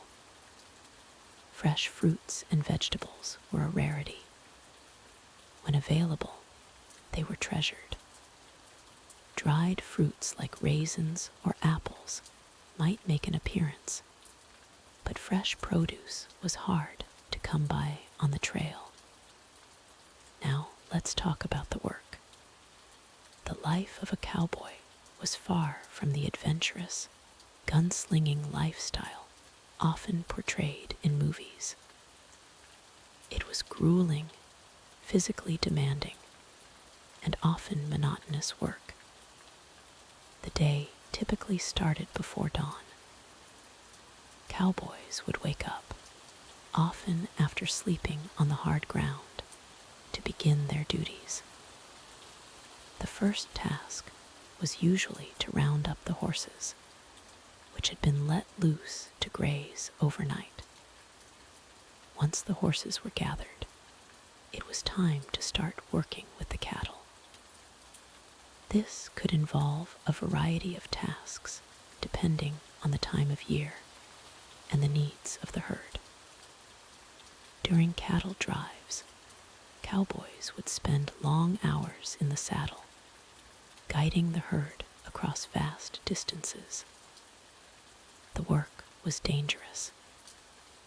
Cowboys faced risks from unpredictable animals, harsh weather conditions, and the ever-present threat of injury far from medical care. A spooked horse or an angry bull could easily cause serious harm. During calving season, cowboys would work around the clock to assist with births and care for newborn calves. This often meant long nights in cold, wet conditions, ensuring the safety of both mother and calf. Branding was another crucial task. This involved rounding up calves, roping them, and applying hot irons to mark ownership. It was a necessary but unpleasant job that required skill and teamwork. Fence mending was a constant chore. Miles of fencing had to be maintained to keep cattle contained and safe. This meant hours of riding fence lines, looking for breaks, and making repairs in all weather conditions. Cowboys also had to be amateur veterinarians. They needed to recognize signs of illness in the herd and administer basic treatments. This could involve everything from treating wounds to assisting with difficult births. The work was relentless, with little time off. Even on Sundays, which were traditionally rest days, essential tasks still needed to be done. Cattle needed to be fed and watered, regardless of the day of the week. Pay was often low, and job security was non-existent. Many cowboys were essentially seasonal workers, hired for specific drives or tasks, and then let go. The romantic notion of the free-spirited cowboy often overlooks the economic realities they faced. As we reflect on the food and work of Wild West cowboys, it's clear that the reality was far from the glamorous portrayals we often see. Their diet was basic and repetitive, and their work was demanding and dangerous. Yet, these hardy individuals played a crucial role in shaping the American West, leaving a lasting legacy that continues to captivate our imagination to this day. The Wild West of the American frontier has been romanticized in countless movies and books. But the social reality for cowboys was far from the glamorous depictions we often see. Let's delve into the true nature of cowboy life in the late 19th century. First and foremost, the cowboy profession was not as prevalent as pop culture would have you believe. In reality, cowboys made up a small fraction of the population in the American West. Most people were farmers, shopkeepers, or worked in other trades. The heyday of the cowboy lasted only about 20 years, from the end of the Civil War to the mid-1880s. The life of a cowboy was characterized by long periods of monotony, punctuated by brief moments of intense activity.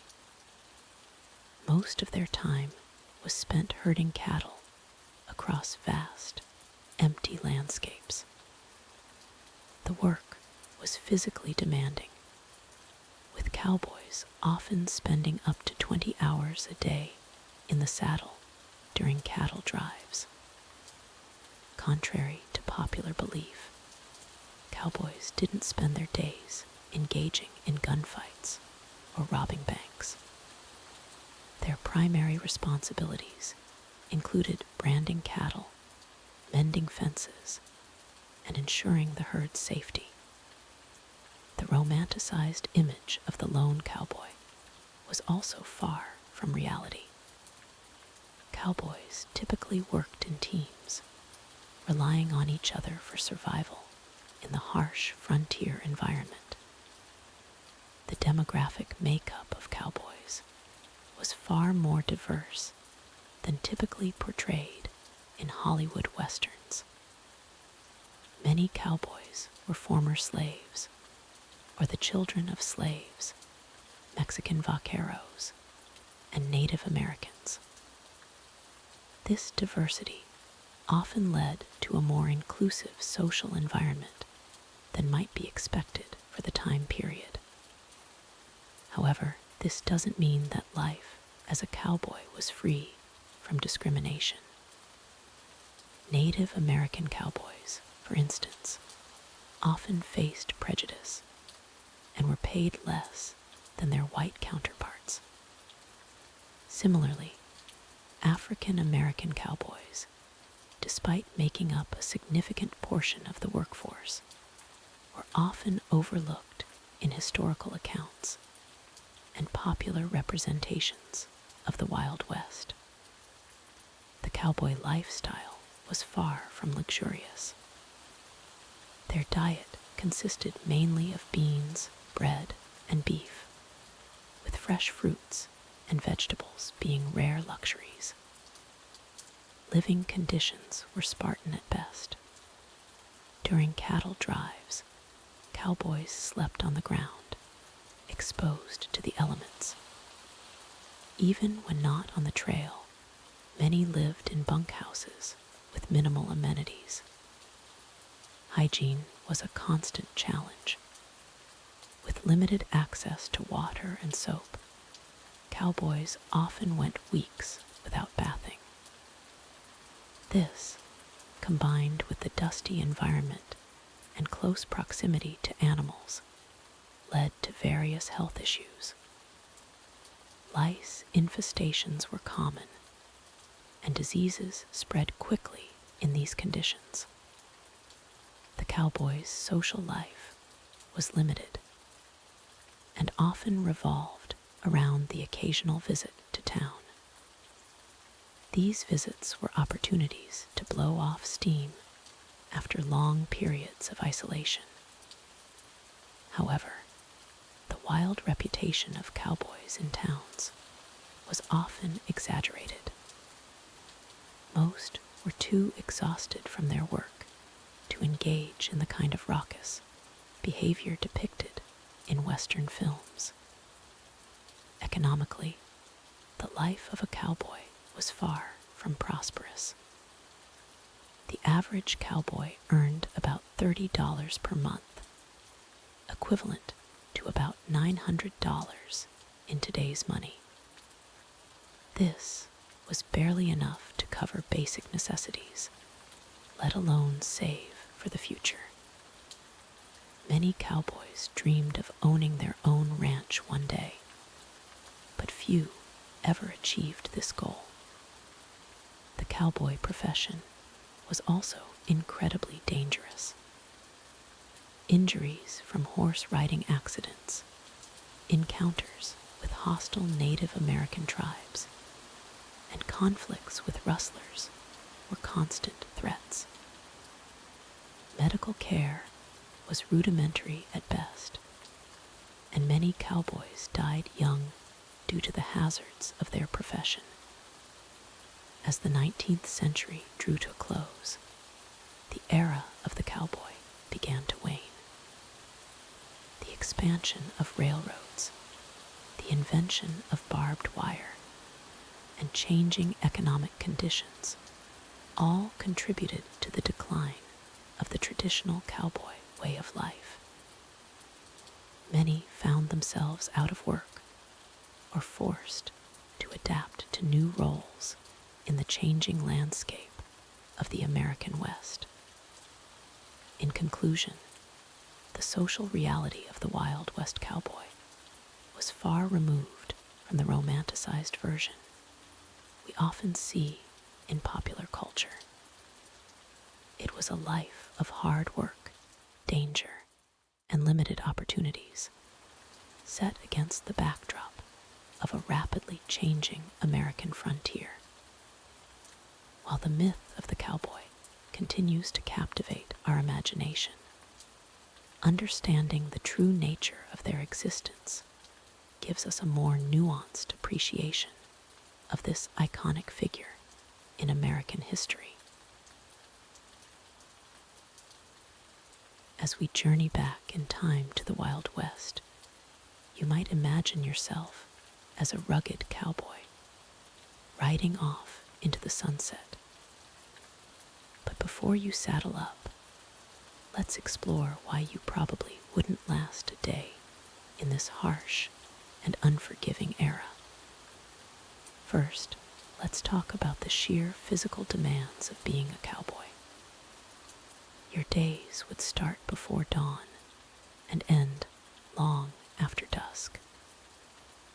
You'd spend up to 18 hours a day in the saddle, herding cattle across vast, unforgiving terrains. The constant exposure to the elements would take its toll. Scorching heat during the day, freezing cold at night, and the ever-present threat of sudden storms would make every day a battle against nature itself. Your diet would be far from the balanced meals you're used to. Cowboys typically subsisted on a monotonous menu of beans, coffee, and whatever meat they could preserve. Malnutrition and vitamin deficiencies were common, weakening your body's defenses against illness and injury. Speaking of injuries, medical care in the Wild West was primitive at best. A simple cut could lead to a life-threatening infection. Broken bones, snake bites, or more severe injuries could mean a slow, painful death far from any proper medical attention. The dangers weren't just from nature and accidents. The Wild West earned its reputation for lawlessness. Outlaws, cattle rustlers, and hostile encounters with Native American tribes were real threats. You'd need to be constantly vigilant, with your gun always at the ready. But even if you were quick on the draw, gunfights were far more lethal and less glamorous than Hollywood portrays. A single bullet from a primitive firearm could cause devastating, often fatal injuries. Let's not forget the isolation. Months on the trail meant long periods of loneliness, with only your fellow cowboys and the vast, empty landscape for company. The psychological toll of this isolation could be as challenging as the physical hardships. Water was a precious commodity on the frontier. You'd often go days without a proper wash, leading to poor hygiene and increased risk of disease. Dysentery, cholera, and other waterborne illnesses were common and often fatal. Your trusty horse wasn't just transportation, it was your lifeline. But caring for your mount added another layer of responsibility. A lame or sick horse could leave you stranded in the wilderness, facing almost certain death. The work itself was incredibly dangerous. Cattle drives involved managing hundreds, sometimes thousands, of half-wild animals. A startled herd could easily trample you or your horse. Many cowboys met their end beneath the hooves of the very cattle they were tasked with protecting. Even when you weren't on the trail, ranch work was perilous. Breaking in wild horses, mending fences in remote areas, and dealing with predators like wolves or mountain lions were all in a day's work. And each task carried significant risks. The harsh lifestyle took its toll quickly. Most cowboys were young men, often in their teens or early 20s. By the time they reached their 30s, many were too worn down to continue the grueling work. And let's not romanticize the pay. Cowboys were often poorly compensated for their dangerous work. Many found themselves in debt to their employers, trapped in a cycle of poverty despite their crucial role in the burgeoning cattle industry.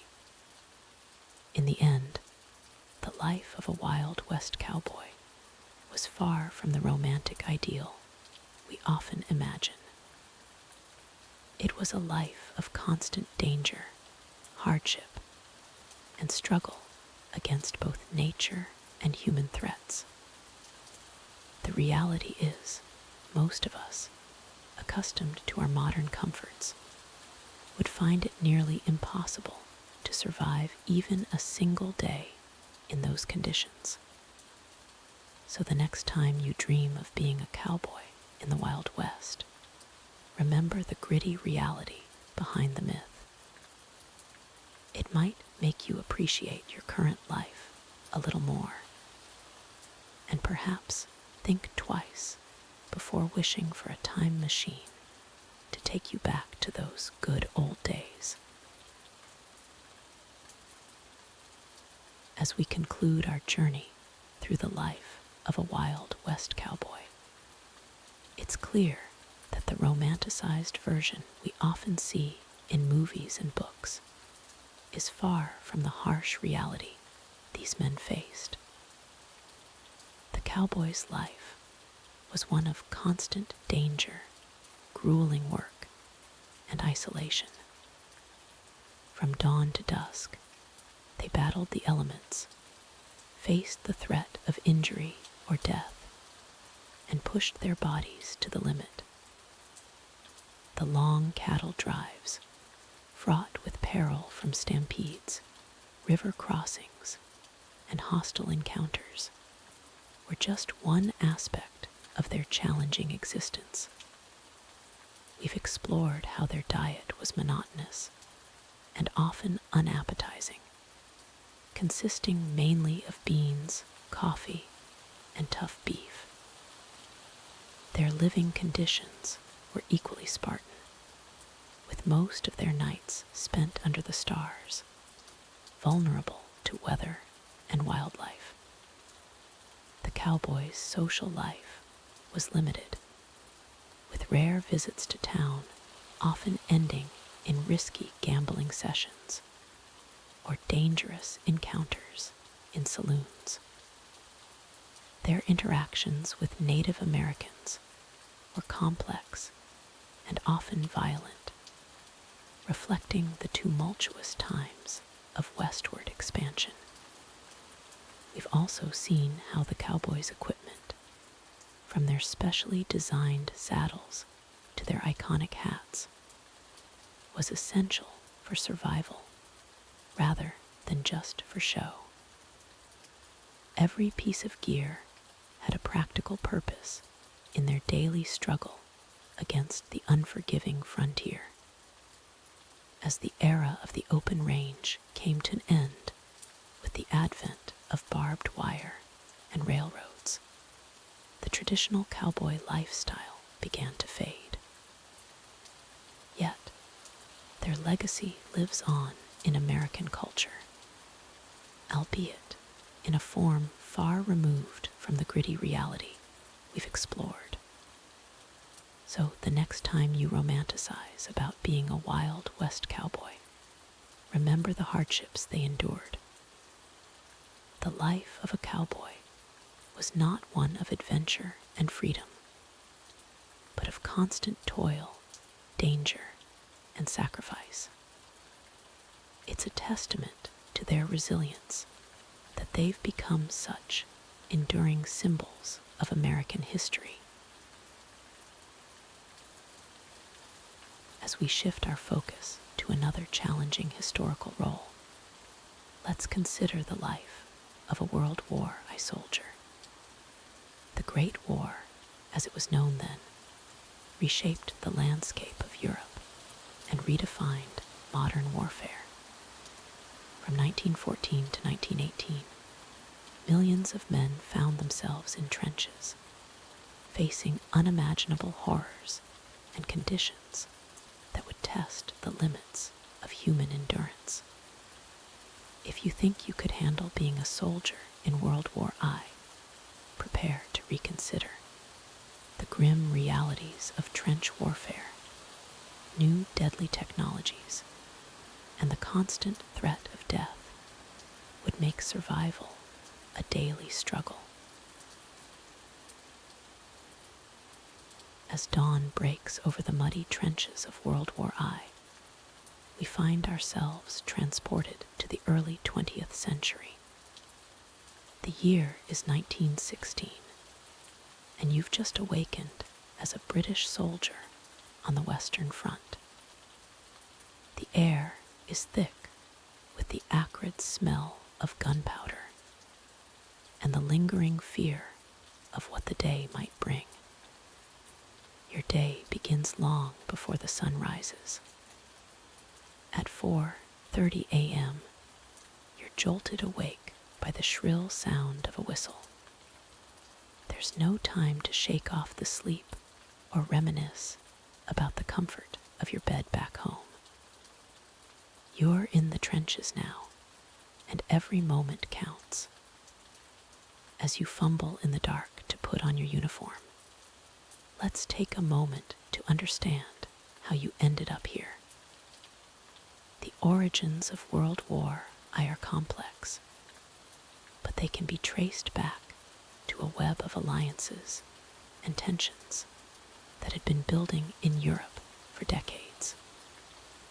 In the summer of 1914, the assassination of Archduke Franz Ferdinand of Austria-Hungary in Sarajevo set off a chain reaction. Within weeks, major European powers were drawn into the conflict due to their alliances and long-standing rivalries. Britain, your home country, entered the war on August 4, 1914, after Germany invaded neutral Belgium. The call for volunteers went out, and like many young men, you answered it with a mix of patriotism, excitement, and naivety about the horrors that awaited. You remember the recruitment posters plastered across your hometown. Your country needs you, they proclaimed, featuring the stern face of Lord Kitchener pointing directly at you. The promise of adventure and the chance to defend your nation was too enticing to resist. But now, as you lace up your boots in the dim light of dawn, those romantic notions seem like a distant dream. The reality of trench warfare has set in, and each day is a battle for survival. You quickly check your equipment, your Lee Enfield rifle, a few grenades, and your gas mask. The gas mask is a constant reminder of the new, terrifying weapons employed in this war. You've heard stories of chlorine gas attacks that leave men choking and gasping for air. As you emerge from your dugout, you're greeted by the sight of your fellow soldiers. Their faces are gaunt and tired, much like your own. Many of them are barely out of their teens, boys who became men overnight in the crucible of war. The trench stretches out before you, a winding scar cut into the earth. It's about 7 feet deep and 6 feet wide, with sandbags piled high along the top edge for protection against enemy fire. Wooden duckboards line the bottom, a futile attempt to keep your feet dry in the perpetually muddy conditions. You take your position at the fire step, a raised platform that allows you to peer over the top of the trench into no man's land. This barren stretch of earth between your trench and the enemy's is a hellscape of barbed wire, shell craters, and the decaying bodies of fallen comrades. The morning routine begins with stand to, where every man is on high alert for potential enemy attacks. It's a tense time, as dawn and dusk are favored for raids and assaults. You grip your rifle tightly, eyes straining to detect any movement in the misty morning light. As the sun rises higher, the immediate threat of a dawn attack subsides. But there's no time for rest. The day ahead is filled with endless tasks, repairing damaged sections of the trench, cleaning weapons, and always watching for enemy activity. You try not to think about the rats that scurry around your feet or the lice that infest your uniform. These constant companions are just another part of trench life, along with the mud, the cold, and the ever-present fear of death. As you settle into your morning duties, you can't help but wonder how long this war will last. When you enlisted, there was talk of being home by Christmas. But that Christmas has come and gone, and the end seems no closer than it did when you first arrived at the front. Little do you know that this grinding, brutal conflict will drag on for 2 more years, forever changing the face of warfare and the world itself. But for now, your world is confined to this trench, and your focus is on surviving another day in the midst of the Great War. As we delve deeper into the harsh realities of historical figures, let's turn our attention to the physical conditions endured by soldiers during World War I, the Great War. As it was known then, was a conflict of unprecedented scale and brutality, leaving an indelible mark on those who fought in its trenches and battlefields. The physical toll on World War I soldiers began even before they reached the front lines.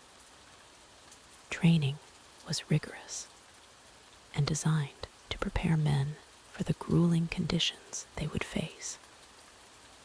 Recruits were subjected to long marches, carrying heavy packs, endless drills, and physical conditioning that pushed their bodies to the limit.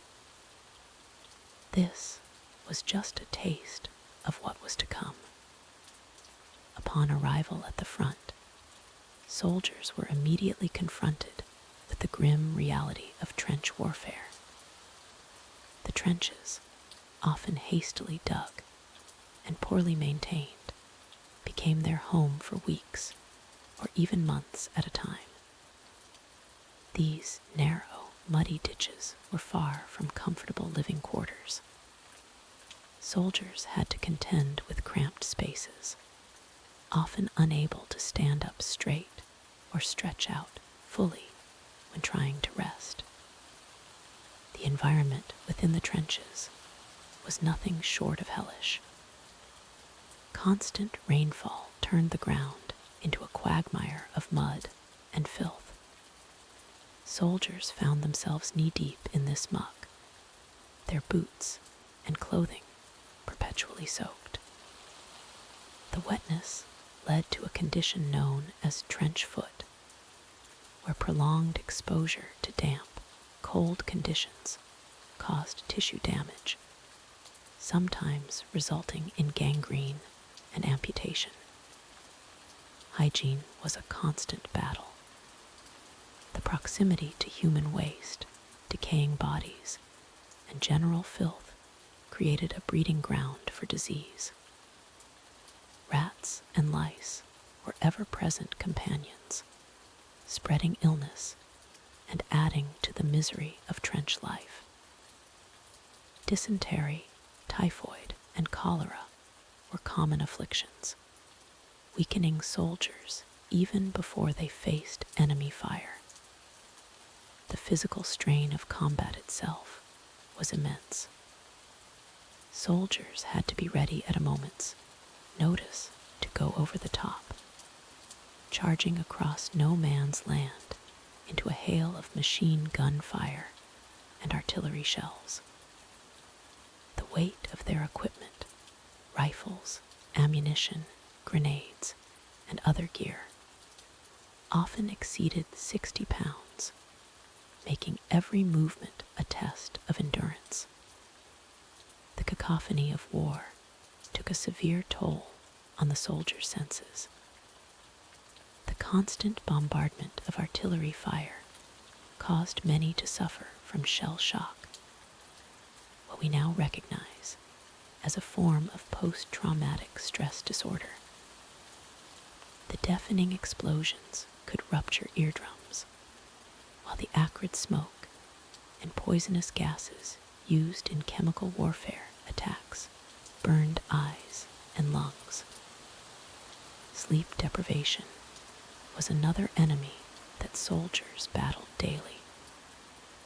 The threat of enemy attacks meant that vigilance was necessary around the clock. Even when not actively fighting, the noise of battle, the discomfort of their surroundings, and the psychological stress made restful sleep nearly impossible. This chronic fatigue further weakened their bodies and minds. The harsh weather conditions added another layer of physical hardship. In winter, soldiers endured freezing temperatures with inadequate clothing and shelter. Frostbite was a common occurrence, sometimes leading to the loss of fingers, toes, or limbs. In summer, the heat brought its own challenges, with soldiers suffering from heat exhaustion and dehydration. Nutrition was often poor and inconsistent. While efforts were made to supply troops with rations, the quality and quantity of food varied greatly. Many soldiers subsisted on monotonous diets of canned goods and hard biscuits, lacking in essential nutrients. This poor nutrition, combined with the physical demands of war, left many soldiers malnourished and susceptible to illness. The physical toll of World War I extended beyond the immediate dangers of combat. Many soldiers who survived the war returned home with permanent disabilities. Loss of limbs, blindness, and respiratory problems from gas attacks were common. The primitive state of battlefield medicine meant that even relatively minor wounds could become life-threatening due to infection. In conclusion, the physical conditions endured by World War I soldiers were a testament to human endurance in the face of unimaginable hardship. From the mud-filled trenches to the chaos of battle, every aspect of their experience pushed the limits of what the human body could withstand. The legacy of their suffering serves as a stark reminder of the true cost of war on the individual soldier.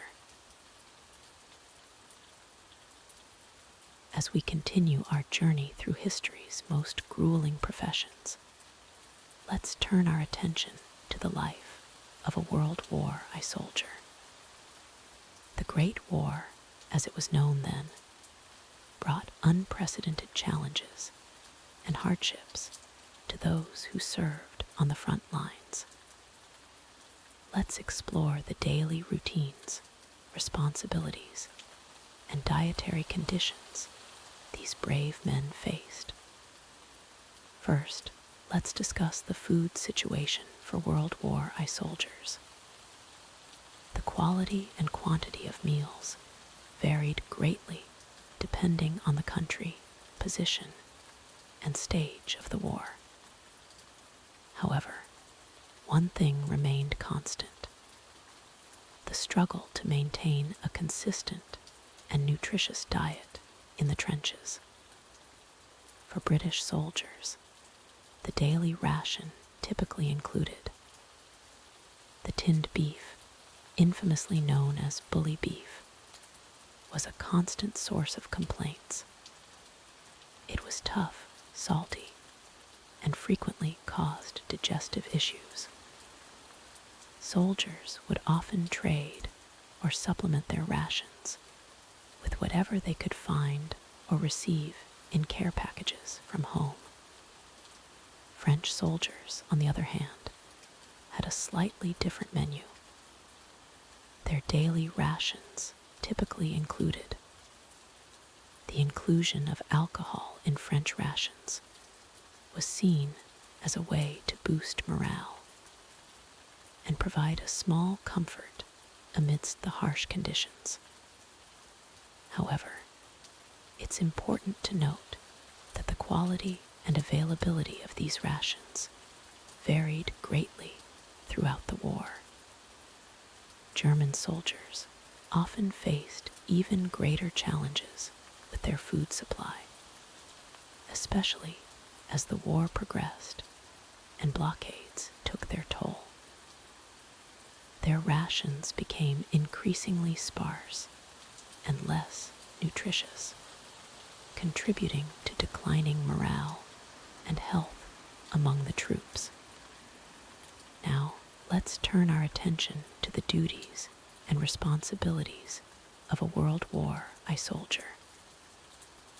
Life in the trenches was a constant cycle of vigilance, maintenance, and combat readiness.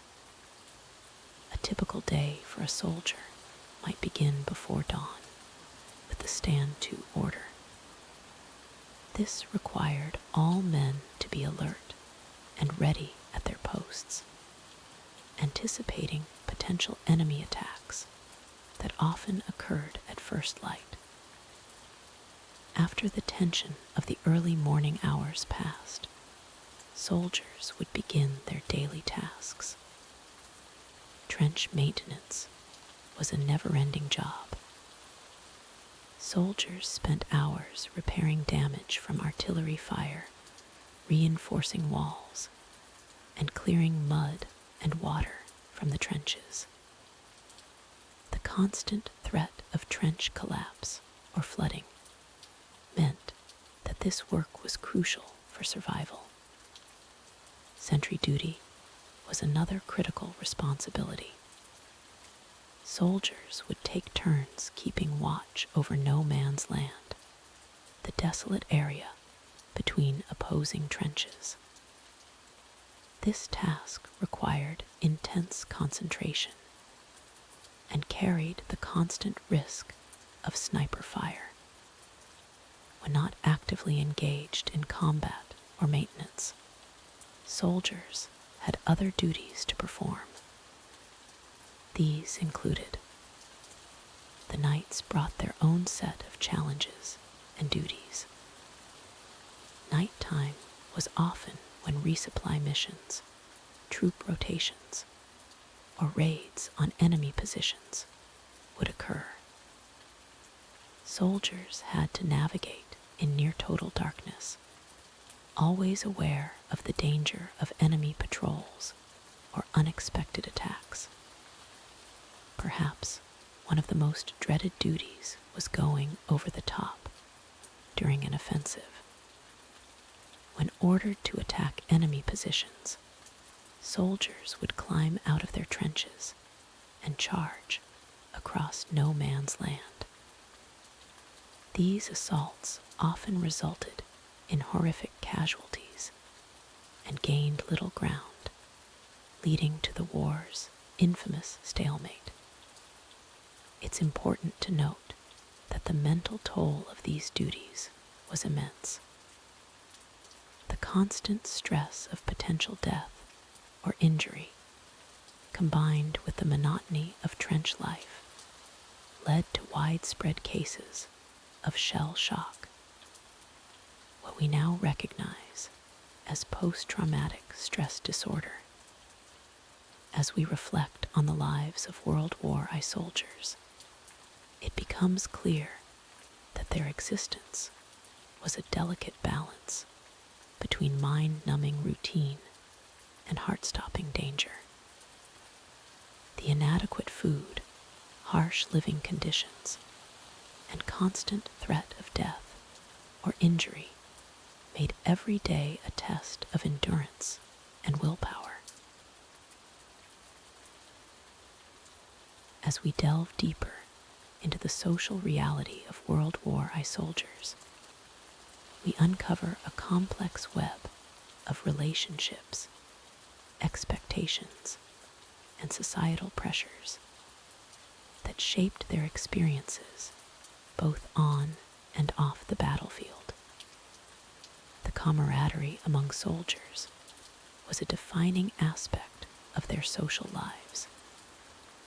In the trenches, men from diverse backgrounds were thrown together, forming bonds that often transcended class and regional differences. These relationships were crucial for survival and maintaining morale in the face of unimaginable horrors. However, this camaraderie was not without its complications. The strict military hierarchy meant that friendships often had to be navigated carefully, especially between officers and enlisted men. Fraternization across ranks was discouraged, creating an invisible barrier that could strain relationships. Beyond the immediate circle of fellow soldiers, maintaining connections with loved ones back home was a constant challenge. Letter writing became a lifeline, with soldiers eagerly awaiting news from family and friends.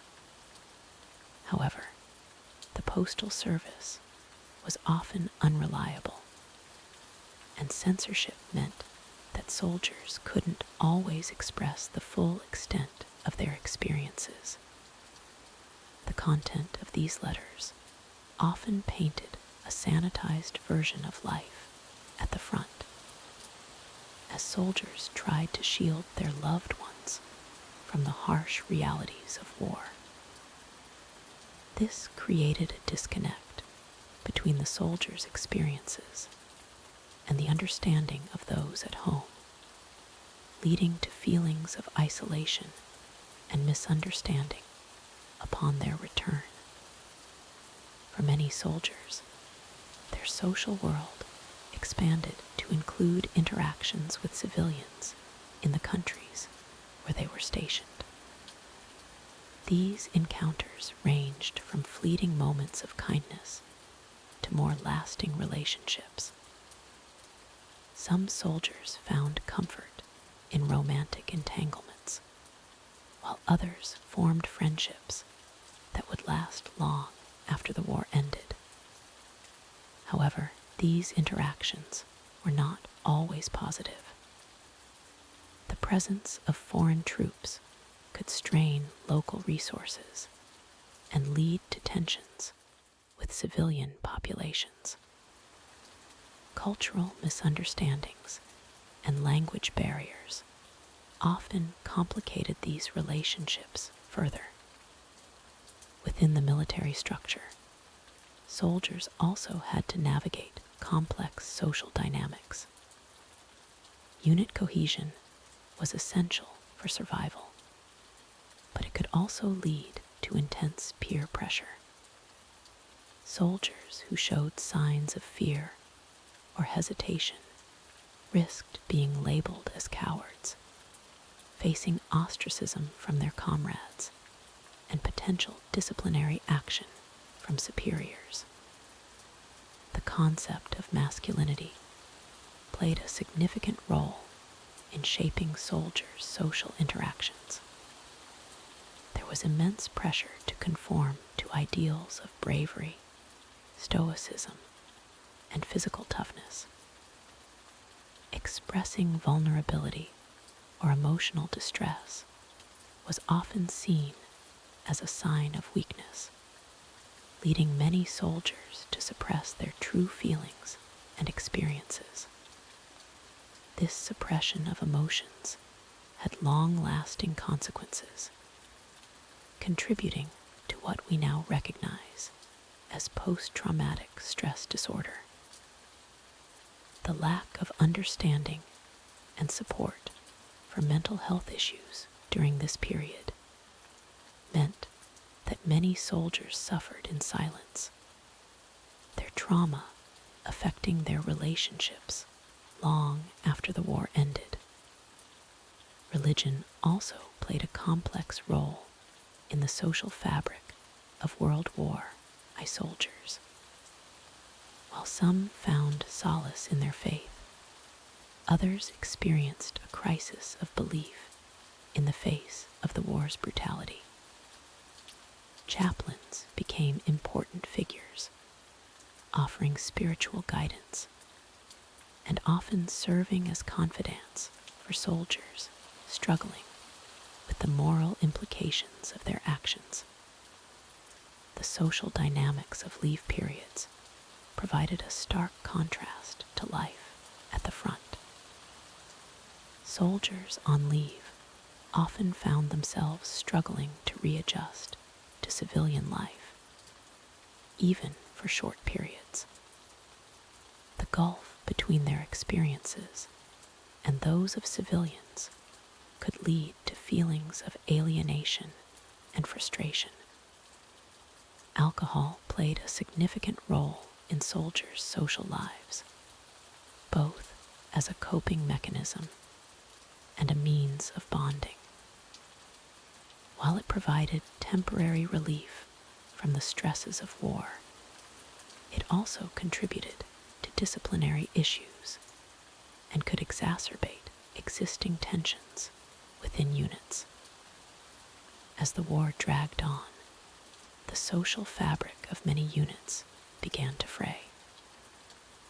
The constant influx of new recruits to replace casualties meant that the tight-knit communities formed in the early days of the war were constantly evolving. Veterans often found it difficult to form close bonds with newcomers, knowing the likelihood of losing them in battle. The social reality of World War I soldiers was also shaped by propaganda and societal expectations. The image of the heroic soldier, perpetuated by recruitment posters and patriotic rhetoric, created a burden of expectation that many found difficult to live up to in reality. In conclusion, the social reality of World War I soldiers was a complex tapestry of relationships, expectations, and challenges. While camaraderie provided essential support, the pressures of military life, societal expectations, and the trauma of war created a social environment that was often as challenging as the physical dangers of the battlefield. Understanding this social context is crucial to comprehending the full impact of the war on those who fought in it. As we delve deeper into the harrowing experiences of World War I soldiers, we must confront the brutal reality of combat and the lasting trauma it inflicted. The trenches of the Western Front were not just battlegrounds. They were crucibles of human suffering that forever changed those who survived them. Picture yourself in the muddy, rat-infested trenches. The air is thick with the acrid smell of gunpowder and decay. Your uniform, once crisp and clean, is now caked with mud and worse. The constant barrage of artillery fire has become a horrifying lullaby, punctuated by the screams of the wounded and dying. The order comes to go over the top. Your heart races as you grip your rifle, knowing that in moments you'll be charging across no man's land. The whistle blows, and you scramble up the ladder. The moment your boots touch the churned earth beyond the trench, hell itself seems to erupt around you. Machine gun fire rakes the ground, cutting down your comrades like wheat before a scythe. Shells explode, showering you with dirt and shrapnel.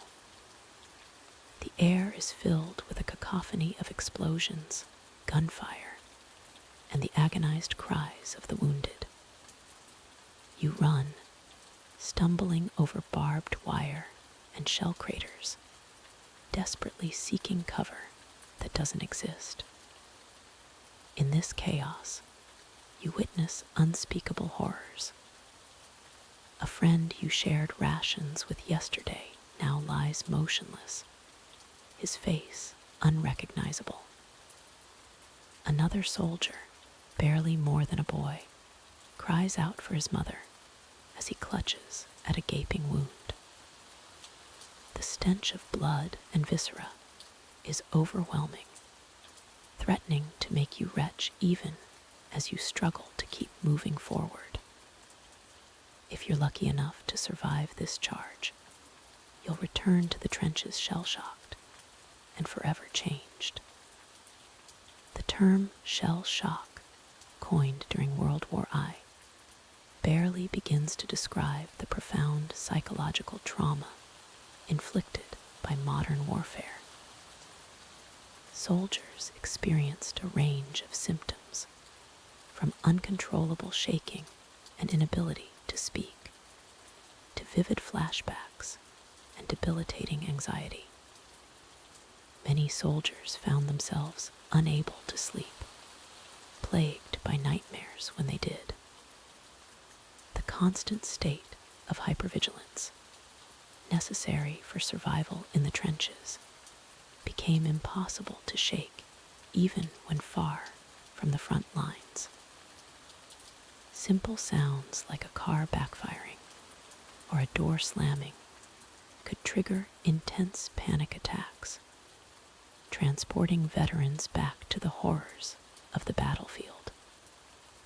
The trauma extended beyond the psychological.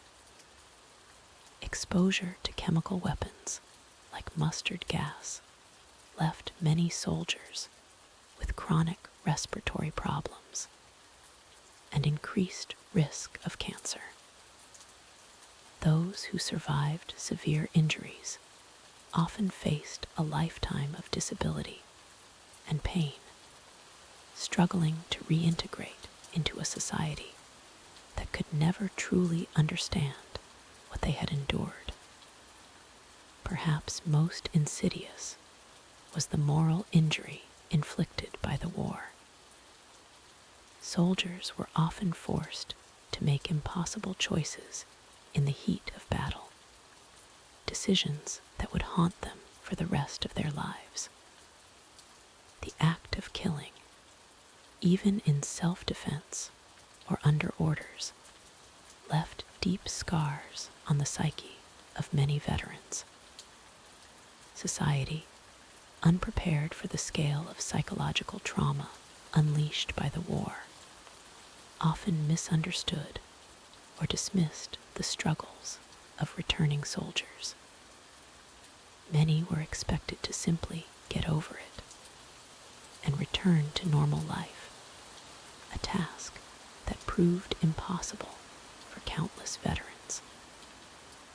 This lack of understanding and support only compounded the isolation and suffering of those who had sacrificed so much. The legacy of trauma from World War I echoed through generations. Families of veterans often bore the brunt of their loved ones' struggles, dealing with mood swings, emotional distance, and in some cases, substance abuse as soldiers attempted to numb their pain. Children grew up in the shadow of their parents' trauma, often inheriting a sense of anxiety and hypervigilance they couldn't fully understand. As we reflect on the combat experiences and lasting trauma of World War I soldiers, we're confronted with the true cost of war. It's a stark reminder that the casualties of conflict extend far beyond the battlefield, leaving scars that may never fully heal. The courage and sacrifice of these soldiers demand our respect, but also our commitment to understanding and addressing the profound impacts of war on the human psyche. As we conclude our journey through the harrowing life of a World War I soldier, it's clear that survival in such conditions was nothing short of miraculous. The constant threat of death, the psychological toll of trench warfare, and the brutal living conditions all contributed to an experience that most of us today would find unimaginable.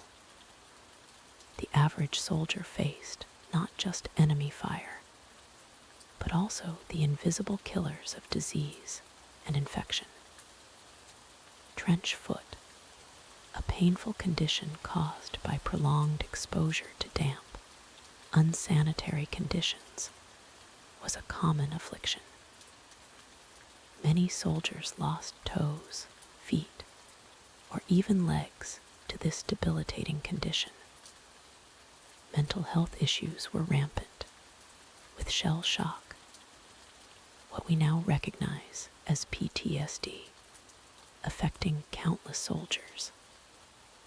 The constant barrage of artillery, the sight of comrades dying, and the overall stress of combat left deep, lasting scars on the psyche of those who survived. Food was often scarce and of poor quality. Soldiers subsisted on monotonous rations of canned meat, hard biscuits, and when lucky, some vegetables. The lack of proper nutrition further weakened their bodies, making them more susceptible to illness. Perhaps most poignant was the sense of futility that many soldiers felt. The war's stalemate meant that despite massive casualties, front lines often moved only a few yards. This realization that their sacrifices might be in vain added to the psychological burden. In the end, the life expectancy of a frontline soldier was shockingly low. Many didn't survive their first day in the trenches. Those who did often found themselves forever changed by the experience. As we reflect on the hardships faced by these soldiers, it's a stark reminder of the true cost of war. Their resilience in the face of such adversity is a testament to human endurance, but also a sobering lesson on the depths of human suffering in times of conflict. As we transition from the grueling life of a Roman gladiator, let's journey forward in time to another era of human struggle, the Industrial Revolution. Imagine yourself transported to a bustling 19th century city where smoke billows from towering chimneys and the rhythmic clang of machinery fills the air. You're about to step into the shoes of a factory worker, during this transformative period. But be warned, the life that awaits you is far from the romanticized tales of progress and innovation. Instead, you'll face a world of grueling labor, dangerous conditions, and relentless exploitation. Are you prepared to endure the harsh realities of an industrial revolution factory worker? As the first rays of sunlight struggle to penetrate the thick, sooty air of industrial London, we turn our attention to another grueling historical occupation: the life of a factory worker during the Industrial Revolution. Imagine, if you will, being jolted awake by the harsh clanging of a bell at 5 a.m., signaling the start of another arduous day in the crowded, dangerous confines of a 19th century factory. The Industrial Revolution, which began in Britain in the late 18th century and spread across Europe and North America, marked a pivotal shift from hand production methods to machines, new chemical manufacturing processes, and the increased use of steam power. While this era brought about unprecedented economic growth and technological advancements, it also ushered in a new set of challenges and hardships for the working class. As you groggily rise from your threadbare mattress in a cramped tenement house, you're acutely aware that you have precious little time to prepare for the day ahead. Your stomach growls with hunger, but there's barely enough food to go around. A meager breakfast of watery porridge and a crust of bread is all you can manage before hurrying out the door. The streets are already bustling with activity as you join the throng of workers making their way to the factories. Men, women, and even children as young as 6 or 7 years old trudge alongside you, their faces etched with weariness and resignation. The air is thick with coal smoke, making each breath a struggle and coating your lungs with grime. As you approach the looming factory building, its brick walls stained black with soot, you can already hear the deafening roar of machinery within. The foreman stands at the entrance, his stern gaze sweeping over the arriving workers.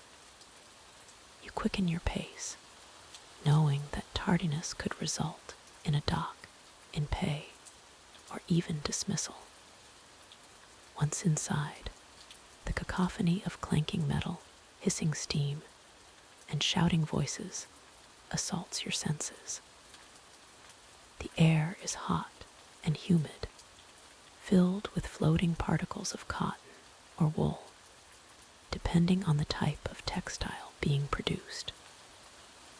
You make your way to your assigned station, a massive spinning machine that requires constant attention and deft hands to operate. As you begin your work, you're acutely aware of the dangers that surround you. The unguarded machinery poses a constant threat. One moment of inattention could result in losing a finger, a hand, or worse. The factory floor is a maze of moving parts, and accidents are all too common. You've seen coworkers maimed or killed by the very machines they operated, their cries of agony forever etched in your memory. The origins of your plight can be traced back to the mid-18th century, when a series of inventions revolutionized the textile industry. In 1733, John Kay's flying shuttle doubled the output of a single weaver. James Hargreaves' spinning jenny, invented in 1764, allowed a worker to spin multiple spools of thread simultaneously.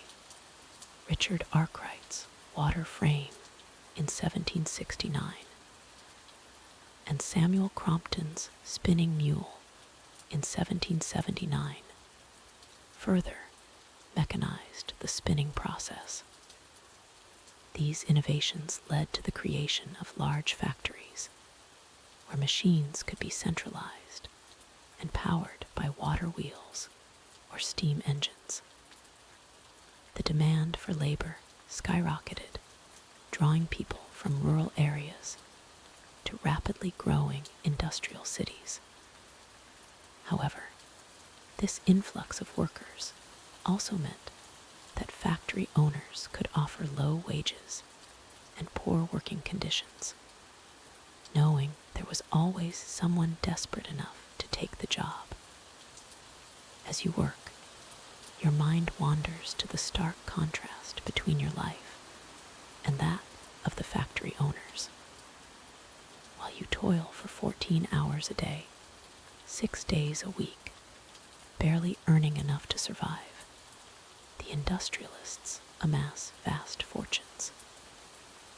The gap between the working class and the newly rich industrial capitalists grows ever wider, fueling social tensions and giving rise to new political ideologies. Your thoughts are abruptly interrupted by the harsh voice of the overseer, barking orders and threatening punishment for any perceived slacking. You refocus on your task, your fingers moving nimbly despite the fatigue that already weighs heavily on your body. The day has only just begun, and there are many more hours of backbreaking labor ahead.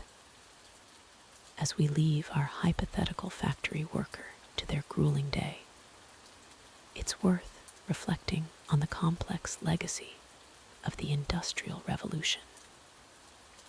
While it laid the foundation for modern economic systems and technological progress, it also gave birth to labor movements, social reforms, and ongoing debates about workers' rights and the ethics of industrialization. The echoes of this transformative period continue to resonate in our world today, reminding us of the human cost of progress and the ongoing struggle for fair working conditions. As we continue our journey through history's most challenging professions, let's turn our attention to the Industrial Revolution and the plight of factory workers. The physical conditions they endured were nothing short of grueling, and you'd be hard-pressed to last even a single day in their shoes. Imagine waking up before dawn, your body still aching from yesterday's shift. The narrow, overcrowded streets of the industrial town are already bustling with workers making their way to the factories. As you approach the looming brick building, the air grows thick with smoke, and the deafening noise of machinery assaults your ears. Stepping inside, you're immediately hit by a wave of heat and humidity. The factory floor is a chaotic maze of spinning machines, conveyor belts, and workers scurrying about. The air is heavy with cotton fibers, coal dust, and metallic particles, making every breath a struggle. Your lungs burn as you inhale the toxic cocktail, but there's no time to dwell on it. Your shift has begun. You take your place at a spinning machine, your hands already calloused and scarred from previous days' work. The relentless rhythm of the machinery dictates your every move. There's no time for breaks or even a moment's distraction. One false move could result in your fingers being caught in the spinning gears, leading to severe injury or even amputation. The hours drag on, and the monotony of the work is punctuated only by the constant fear of accidents. You watch as your fellow workers, some as young as 6 or 7 years old, struggle to keep up with the demands of the machines. Child labor was a grim reality of this era, with young bodies bent and broken by the unforgiving work. The factory overseer paces the floor, his eyes sharp for any sign of slacking. Bathroom breaks are tightly controlled, and you're lucky if you get more than a few minutes to relieve yourself. The pressure to maintain productivity is relentless, and any perceived laziness could result in a dock, in pay, or even dismissal. As midday approaches, your stomach growls, but there's no lunch break in sight. You might be allowed a quick bite of bread while continuing to work, careful not to let any crumbs fall into the machinery. The thought of contaminating the product with food particles is enough to make you lose your appetite. The afternoon wears on, and fatigue sets in. Your muscles ache from the repetitive motions, and your eyes strain in the dim light. Many factories had poor lighting to save on costs, leading to eye problems and accidents. The constant noise has left a ringing in your ears that you know will persist long after your shift ends. The air grows even thicker as the day progresses. In textile factories, the air had to be kept hot and humid to prevent cotton threads from breaking. This created the perfect breeding ground for bacteria and disease. Respiratory illnesses were common, and many workers developed chronic conditions like byssinosis, also known as brown lung disease. As you near the end of your 14-hour shift, your body screams for rest. But there's no slowing down. The machines don't tire, and neither can you. The factory owner's profit margins depend on maximum output, and your livelihood depends on meeting those demands. Finally, the whistle blows, signaling the end of the workday. But your ordeal isn't over. You stumble out of the factory, your clothes drenched in sweat and covered in industrial grime. The walk home is a blur of exhaustion, and you know that tomorrow will bring the same grueling routine. The physical toll of factory work during the Industrial Revolution was immense. Workers often developed skeletal deformities from standing for long hours or hunching over machines. Accidents were frequent, resulting in crushed limbs, severed fingers, and even fatalities. The lack of safety regulations meant that workers were at the mercy of dangerous machinery and hazardous working conditions. So, as you lay your head down on your pillow tonight, in your comfortable, air-conditioned room, take a moment to appreciate the stark contrast between your life and that of an Industrial Revolution factory worker. The physical hardships they endured day after day were beyond what most of us can imagine.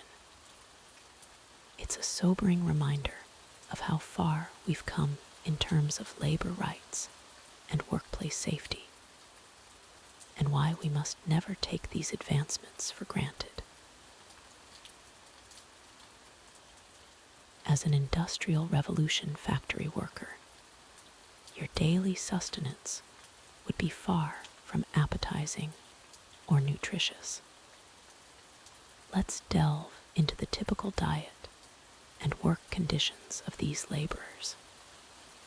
Your day would begin with a meager breakfast, often consisting of nothing more than a slice of bread and perhaps a weak cup of tea. This paltry meal was expected to fuel you through the grueling morning hours of your shift. Lunch, if you could call it that, was equally sparse.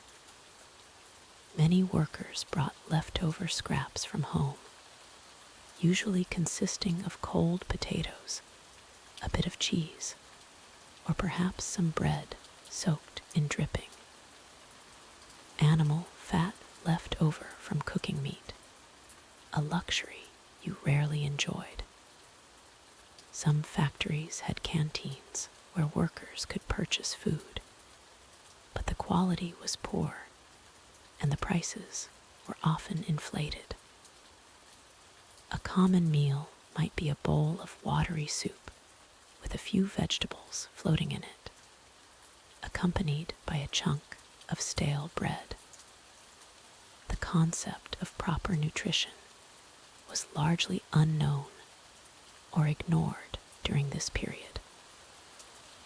Your diet would be severely lacking in essential vitamins and minerals, leading to widespread malnutrition among factory workers. This inadequate diet would leave you constantly feeling weak and fatigued, yet you'd be expected to perform back-breaking labor for up to 16 hours a day. The factory owners cared little for your well-being, viewing you as easily replaceable. Now, let's turn our attention to the work itself. You'd arrive at the factory before dawn, often walking several miles in all weather conditions. The factory would be a massive, imposing structure, belching smoke and steam into the air. As you entered, you'd be hit by a wall of noise, the clanking of machinery, the hissing of steam engines, and the shouts of overseers. The air would be thick with cotton fibers, coal dust, or other industrial pollutants, making it difficult to breathe. Your job might involve operating dangerous machinery with little to no safety precautions. Accidents were common, and many workers lost fingers, hands, or even their lives to the relentless machines. If you were injured, you'd likely be fired without compensation. Children as young as 5 or 6 worked alongside adults, often assigned to dangerous tasks due to their small size. They could crawl under moving machinery to sweep up debris, or climb inside narrow chimneys to clean them. The workday was monotonous and exhausting. You'd perform the same repetitive tasks for hours on end, with only brief breaks allowed for meals. Talking or slowing down could result in harsh punishment from the overseers. The factory floor was often poorly lit, making your work even more challenging and dangerous. In winter, it would be bitterly cold in summer. The heat from the machines and lack of ventilation would be suffocating. Bathroom breaks were strictly limited, and in some factories, workers were forced to relieve themselves at their workstations, to avoid slowing production. The stench and unsanitary conditions contributed to the spread of disease. By the end of your shift, you'd be physically and mentally exhausted. Your hands would be raw and bleeding, your back aching, and your lungs burning from the polluted air. Yet, you'd have to summon the energy to make the long walk home. Once home, you'd have little time for rest or family life. After a meager dinner similar to your lunch, you'd collapse into bed, knowing that in just a few hours, you'd have to do it all over again. This grueling cycle would continue 6 days a week, with only Sundays off for rest. Though many workers used this time to catch up on household chores or seek additional work to make ends meet, the toll on your health would be severe. Many factory workers suffered from chronic respiratory issues, skeletal deformities from poor posture and repetitive motions, and a host of other ailments brought on by poor nutrition and harsh working conditions. Despite the back-breaking labor and long hours, your wages would be barely enough to survive. Many workers lived in constant debt, trapped in a cycle of poverty with little hope of escape.